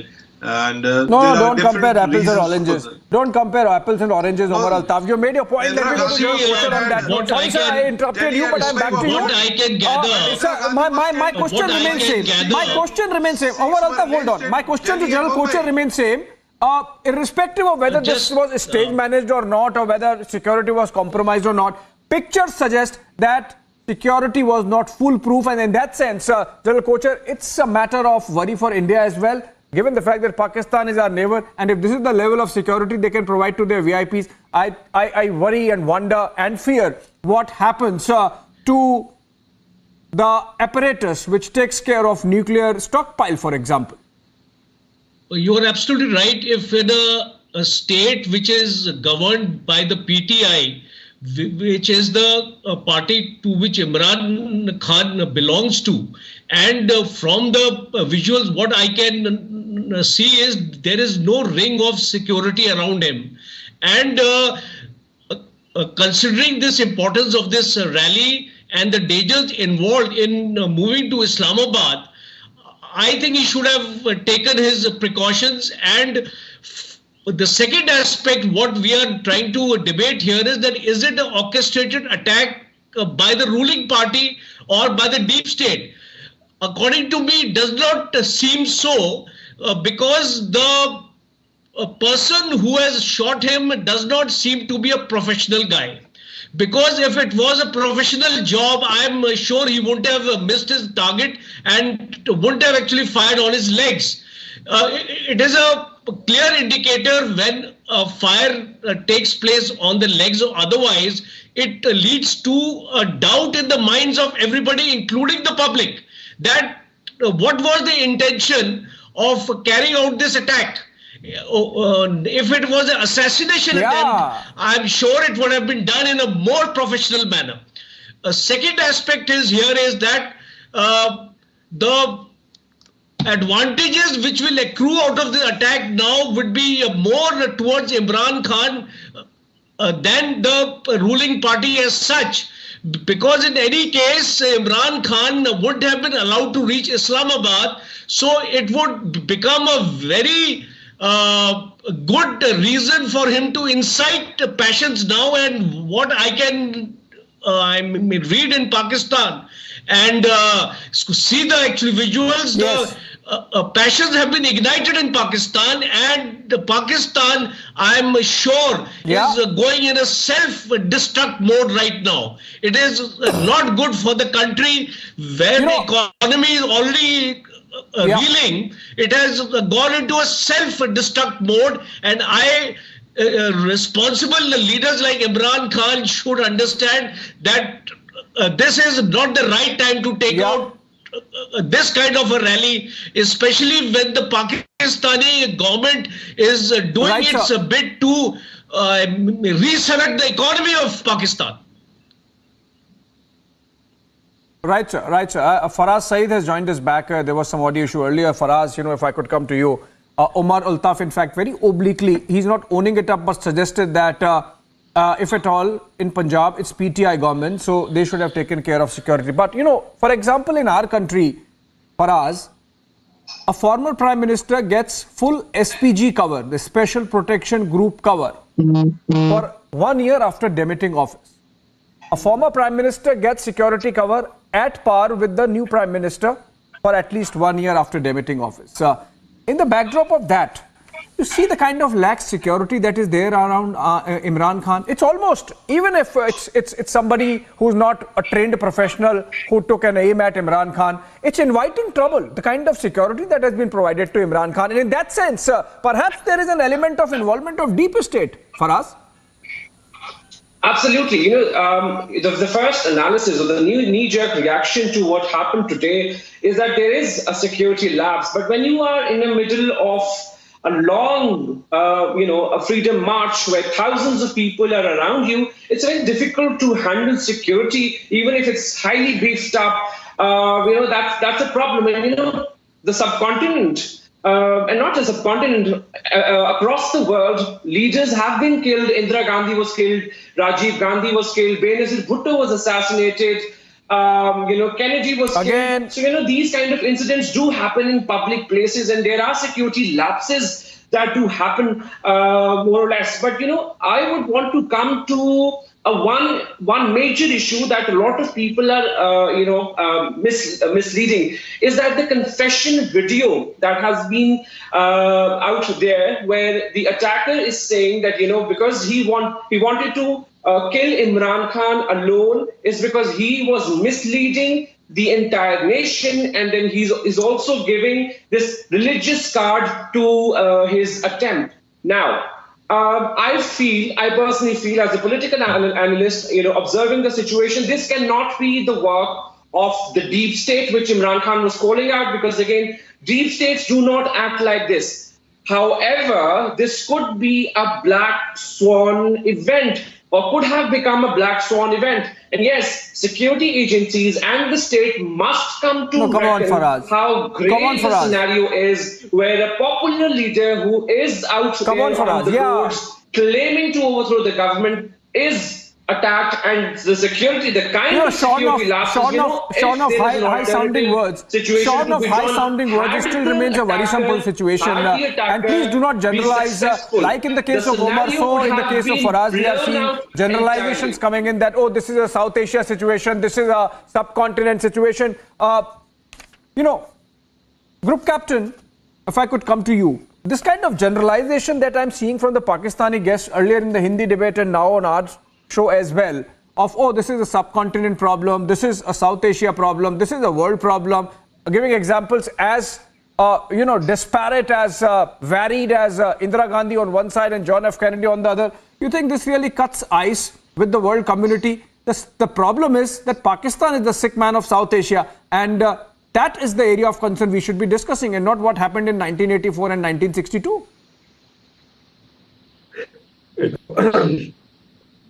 It's laughable, to say the least. But let me break down the entire situation a little more logically. Let's look at it from the logic point of view. There is a famous cliche that we use in the financial world called "follow the money." Now, from this entire situation, the obvious benefit comes to Imran Khan, and someone brought it out very clearly. And he also said, just because he got shot in the leg, it is, it's not a professional act. So it could be stage managed by Imran Khan because it happened in Gujranwala. So you and I tend to, or most of the world tends to fall for this particular narrative that after this, shot in the leg, Imran Khan will garner more support. And as it is, he's garnering a hell of a lot of support. And I've been following Pakistani channels for the past couple of days. But let us look at the second layer. The second layer, and mark my words and mark it well, this is what is going to happen. And I'm, foreseeing what is going to happen. The second layer is, just because Imran Khan got shot, Now he will be curtailed in the name of security from doing any roadshow. He will sort of be house arrested in the name of security, and mark my words. So who is finally benefiting is very evident from the speed at which the guy who shot came out with confession. So, I mean, I have no doubt in my mind that it is, if Imran Khan gets killed, then it's a different issue, because the PTI completely sweeps, anarchy falls in, probably Pakistan will break up into smaller pieces. That the current government does not want. The current government wants to curtail Imran Khan on the name of security. So what happens is they will show as if they are saving his life, but they will not allow him to come out in the open. Mark my words. What will happen is, over a period of time, this movement will die down. Over to you. Okay, yes. Faraz wants to say something. Faraz, come in. You want to make a point? Yeah, I mean, the person, my Indian panelist would have a justified response. But, when it comes to breaking down of the country, I'm also a political science student. That's not how countries are broken down. With regards to the political situation in Pakistan, back in 1971, the situation was completely different. There was a larger party in the East Pakistan and a minority party in West Pakistan, which was deprived of its rights. But in the current situation, Imran Khan is leading the Punjabis, as so-called the opposition is also from Punjab. So there's no major rift between the provinces. Therefore, breaking down of the country is nothing more than, a dream that's not what I said. of an Indian sick man. That would be the only thing that I can come No, up with. Oh, Faraz, you are getting it wrong. Group Captain Augustine, let me just help Faraz. And I'll also involve Omar. I'm in fact, even as we speak, Faraz, hold on. Even as we speak, we are getting pictures, and I'll get them on air just in a bit. We are getting pictures of PTI supporters, PTI cadres attacking the residence of Peshawar Corps Commander. Now, that's really serious. That's something which worries General Kochar, that in Pakistan, the DGISI, at one time perhaps, DGISI would be typically more powerful than even the Chief of Army Staff, given the kind of apparatus he would have in his command and control. DGISI has to come out and address a press conference for 1.5 hours to defend himself and his institution. We have the Corps Commander's residence in Peshawar getting attacked. This is an extreme level of chaos we are seeing, and with the kind of nuclear material and everything that Pakistan has, this is an absolutely disastrous situation we are looking at in the region. General Kochar. You're absolutely right. There is a wide rift between the Pakistan Army and Imran Khan, and it was quite evident when the press conference was jointly addressed by the DGISPR and the ISI chief. And it is especially clear after journalist Shahbaz, Arshad Sharif, was assassinated in Kenya. And a finger were being pointed at the Pakistan Army. And that was one of the reasons these joint press conference was actually convened. So it is absolutely clear there is a major divide between Imran Khan and the Indian Army, Pakistan Army, and it does not augur well for Pakistan's future. Let me tell you, no political power can take over Pakistan if it does not have the support of the Pakistan Army. And given the circumstances in Pakistan today, because of this widening rift between Imran Khan and the Pakistan Army, and especially General Bajwa, Pakistan is in for troubled times. And even if this long march, there is a history of long marches in Pakistan, starting from 1968 onwards, when Ayub Khan, against Ayub Khan, General Ayub Khan, this long march was organized. And then Benazir Bhutto also organized the long march, and ultimately she won. So it is a trend in Pakistan that if you go on a long march, you are likely to win the elections or the forthcoming elections. So Imran Khan is staking his claim of that. Sir, you can go on long marches, and typically as it happened in the case of Benazir Bhutto, so in the case of Imran Khan, you can be targeted as well. Let me give my last word to Omar Altaf. Omar, how safe are we in the neighborhood given the chaos and absolute disastrous situation in Pakistan? Omar Altaf. I think no, India doesn't need to worry. Things would be managed in Pakistan. There is no chaos on the streets right now. Thankfully, Imran Khan escaped the assassination attempt. And obviously, there is going to be his supporters would be very enraged currently. But I think tempers would calm down as soon as there is news that Imran Khan has fully recovered and his operation, which is still underway, is successful. And I think Imran Khan is also going to appeal to his supporters to remain calm.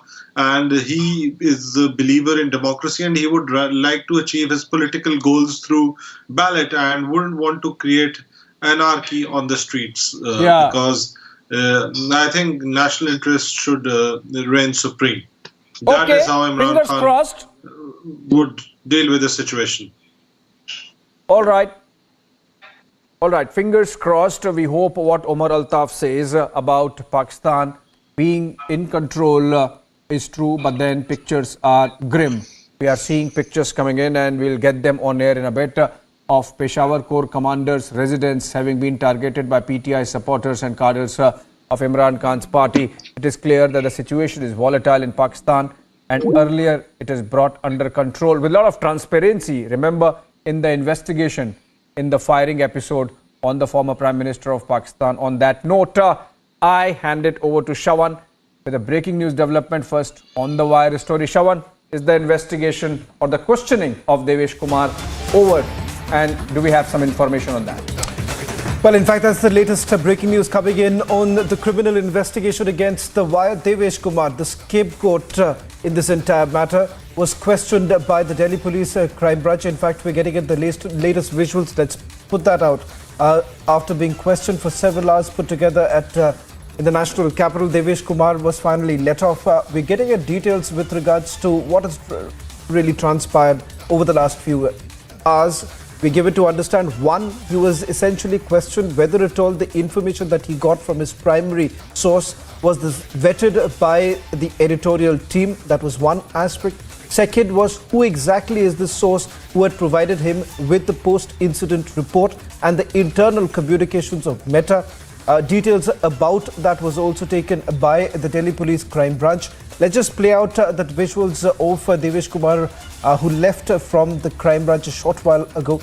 In fact, Republic TV has been tracking him. We'll also go across to our reporters, Piyush and Harsha, who've been tracking it very closely. But important developments now taking place in the criminal investigation that's taking place, with multiple aspects being covered by the Delhi Police Crime Branch, starting with the primary source of this entire investigation. Secondly, the fact that whether at all the top editorial team of the Wire were in the loop while vetting this entire matter.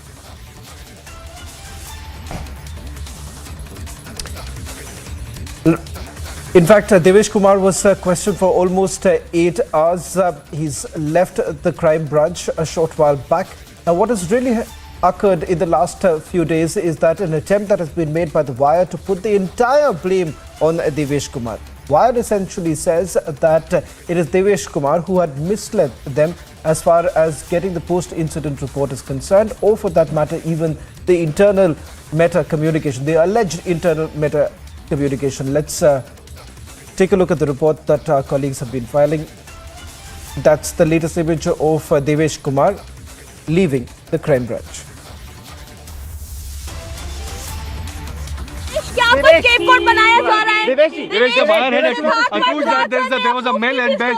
Devesh the Wire has accused that there is a malintent towards from your side. How do you respond to that? Devesh क्या आपको Wire scapegoat बना रहा है? Devesh कई चीजें आप बारे में कही जा रही हैं. Devesh, you want to speak anything?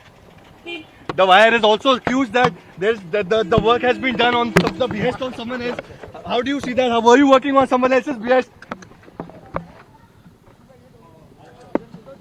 Devesh, want to say anything? Devesh? There's the wire is accused that there's a male intent involved in the case. How do you respond to that, Devesh? Devesh, want to say anything? Devesh, the wire is accused that you are of unsound mind with Devesh. How do you respond to that?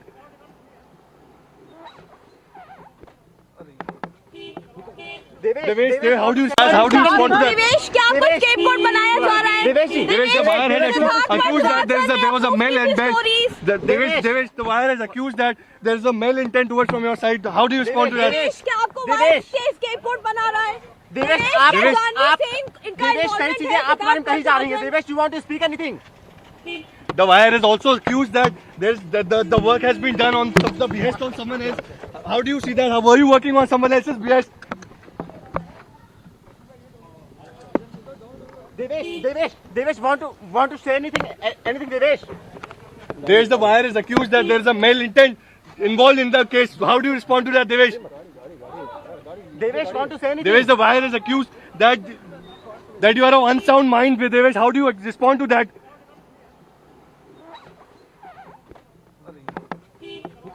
Devesh, how do you respond to that, Devesh? Devesh, want to say anything? Devesh, you want to say anything? Devesh, you want to say anything? How do you respond to that? Well, in fact, this was just a short while back when he left from the crime branch. We are now going to play out another set of sequence of the questions that we have asked Devesh Kumar, who was questioned for almost 8 hours by the Delhi Police crime branch. We're just going to play that out in a short while from now. Multiple aspects essentially being looked at as the wire controversy snowballs massively.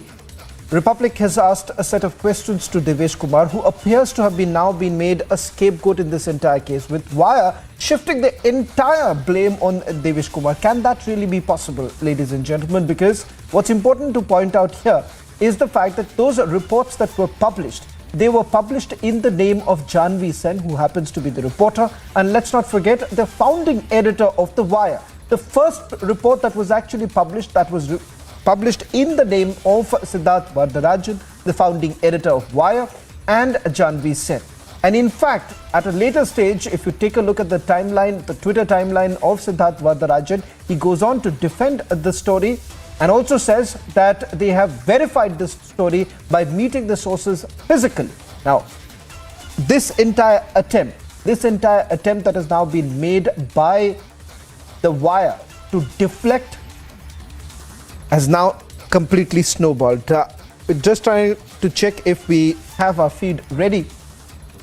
Republic Media Network, the only network to have confronted Devesh Kumar. That's the latest now coming in after he was questioned for almost 8 hours.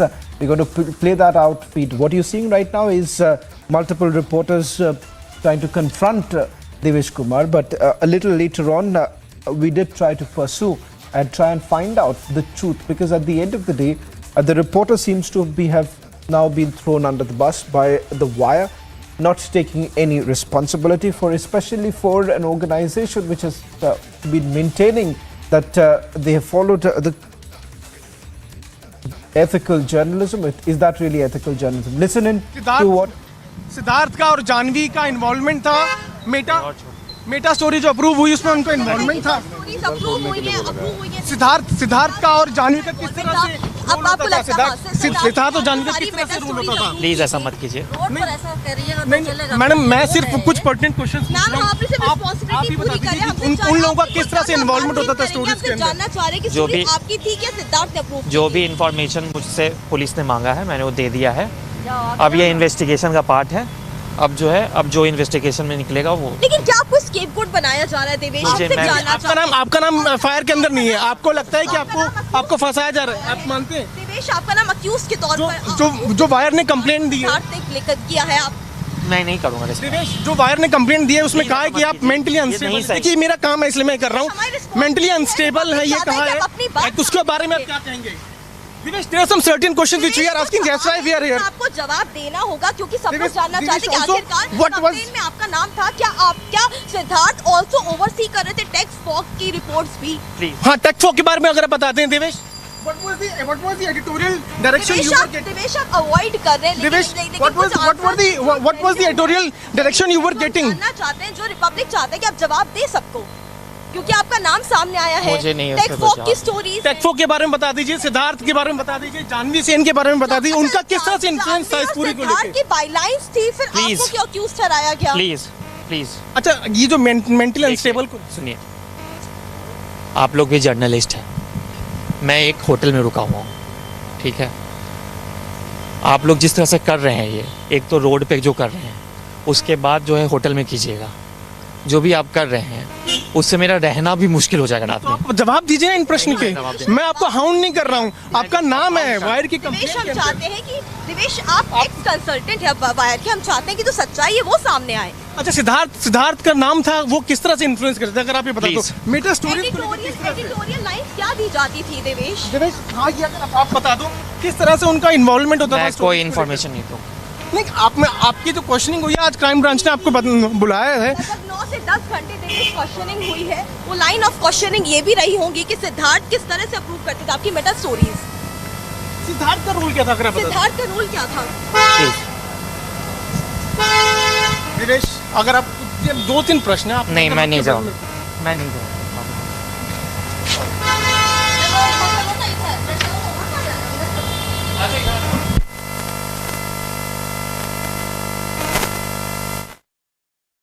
Well, in fact, that was Devesh Kumar after he left from the Delhi Police crime branch, being questioned for almost 8 hours.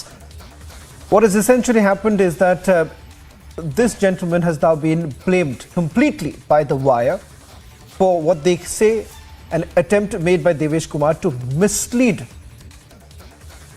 the organization. We'll try and play that out once again. Multiple attempts that have been made by Republic Media Network to get a word from Devesh. In fact, he says that he's given all the information to the police. Let's listen.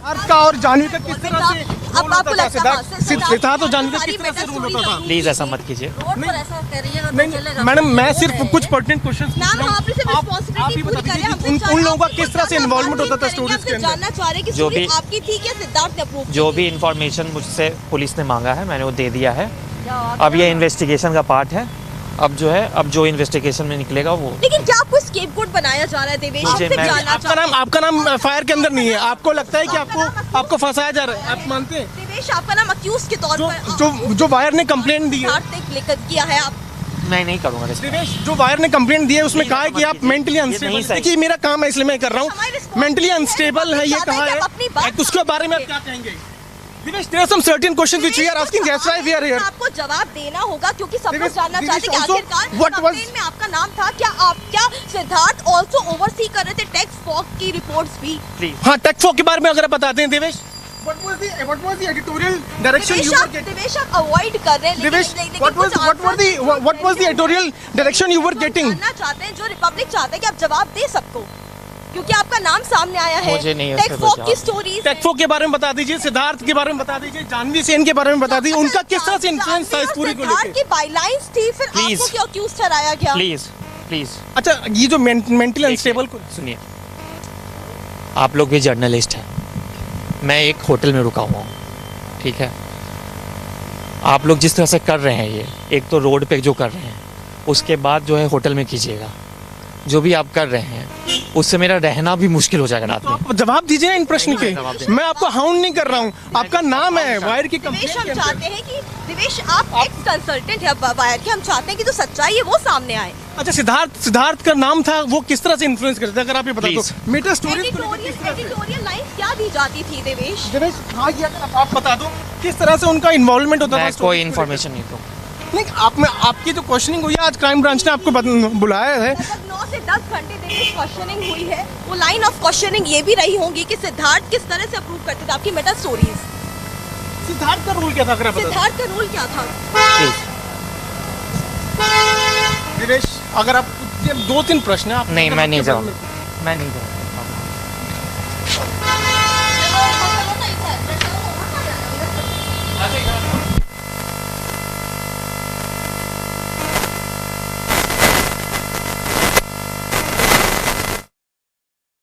Devesh Kumar, questioned by the Delhi Police Crime Branch, now says to Republic that he's provided all the information. Will Wire finally respond, or will they still play the victimhood card?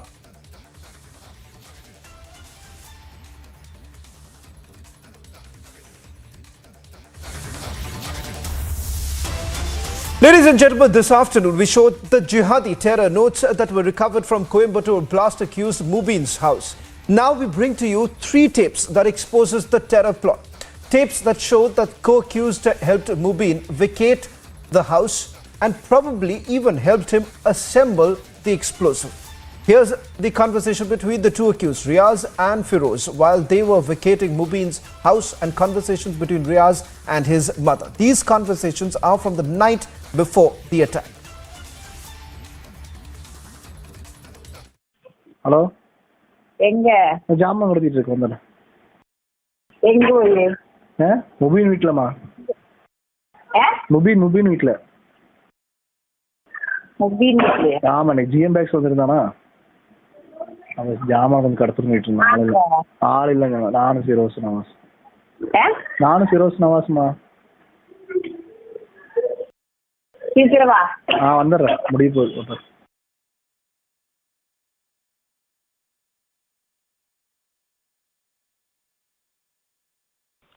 Hello வா ஏன் சீக்கிரம் வா. இல்லடா இல்லை late ஆகும், கொஞ்சம் late ஆகும். எத்தனை மணி ஆகும்? ஒரு 1/4 மணி நேரம் மேலே ஆகும். சீக்கிரம் வா. ஏன் வா, என்ன விஷயம் சொல்றான்? அவனுக்கு வீடு காலி பண்ண கூப்பிட்டுருக்கான், அதுக்கு தான். அதுதான் போயிட்டு வா நீ. அதுல இப்ப போலாம் வா. இல்லடான்னு இல்லையா?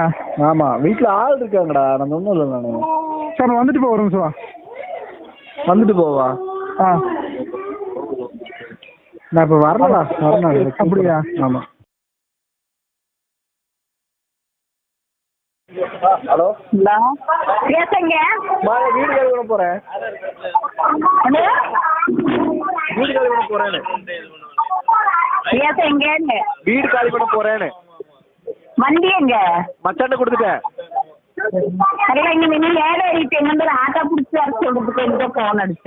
அப்படியா? மச்சாட்ட கொடுத்துட்டேன் வண்டிய. ஆட்டோவும் மேலே இல்ல. ஒண்ணுமே இல்லையா? மேல இல்ல. நீ எங்க போயிட்டியா? ஆமா.